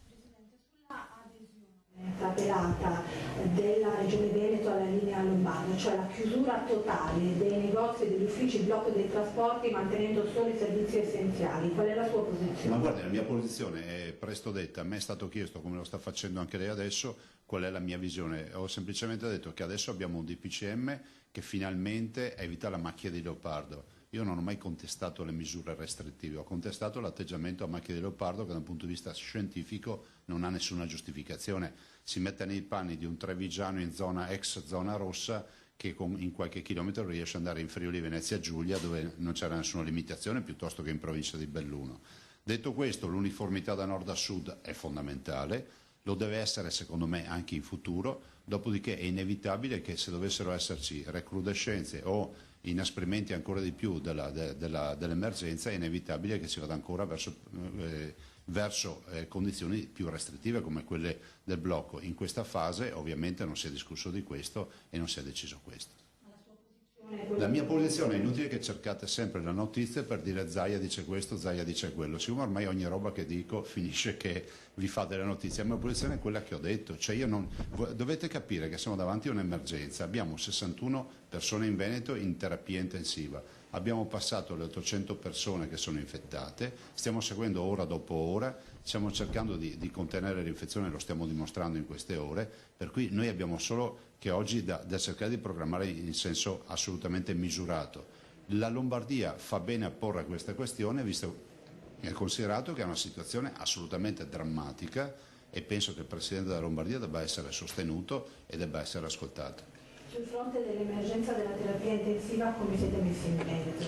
Guardi, noi siamo messi che abbiamo 450 terapie intensive di basic, no? Di base, e le quali sono occupate per l'80%, quindi vuol dire che abbiamo una novantina di posti, l'80% perché? Perché è attività sanitaria ordinaria, quindi abbiamo una novantina di posti che sono, diciamo, fluttuanti, liberi, abbiamo ormai abbiamo 67 persone in terapia intensiva, scusate perché ancora il bollettino serale non l'ho visto, saranno di più adesso con l'arrivo del bollettino, e dopodiché stiamo attrezzando altri posti. Ovviamente abbiamo iniziato in tempi non sospetti, tanto è vero che alcune attrezzature da noi sono già arrivate, ma ci aspettiamo un segnale dal governo rispetto all'invio dei respiratori meccanici come stanno facendo nelle altre regioni. Noi a tutt'oggi non abbiamo ricevuto nessun respiratore meccanico. Prego. Sul fronte dell'atto di di solidarietà. Lei ha detto siamo pronti eventualmente ad andare incontro alle esigenze delle altre regioni, ma preferiamo non avere malati di Covid-19. No, noi abbiamo detto un'altra cosa, è un principio che è passato, c'è un'istituzione all'interno del tavolo nazionale che si chiama CROSS, no? E si occupa degli incroci tra chi ha bisogno e chi riesce a dare un aiuto. E il principio che è passato è questo: primo, si inizia a spostare malati dalle regioni che sono in collasso verso le regioni che non hanno emergenza. Questo mi sembra logico, no? Portare malati dal Veneto all'Emilia Romagna vorrebbe dire portare malati in una regione che ha difficoltà o viceversa. Quindi le 3 regioni in difficoltà oggi sono la Lombardia, il Veneto e l'Emilia Romagna.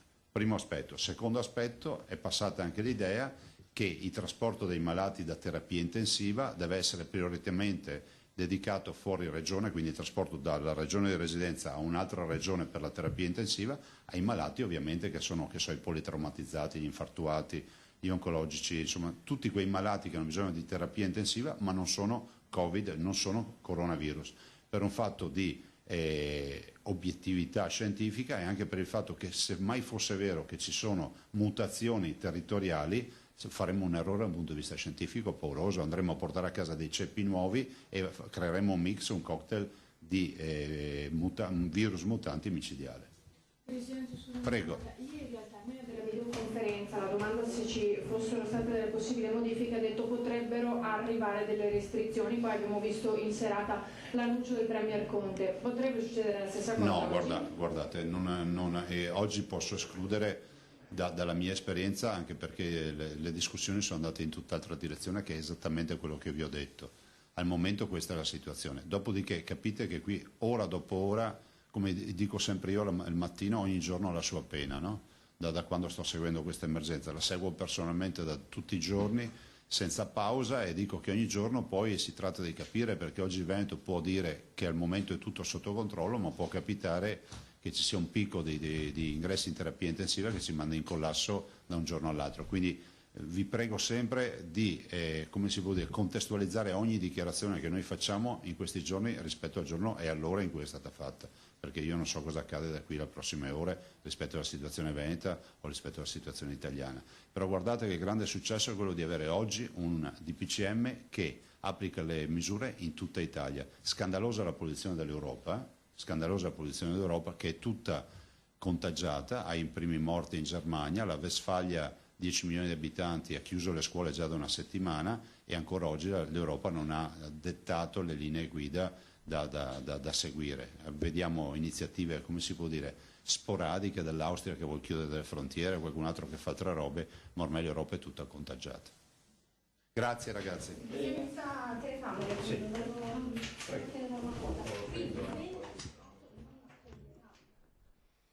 Queste allora le parole avete sentito, adesso vediamo se riusciamo a parlare anche con il governatore Zaia, con la nostra Ilaria Marchiori, eccola qui, adesso vediamo. Nel frattempo, Ilaria mi senti? Stai uscendo? Sì, siamo qui, se ci date, sì, ci fa... Sì, aspettiamo un secondo che usciamo. Sì, puoi parlare anche uscendo.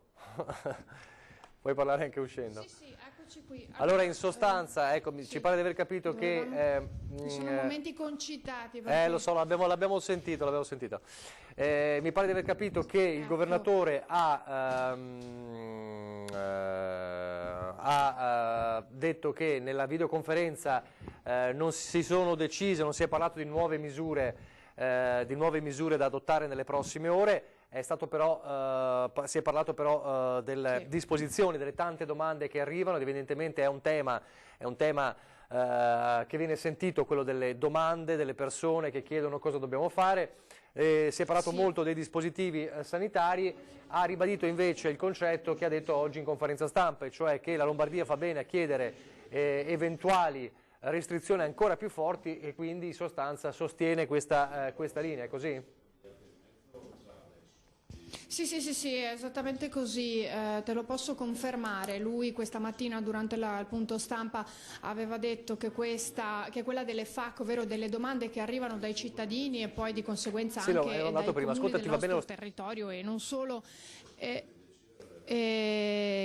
aveva appunto, scusate sento delle interferenze, per cui aveva detto che avrebbe rivolto questa richiesta e così è stato fatto. Dunque in tal senso dovrebbero arrivare delle risposte o comunque delle direttive per poter dare modo ai cittadini di avere le risposte che chiedono tramite i comuni a questo punto, dunque tramite le FAC. Probabilmente istituiranno una qualche pagina online nel sito del Ministero. Insomma, questa è una questione al vaglio. Come avete sentito alla fine ha detto che l'Europa si sta dimostrando completamente latitante e che questo è vergognoso, concetto che aveva ribadito anche proprio questa mattina, dicendo che è assente, che non sta dando disposizioni nel momento in cui non si tratta solo dell'Italia ma anche della Germania, la Westfalia che ha le scuole chiuse ormai da giorni e giorni. Insomma, ci sono stati dei casi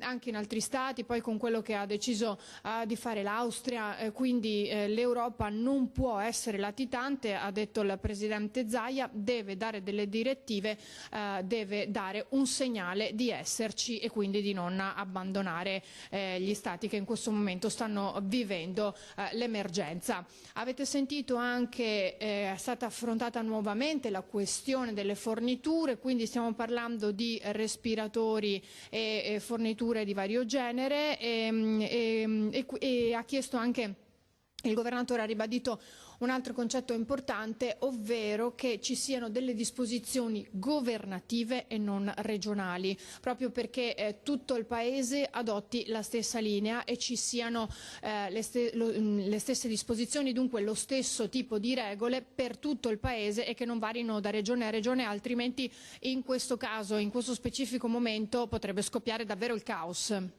È così abbiamo sentito. Ascolta Ilaria, poi ti lascio. Mi pare di aver capito, ce l'ha ripetuto anche nelle scorse ore, che l'appuntamento domani mattina è come sempre alle 9, poi alle 15 sono i due momenti, sono quelli. Il primo è la videoconferenza la mattina con gli esponenti del governo. Con la protezione civile. Alle 9 con la protezione civile e poi alle 15 invece con il ministro Boccia, quindi per gli affari regionali. Quindi vedremo allora, tutti i governatori di tutto il Paese. Insieme a tutti i governatori e a quanto pare vedremo, speriamo insomma che, ma lo ha detto anche lui, è una situazione che cambia di ora in ora perché è legata anche ai report e quindi anche ai picchi eventuali di ricoveri e di contagi. Speriamo appunto che non arrivino ulteriori situazioni che possano cambiare le carte in tavola nuovamente. Vedremo cosa accadrà. La situazione è davvero liquida, come abbiamo detto più volte. Grazie a Ilaria Marchioli e grazie a Paola Barbato per quest'ultimo collegamento, davvero. Siamo quasi alla fine per poi lasciarvi al telegiornale del Veneto. Non so se c'è la possibilità di vedere il servizio sulla rivolta di Venezia del carcere, altrimenti lo vedremo nel telegiornale del Veneto, fatemi sapere.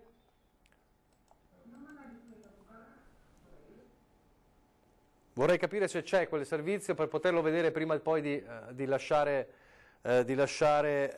spazio alla pubblicità e poi evidentemente al telegiornale del Veneto. La paura che si diffonda il coronavirus in una struttura in cui sono rinchiusi 268 detenuti sui 159 previsti. La sospensione dei colloqui coi familiari all'interno dei penitenziari, sempre per prevenire il contagio, sostituita con videochiamate e telefonate. Come accaduto altrove in Italia, la rivolta alla fine è scoppiata anche all'interno del carcere di Santa Maria Maggiore a Venezia.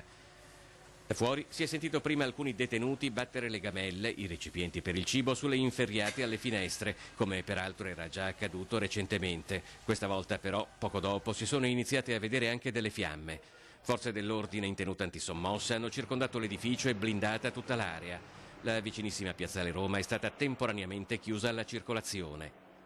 Attorno, sulle prime, un po' di confusione tra esercenti e passanti che vedono solo tante forze dell'ordine, polizia, carabinieri, guardia di finanza ed esercito.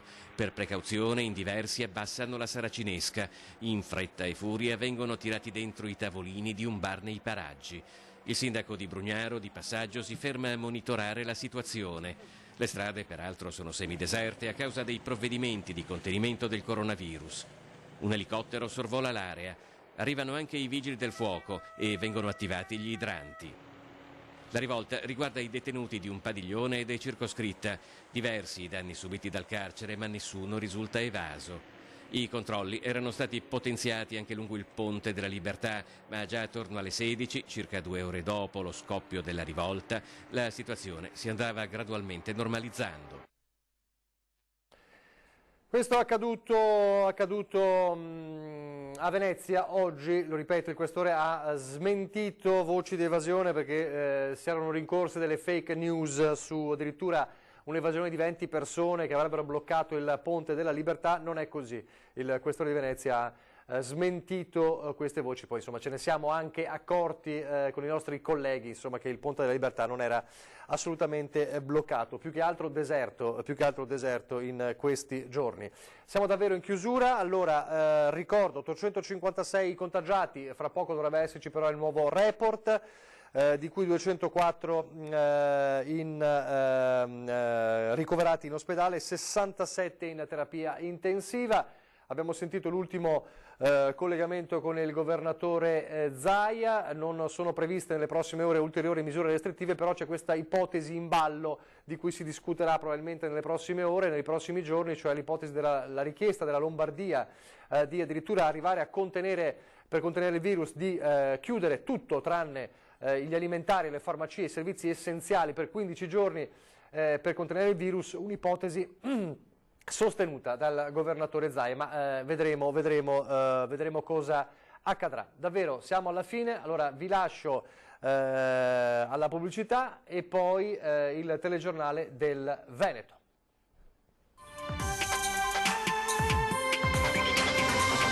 Tweet.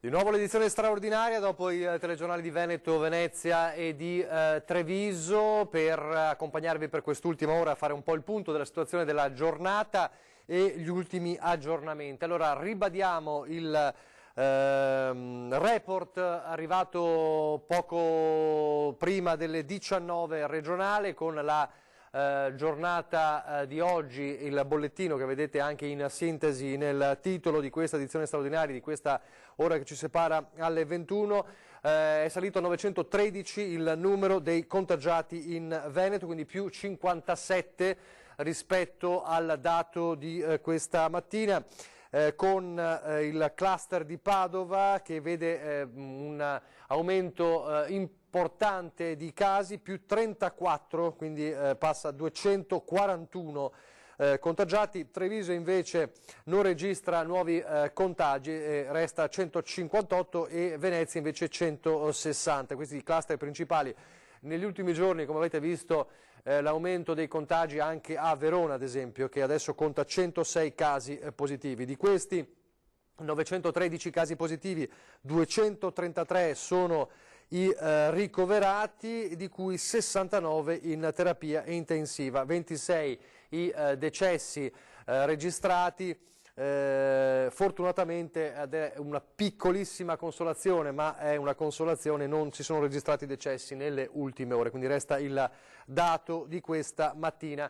Ma è un dato che fa il paio poi anche con quanto accade a livello nazionale. A livello nazionale l'Angelo Borrelli ha terminato un poco più di un'ora fa la conferenza stampa nella sede della Protezione Civile Nazionale. Allora sentiamo un passaggio sui contagiati in Italia, perché ormai lo avete sentito, lo avete capito ed è chiaro anche dalla decisione del governo di ieri sera, cioè quello di rendere l'Italia, tutta l'Italia, zona protetta. Il problema non riguarda più soltanto nello specifico le 3 regioni che erano più colpite, riguarda tutti, davvero tutti. Le responsabilità sono di tutti anche nei comportamenti. Allora, superato il muro dei 10.000 contagi in Italia, sentiamo allora Borrelli che parla proprio dei contagi.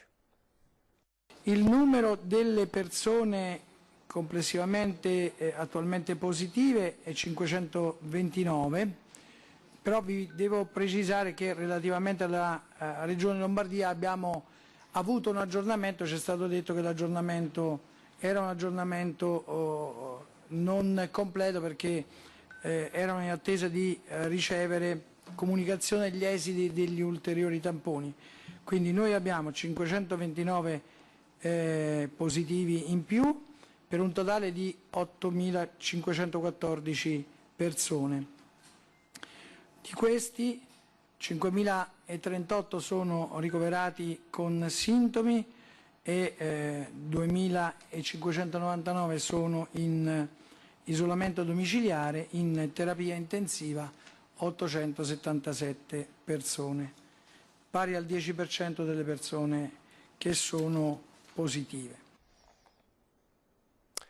Queste alcune delle cifre date da Borrelli nelle ultime ore, 168 i nuovi decessi in più della giornata di oggi ed è il dato più alto dall'inizio dell'emergenza, 8.514 casi ancora positivi, in totale quindi si aggiungono agli altri, diventano 10.000 contagiati, il 90% dei deceduti è sopra i 70 anni, ma abbiamo visto anche nel dato regionale, ma insomma che fa il paio con i dati delle altre situazioni, il coronavirus contagia chiunque e le fasce, non c'è una fascia che viene protetta dal coronavirus, non è, e lo ripetiamo, il virus degli anziani come si diceva magari nei giorni scorsi o come appunto si era pensato nei giorni scorsi. Allora, oggi ha tenuto banco nella giornata di oggi anche quella ipotesi sul tavolo delle eventuali nuove restrizioni. Il Premier ci sta pensando proprio per andare ancora avanti nella idea di contenere il virus e come sapete la Lombardia ha chiesto una misura ancora più drastica per la regione, cioè quello della chiusura totale delle attività tranne quelle essenziali, le alimentari e le farmacie per 15 giorni. Il governatore Zaia ha parlato di una soluzione che non è campata in aria, quindi in qualche modo allineandosi a questa soluzione, ne abbiamo parlato nel corso dei telegiornali. Sentite cosa dice Borrelli a proposito di queste richieste di nuove restrizioni. Sulle richieste della Lombardia di chiudere negozi e anche uffici pubblici, io credo che questa sia una richiesta che deve essere comunque vagliata, considerata e valutata, quindi sotto questo profilo io non ho elementi ora da fornire su questa richiesta, vedremo nei prossimi giorni. Quindi è una soluzione che sarà vagliata e potrebbe essere presa, potrebbe non essere presa, ma sarà vagliata attentamente dalle autorità sanitarie.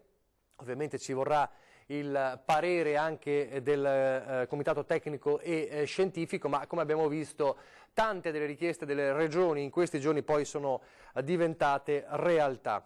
A proposito di questo, quando cominciava a delinearsi questa ipotesi, questo scenario, c'è stata subito la presa di posizione in queste ore di Confindustria Veneto, il presidente di Confindustria Veneto, Enrico Carraro, che dice: no al fermo totale delle fabbriche, dei trasporti, salute e imprese devono correre sui binari paralleli per evitare il default del Paese. Per Confindustria Veneto chiudere le imprese dei territori che hanno forte vocazione all'export vuol dire non solo dare all'estero un segnale di mancata capacità produttiva, ma anche rischiare la perdita di importanti quote di mercato che sarà impossibile recuperare, fatto che non potrà che ripercuotersi sui fatturati e l'occupazione. L'economia deve continuare a funzionare nel pieno rispetto delle disposizioni già assunte dal governo per evitare il propagarsi del contagio che tutte le nostre aziende stanno applicando con assoluto rigore. Quindi la presa di posizione degli industriali è chiara, insomma, non è un'ipotesi percorribile secondo gli industriali, secondo le imprese, ma come sappiamo, abbiamo sentito, sarà un'ipotesi vagliata, anche se appunto non in queste ore, insomma verrà vagliata nei prossimi giorni. Tutto sta a vedere cosa accadrà sul fronte del contenimento del virus. Tantissimi gli appelli oggi, è stata una giornata di appelli anche, non solo di ipotesi e scenari, gli appelli degli amministratori, i sindaci che su Facebook e non solo hanno parlato ai loro cittadini perché contenere il virus significa passare attraverso quelle norme del decreto che da ieri sono attive in tutta Italia, facendo diventare quindi l'Italia intera zona protetta, zona rossa, chiamatela come volete. Allora, tra i tanti appelli della giornata vediamo quello del sindaco di Padova, Sergio Giordani, lo dico alla regia, è il punto 16 della scaletta, che insomma racchiude tutti gli appelli che sono stati oggi nel corso della giornata ai cittadini, cioè quello di rispettare le regole, muoversi solo in caso di vera necessità e quindi anche di lavoro. Sentite. Cari padovani, non ce la faremo, ne sono certo, però bisogna che tutti ci aiutate, dobbiamo essere coesi, dobbiamo essere uniti, solo così ce la caveremo e risorgeremo ancora più forti di prima. Io sono certo che Padova ce la farà, col nostro impegno, con la vostra volontà, col nostro voler fare comunità, sicuramente col vostro aiuto, le istituzioni possono fare qualsiasi cosa, tante cose, ma senza il vostro aiuto non ne andiamo fuori. Bisogna che vi impegnate tutti quanti a aiutarci. La nostra priorità è sconfiggere il virus, non abbiamo altre, poi penseremo a tutte le altre cose. Nei limiti del possibile, più stiamo a casa, meglio stiamo per la nostra comunità e per noi stessi. I sacrifici che avremo oggi potranno salvare molte vite, per cui va da sé che fare questi piccoli sacrifici è un investimento per il nostro futuro. È importante fare quei piccoli gesti, queste piccole cose, tipo lavarsi le mani, tipo mantenere la distanza, è importantissimo. Ognuno di noi, facendo queste piccole cose, può limitare il contagio. Vi prego veramente, attuate tutte queste piccole cose. Chiaramente bisogna avere rispetto delle fragilità degli anziani. Io chiedo veramente aiuto a tutta la comunità per proteggere e difendere questa categoria, perché vi ricordo una cosa, se noi abbiamo questa qualità di vita oggi, lo dobbiamo tantissimo a loro, per cui sia sotto l'aspetto sociale, sotto l'aspetto umano, dobbiamo difendere questa categoria, per cui chiedo aiuto ai giovani in particolare maniera, bisogna essere tutti quanti solidari. È un momento difficile, molto difficile, però in qualche maniera dobbiamo venire fuori, dobbiamo venire fuori. Informatevi solo sui siti ufficiali, fidatevi solo di canali ufficiali, non badate ad altre cose. Giornata di scenari, giornata di appelli, giornata anche ovviamente di conta dei danni, perché è davvero come se fosse stato un terremoto, un tornado, forse ancora di più. Allora intanto, in conseguenza dell'emergenza coronavirus, il gruppo Cassa Depositi e Prestiti, leggiamo questo take, agenzia di ANSA, ha avviato ulteriori iniziative immediatamente operative a sostegno di tutte le imprese italiane per favorirne sia l'accesso al credito sia l'export e l'internazionalizzazione. Le risorse messe a disposizione da Cassa Depositi e Prestiti e SACE salgono da 1 a 7 miliardi. In particolare Cassa Depositi e Prestiti ha ampliato il plafond per il finanziamento delle banche da 1 a 3 miliardi, mentre SACE ha previsto interventi per ulteriori 4 miliardi a sostegno dell'export del Made in Italy. Perché? Perché i settori sono tutti in ginocchio, uno fra tutti ovviamente, parlando di Veneto, il turismo, e lo sappiamo, l'abbiamo raccontato, ieri la decisione anche del governo di chiudere gli impianti sciistici, perché ormai nell'aria, e poco dopo c'è stata la conferma, c'era il fatto che tutte le province del Veneto, come tutta Italia, diventassero zona protetta. Allora oggi l'assessore regionale al lavoro Elena Donazzano ha incontrato proprio gli operatori del turismo per fare il punto della situazione di un settore così delicato anche dal punto di vista lavorativo. Sentiamola. Abbiamo necessità di avere una legge di copertura su questo e dall'altra abbiamo il problema delle risorse vere e proprie da destinare agli ammortizzatori sociali. Il fabbisogno per il Veneto è di oltre 200 milioni. La crisi innescata dal coronavirus è molto più ampia di quello che appare. Non riguarda solo il turismo, alberghi, negozi, bar e ristoranti o il comparto della cultura e dell'intrattenimento, teatri, cinema, musei obbligati alla chiusura. Ci sono persino aziende che rischiano di rimanere ferme perché dall'estero non arriva la componentistica necessaria. L'assessorato regionale al lavoro si sta muovendo di concerto con le categorie economiche e produttive venete e il governo. Noi stiamo ragionando degli ammortizzatori sociali in deroga, cioè tutti quei settori e quei soggetti che non sono coperti da ammortizzatori sociali devono avere un paracadute che ha due limiti però. Il primo è che il decreto legge lo prevede per un mese solo è decisamente inutile, e il secondo è il limite che hanno dato per esempio per aiutare i lavoratori autonomi con quei 500 euro al mese per 3 mesi, in questo caso ma solo per la zona rossa. Il discorso non riguarda però solo Roma, anche Bruxelles è chiamata in causa. L'Unione Europea deve infatti necessariamente intervenire in un ambito che non può essere fronteggiato da un singolo Stato nazionale. Noi versiamo alle casse della Comunità Europea più di quello che ci viene restituito, quindi noi avremo già un credito. Dall'altra noi abbiamo delle risorse oggi che sono nella disponibilità per esempio della Regione del Veneto, sono 58 milioni di euro per gli ammortizzatori sociali frutto di una oculata gestione degli anni passati, ma è evidente che con l'impatto che sta avendo è insufficiente.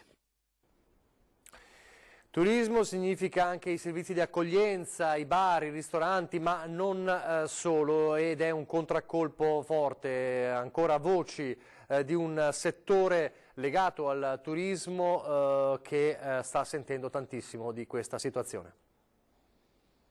Sicuramente si risolverà e sicuramente noi siamo più forti di questa cosa qui, ne stiamo pagando un duro prezzo. Il ristoratore del Coneglianese Alberto Stocco lo dice chiaramente: questa grave crisi sanitaria avrà conseguenze pesantissime sull'economia del territorio, ma ribadisce ora anche per i locali, i negozi e le aziende la priorità è contribuire a contenere il propagarsi del virus. Abbiamo comunque deciso di tenere aperto la struttura per dare un servizio a quei pochi o quei tanti avventori che nei prossimi giorni arriveranno. Questo lo terremo in piedi sicuramente fino al giorno 2 aprile e quando scadrà questo decreto, per poi vedere come saranno gli sviluppi. Non è sicuramente un momento facile, però vogliamo dare un segnale anche positivo e come sta girando oggi sulle hashtag un po' di tutto il territorio, non solo, noi ce la faremo. Occorre fare i conti con una situazione in continua evoluzione e prendere via via le decisioni più opportune. Così si stanno muovendo le aziende anche nei confronti dei propri dipendenti. C'è chi sta pensando o chi l'ha già fatto, soprattutto aziende nel settore della ristorazione, delle strutture ricettive, locali, bar, che ovviamente sono oggetto delle restrizioni più pesanti.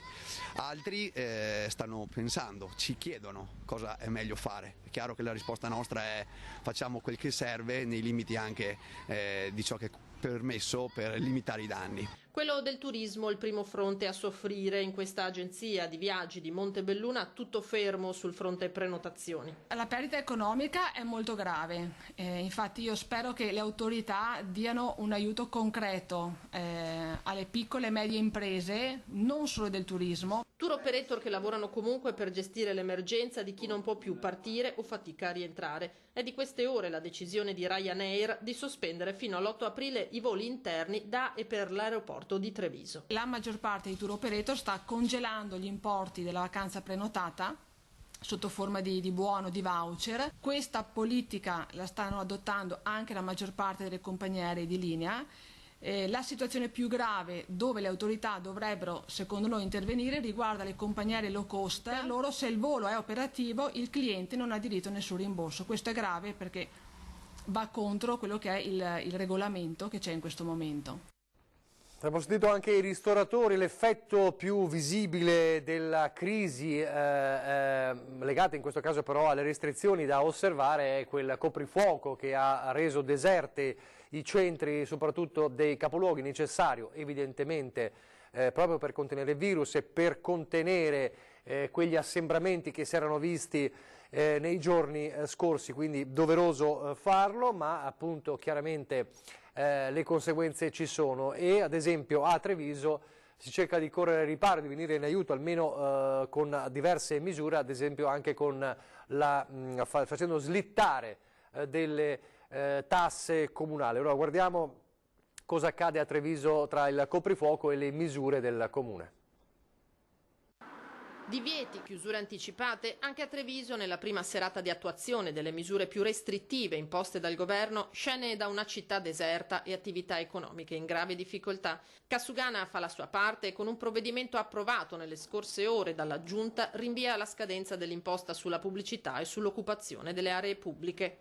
Ha dilazionato, chiamiamo così, utilizziamo questo termine, dilazionato il termine della COSAP e dell'imposta di pubblicità al 30 settembre e al 31 di ottobre senza interessi e moratorie. Cosa vuol dire questo? Che le cartelle che sono già state emesse, i commercianti che se le vedono arrivare avranno tutto il tempo necessario fino al 31 di ottobre per la COSAP e al 30 di settembre per la pubblicità, di pagarle senza interessi e sanzioni. Ma il Comune potrebbe presto intraprendere anche altre iniziative. Stiamo già vagliando delle ipotesi che possono essere quelle di un contributo a ristoro di un marzo difficile che ci vede affrontare questo marzo in maniera drammatica sotto il profilo economico, magari con un rimborso sul 2020 come la Giunta ha già manifestato nel 2019 per il maggio piovoso. Quindi probabilmente, se i numeri ce lo consentono, noi agiremo a favore dei commercianti, stornando e di conseguenza abbonando questo mese che sarà difficile non solo per i commercianti ma per tutta l'economia. Questo è l'assessore al bilancio del comune di Treviso. A Padova, nel Consiglio Comunale, un'altra decisione importante, sempre a favore di chi sta soffrendo economicamente per questa situazione. Giordani, Verno. Sedi aggiunte e posizionate a distanza di sicurezza, spazi vuoti per garantire il droplet, la parte dedicata al pubblico chiusa. Per la prima volta il Consiglio Comunale non è accessibile ai cittadini, ma è una misura necessaria. Ecco come si è svolta la seduta a Palazzo Moroni. Prima di entrare in aula il sindaco dà il buon esempio e si disinfetta le mani con la mucchina, seguito dai consiglieri. In apertura, dopo l'appello, il presidente del Consiglio Comunale Tagliavini ha ringraziato tutti i presenti per il loro impegno. Ringrazio i consiglieri a cui questa sera viene imposto un sacrificio, un disagio, perché grazie a loro si possono ottenere il Consiglio in condizioni di sicurezza. La seduta è stata necessaria perché la Giunta ha portato in aula il congelamento delle imposte comunali per cittadini ed esercenti, un provvedimento che per la prima volta ha ottenuto il consenso unanime. La prima rata della Tari, prevista in scadenza a marzo, slitta a maggio, così come la COSAP, ovvero il canone di occupazione del suolo pubblico, rinviato a giugno. Potrebbe essere inoltre ricalcolato tenendo conto delle restrizioni introdotte dal decreto del governo. Tutti d'accordo, almeno in questo caso la politica si è dimostrata unita. Palazzo Moroni poi ha deciso di sospendere dal servizio fino al 3 aprile i nonni vigile, in quanto categoria a rischio contagio. Le cucine popolari garantiranno un pasto caldo solamente a pranzo, per la cena è previsto il cestino. Tra gli effetti forse impensati e impensabili del coronavirus e del contagio e delle restrizioni, insomma tra le conseguenze c'è stata anche lo scoppio delle rivolte nelle carceri in tutta Italia, i casi di Milano, di Foggia, di Modena, insomma a Modena 6 addirittura vittime, eccetera. Non è mancato, l'abbiamo visto in questi giorni anche il caos nelle case circondariali del Veneto. Lo vedremo fra poco quanto accaduto a Venezia oggi, ultima in ordine di tempo, ma la prima delle case circondariali dove è scoppiata la rivolta domenica è stata a Padova e adesso si apre, come in tutte le altre vicende, una indagine. A motivo della protesta, come sappiamo, le misure restrittive sulle visite imposte per la prevenzione del coronavirus, adesso dunque è aperta una indagine per capire i contorni di questa rivolta. Le indagini per accertare le circostanze degli eventi responsabili dei danneggiamenti sono affidate alla polizia penitenziaria. Quanto alla sicurezza, per evitare possibili contagi fuori dal Due Palazzi, sono state installate adesso delle tende mobili dalla Protezione Civile per misurare la temperatura e adottare ogni misura di prevenzione per chiunque entri in carcere. Dunque, indagine in corso e nel frattempo dalla casa circondariale di Padova il cappellano rassicura sulla situazione ormai tranquilla all'interno e parla anche della lettera di Papa Francesco ai Veneti. Ultime ore tutti gli atti di violenza, le varie proteste che si sono verificate, ecco, in tutta Italia.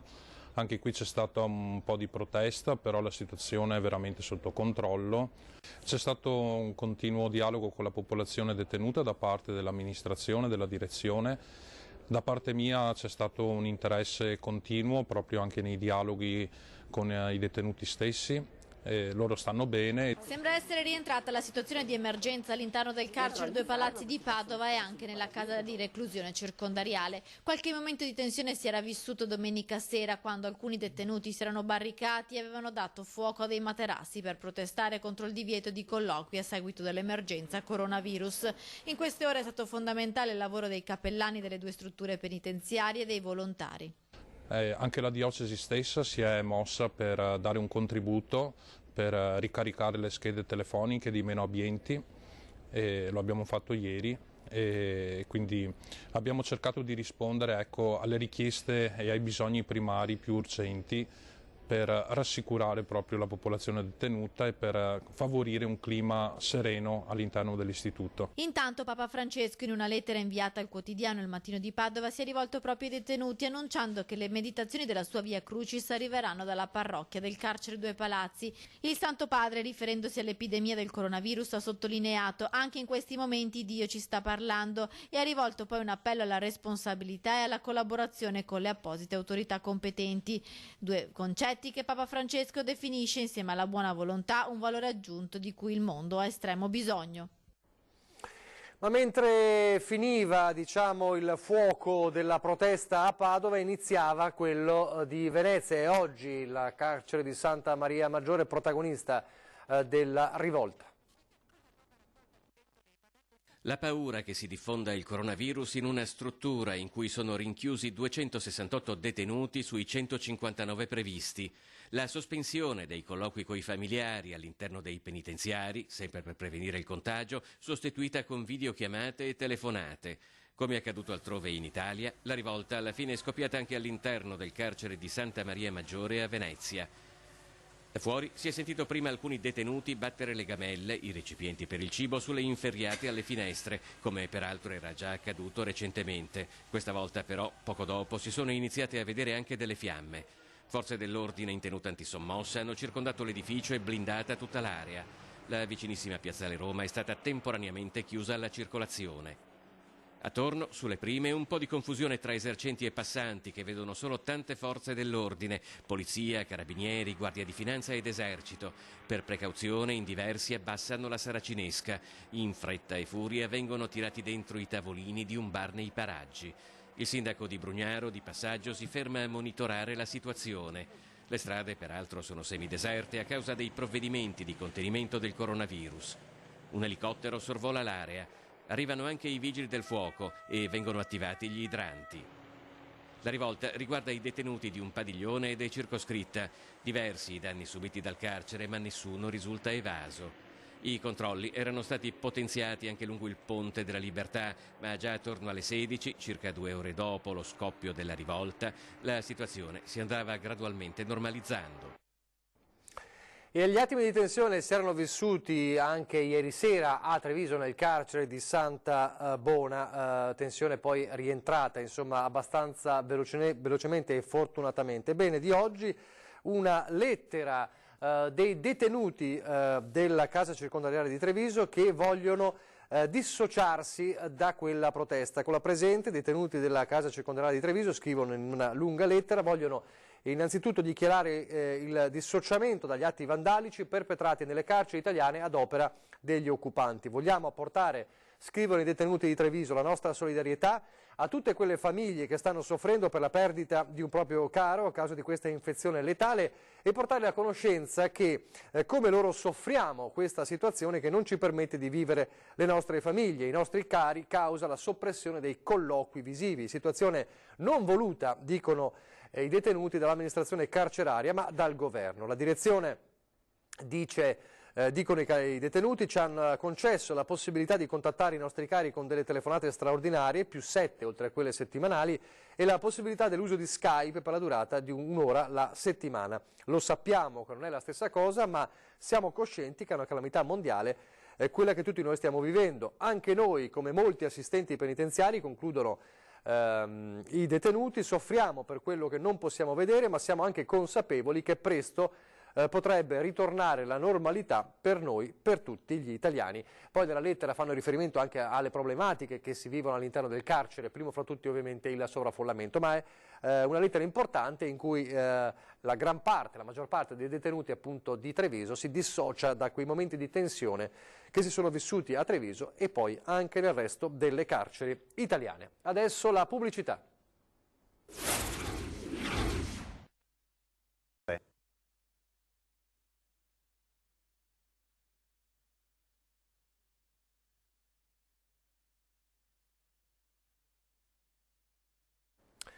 Rieccoci in diretta con l'edizione straordinaria. Vi faccio subito vedere, prima di continuare, questa infografica che si trova sul sito di Repubblica, che dà un po' l'idea della situazione in Italia. Peraltro non è aggiornata perché manca il dato finale delle ultime ore, ma rende l'idea in prospettiva, in proporzione di quanto ormai il problema sia davvero un problema italiano. Ecco il perché della misura di un'Italia a zona protetta con la Lombardia, l'Emilia Romagna e il Veneto, ma come vedete le Marche, il Lazio, la Campania, insomma è una emergenza nazionale. Il dato Veneto, come vedete, rispetto a quello che abbiamo noi, 913, è antecedente, ma dà il senso della situazione. Dunque, giusto per farvi rendere conto dell'emergenza nazionale,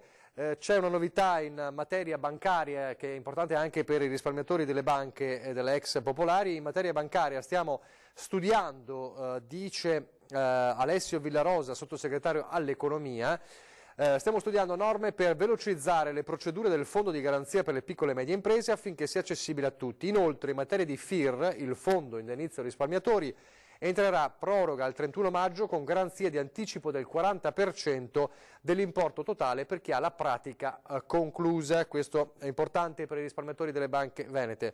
Stiamo mettendo in campo numerose misure sul tema economico, dice Villarosa.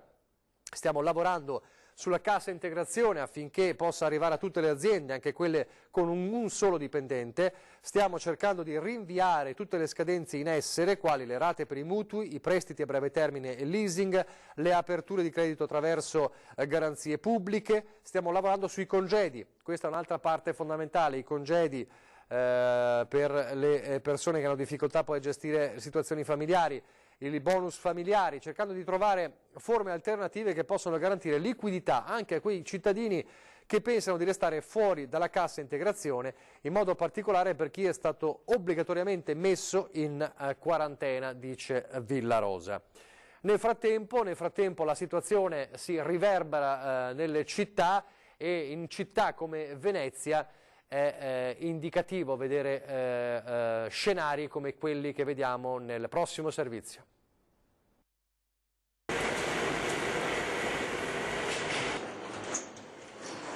Perché ha deciso di chiudere? Non c'è proprio nessuno in giro. Esatto, proprio per quello, perché non c'è nessuno. Da quanto tempo che... Allora, sono 10 giorni che sono a zero. A zero? Come li stai vivendo queste giornate? Malamente. Perché? Perché non c'è più contatto con la gente, bisogna stare isolati in casa. C'è una città chiusa, morta, una città che ha speranze di aperture e di guarigione, ma non si sa dove e come.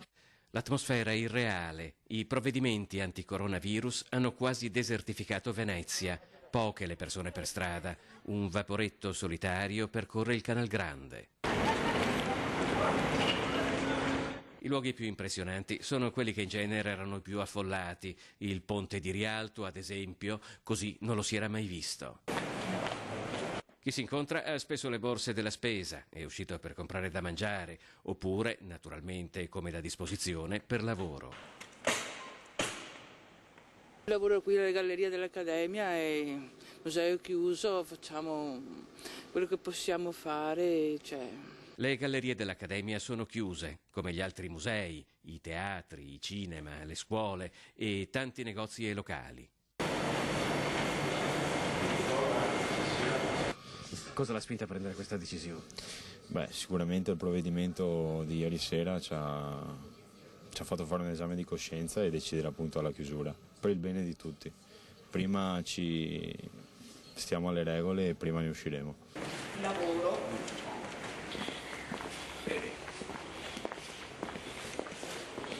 Chi invece rimane aperto, ad esempio, sono alcune librerie. Fatta la tara sul fatto che sono molti meno i clienti che girano, però quelli che girano comprano molto di più. Ma è un po' legato al fatto che devono rimanere a casa poi la sera? Secondo me sì. I veneziani in fondo ne hanno viste tante. La situazione non è certo facile, ma prima o poi passerà anche questa. Ha paura? No. Sono sincera, no, ho le mie precauzioni. Lavarsi le mani è una cosa che penso fin da bambini ci hanno insegnato sempre, non con la mucchina, ma insomma è una norma normale. Poi cosa c'è? E stare a casa, sto a casa. Se vi sembrano impressionanti queste immagini, guardate quelle del simbolo tra i tanti di Venezia, quello più noto, Piazza San Marco.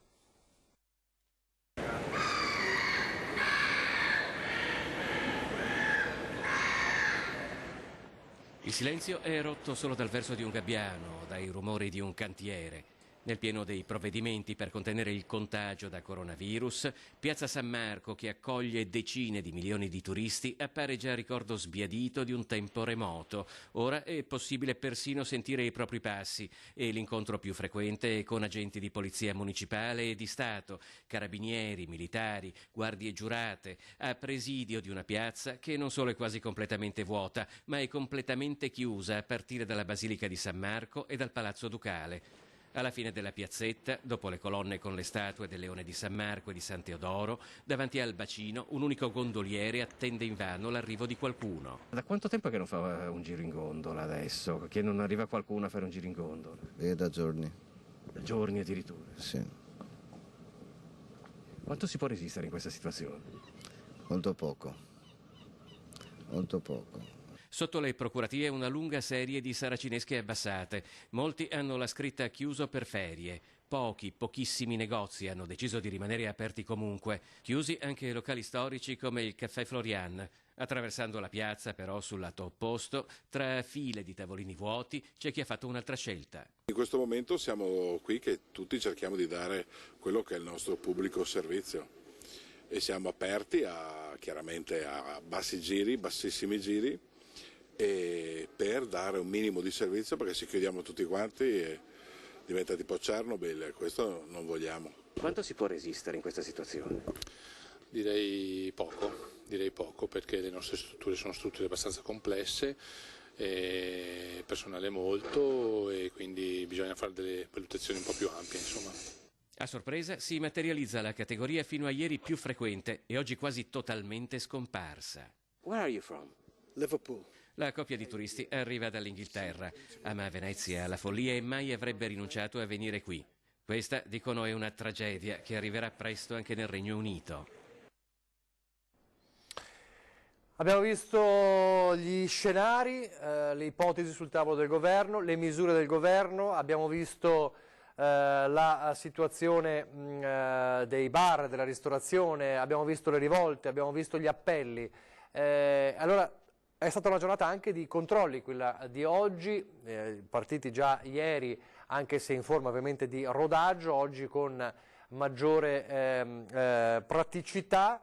Sappiamo che a Padova, l'abbiamo raccontato nei nostri telegiornali, anche nell'edizione straordinaria, è stata sospesa la licenza a un barista perché il bar era affollato, cosa gravissima vista la situazione davvero incredibile. Nelle telegiornali di Treviso abbiamo raccontato di un titolare di un altro bar denunciato perché non faceva rispettare il droplet, la distanza di almeno 1 metro tra i clienti, nonostante tutti gli appelli, nonostante le indicazioni insomma, del governo. Ma tra le tante misure quella sicuramente che ha portato a porsi più domande è quella sulla mobilità. Lo stesso Luca Zaia oggi nel confronto, nella videoconferenza con il Ministro per gli Affari Regionali, con il Governo nel pomeriggio, insomma, ha chiesto appunto di maggiore chiarezza proprio sulla questione mobilità. Come si affronta la questione mobilità dal punto di vista dei controlli? Con i controlli a campione. Allora, l'abbiamo raccontato nei nostri servizi, ma vorrei farvi vedere allora proprio un blocco, un estratto del momento in cui nel pomeriggio di oggi ci siamo collegati con Federico Fusetti, che stava appunto controllando insieme alle forze dell'ordine la situazione lungo le strade tra Padova e Vicenza. Allora guardiamo questo momento con Federico Fusetti e Cristian Roque Allende. Siamo a Monselice, siamo lungo la strada che collega est con Monselice, quindi una strada particolarmente trafficata, per quanto si possa definire trafficata in queste ore, ovviamente flusso inferiore al solito. Questo è un posto di controllo, come giustamente hai detto, non un posto di blocco, quindi non è che ci siano i birilli che di solito fermano le macchine, fanno incanalare le auto in una corsia, eccetera, eccetera. Questo è un posto di controllo, cioè i carabinieri sono presenti, in questo caso per verificare la documentazione. Sono al lavoro questo turno in particolare dalle 6 di questa mattina. Qui c'è il capo pattuglia che sta adesso parlando con una signora che si è fermata di sua spontanea volontà per chiedere informazioni, e quindi loro stanno cercando di aiutare il cittadino. La cosa importante è questa, che il messaggio un po' che si deve far passare è questo: non c'è tensione, non c'è allarmismo, non si vuole ovviamente aumentare, far crescere le paure, ma i carabinieri ci sono, cioè i controlli si fanno, loro stanno verificando i documenti in maniera molto molto accurata. Quindi quando vengono fermate le auto, ecco adesso la signora si è spostata, probabilmente ora continueranno il loro lavoro e fermeranno un'altra auto, fermeranno un'auto, loro i documenti li verificano, controllano l'autocertificazione, vedono che sia regolare, se c'è bisogno approfondiscono, si raccolgono i dati per poi verificare in un secondo momento che quello che uno ha dichiarato sia vero. C'è anche chi ancora non è preparato, chiede informazioni, magari non ha il modulo aggiornato, perché ci facevano giustamente notare il modulo che girava fino a poche ore fa era quello che conteneva il Veneto e le 14 province. Adesso parliamo di tutta Italia, quindi il modulo deve essere di autocertificazione, deve essere leggermente modificato, ma avverrà nelle prossime ore, questo ovviamente ci vuole ancora un po' di tempo, ma il messaggio è quello insomma di un controllo accurato che c'è in vari punti della nostra regione. Questa mattina erano presenti o Polizia o Guardia di Finanza anche al casello di Vicenza Est, erano presenti a Tezze sul Brenta, nell'Alta Padovana, sappiamo che erano a Padova Est, sappiamo che erano nella zona dei Colli Euganei, quindi c'è comunque una serie di controlli. Ecco, qui adesso arriva un'auto che probabilmente viene fermata, eccola qui. Sì, Ferdinando, vediamo, ecco l'auto che è fermata, ovviamente non riprendiamo il conducente. Quindi c'è quasi un sostegno al cittadino della serie: ti aiuto io, non ti preoccupare, però poi quello che dichiari deve essere vero. Ecco, adesso il capo pattuglia ha controllato l'autocertificazione, che è la cosa più importante in questo momento. Come vedete viene rispettata comunque la distanza di sicurezza, cioè il carabiniere rimane a distanza, non fa scendere la persona dall'auto se non ce n'è bisogno, rimangono a distanza di sicurezza. Io stesso adesso non ho la mascherina perché sono a distanza di sicurezza sia da Cristian Roque Allende che è con me, sia ovviamente dai carabinieri. Sta chiedendo ulteriore documentazione in questo momento, è la dimostrazione che non è che uno si ferma, mostra il foglio e riparte, viene verificato, c'è accuratezza e se bisogno viene approfondito, quindi sono controlli veri e questo è un invito ulteriore ai ai cittadini: state a casa se non avete necessità di muovervi. Le persone fermate finora erano in regola, lavoravano qui in zona, risiedevano a Monselice, quelli fermati finora dalla pattuglia, quindi insomma la posizione era regolare. Adesso però ecco, qui ci vuole un po' di tempo in più, dopo magari sentiamo perché, ma evidentemente c'era la necessità di approfondire il motivo per cui questa persona sta circolando. Ecco, adesso vi ha chiesto qualcosa in più, forse i documenti dell'auto. Vi assicuro che, ecco, va detto anche questo, non ci siamo messi d'accordo con loro perché facciano un controllo diverso da quello che fanno di solito. Noi siamo qui come spettatori per raccontarvi quello che accade, quindi se ci vuole più tempo è perché ritengono che debba essere un controllo più accurato, non c'è proprio nessun motivo per cui lo stiano facendo per noi, questo lo vorrei sottolineare, che non si pensi che stiamo facendo vedere, sì, prego. C'è la possibilità di una verifica a posteriori, cioè io ti ridò la tua dichiarazione, puoi ripartire, ma quello che hai scritto io poi come forza di polizia posso andare domani a verificare se è vero, quindi se c'è scritto che sei andato dal medico, poi nulla vieta che le forze dell'ordine chiamino il medico e verifichino che sia stato così, quindi prendono i dati dell'automobilista per poi fare una verifica a posteriori. Non si scherza, c'è una denuncia penale che può arrivare, quindi come dicevo, serenità, nessun panico, però non si scherza, cioè se non c'è una motivazione vera state a casa. Volevo sottolineare, adesso non facciamo in tempo a vederlo, ma tutti gli automobilisti che sono stati fermati finora, al termine dei controlli da parte di questi carabinieri, immagino di tutti, c'è stato comunque un sorriso, perché è una situazione difficile per tutti, per cui ti ridò i documenti, puoi ripartire, un sorriso, buona giornata, mi raccomando, ecco, quindi vorrei sottolineare anche questo. Così nel primo pomeriggio, anzi nella tarda mattinata, Federico Fusetti raccontava i controlli in corso, parlava del modulo da aggiornare, è stato aggiornato nel sito del Ministero dell'Interno, si può scaricare. In ogni caso, da quello che si è capito, lo potete compilare, ve lo possono far compilare anche le stesse forze dell'ordine mentre vi controllano. E a proposito dello state a casa, guardate questa immagine che ci hanno girato i vigili del fuoco, eccola qui. Noi garantiamo il servizio, voi restate a casa, l'hashtag io resto a casa con i vigili del fuoco che si uniscono all'appello alla cittadinanza e dicendo appunto siamo noi che garantiamo il servizio, voi restate appunto a casa. Un'altra cosa importante invece che ci fa entrare in un altro fronte, quello appunto epidemiologico scientifico, ed è un'ultima ora dell'Istituto Superiore della Sanità. Nessun caso dell'epidemia di coronavirus che si sta diffondendo in Italia ha a che fare con la Cina. Lo dice l'Istituto Superiore di Sanità. I 3 malati, 2 turisti e un italiano rientrato da Wuhan che si sono infettati in quel paese sono infatti stati isolati e non hanno trasmesso nessuno la malattia. C'è un'ulteriore conferma del fatto che il Covid-19 circolava già da tempo in Italia quando è esploso il problema a Codogno e che i positivi erano malati già di seconda o terza generazione nello studio epidemiologico pubblicato dall'Istituto Superiore di Sanità, tenendo conto dei dati fino al 9 di marzo, cioè fino a ieri.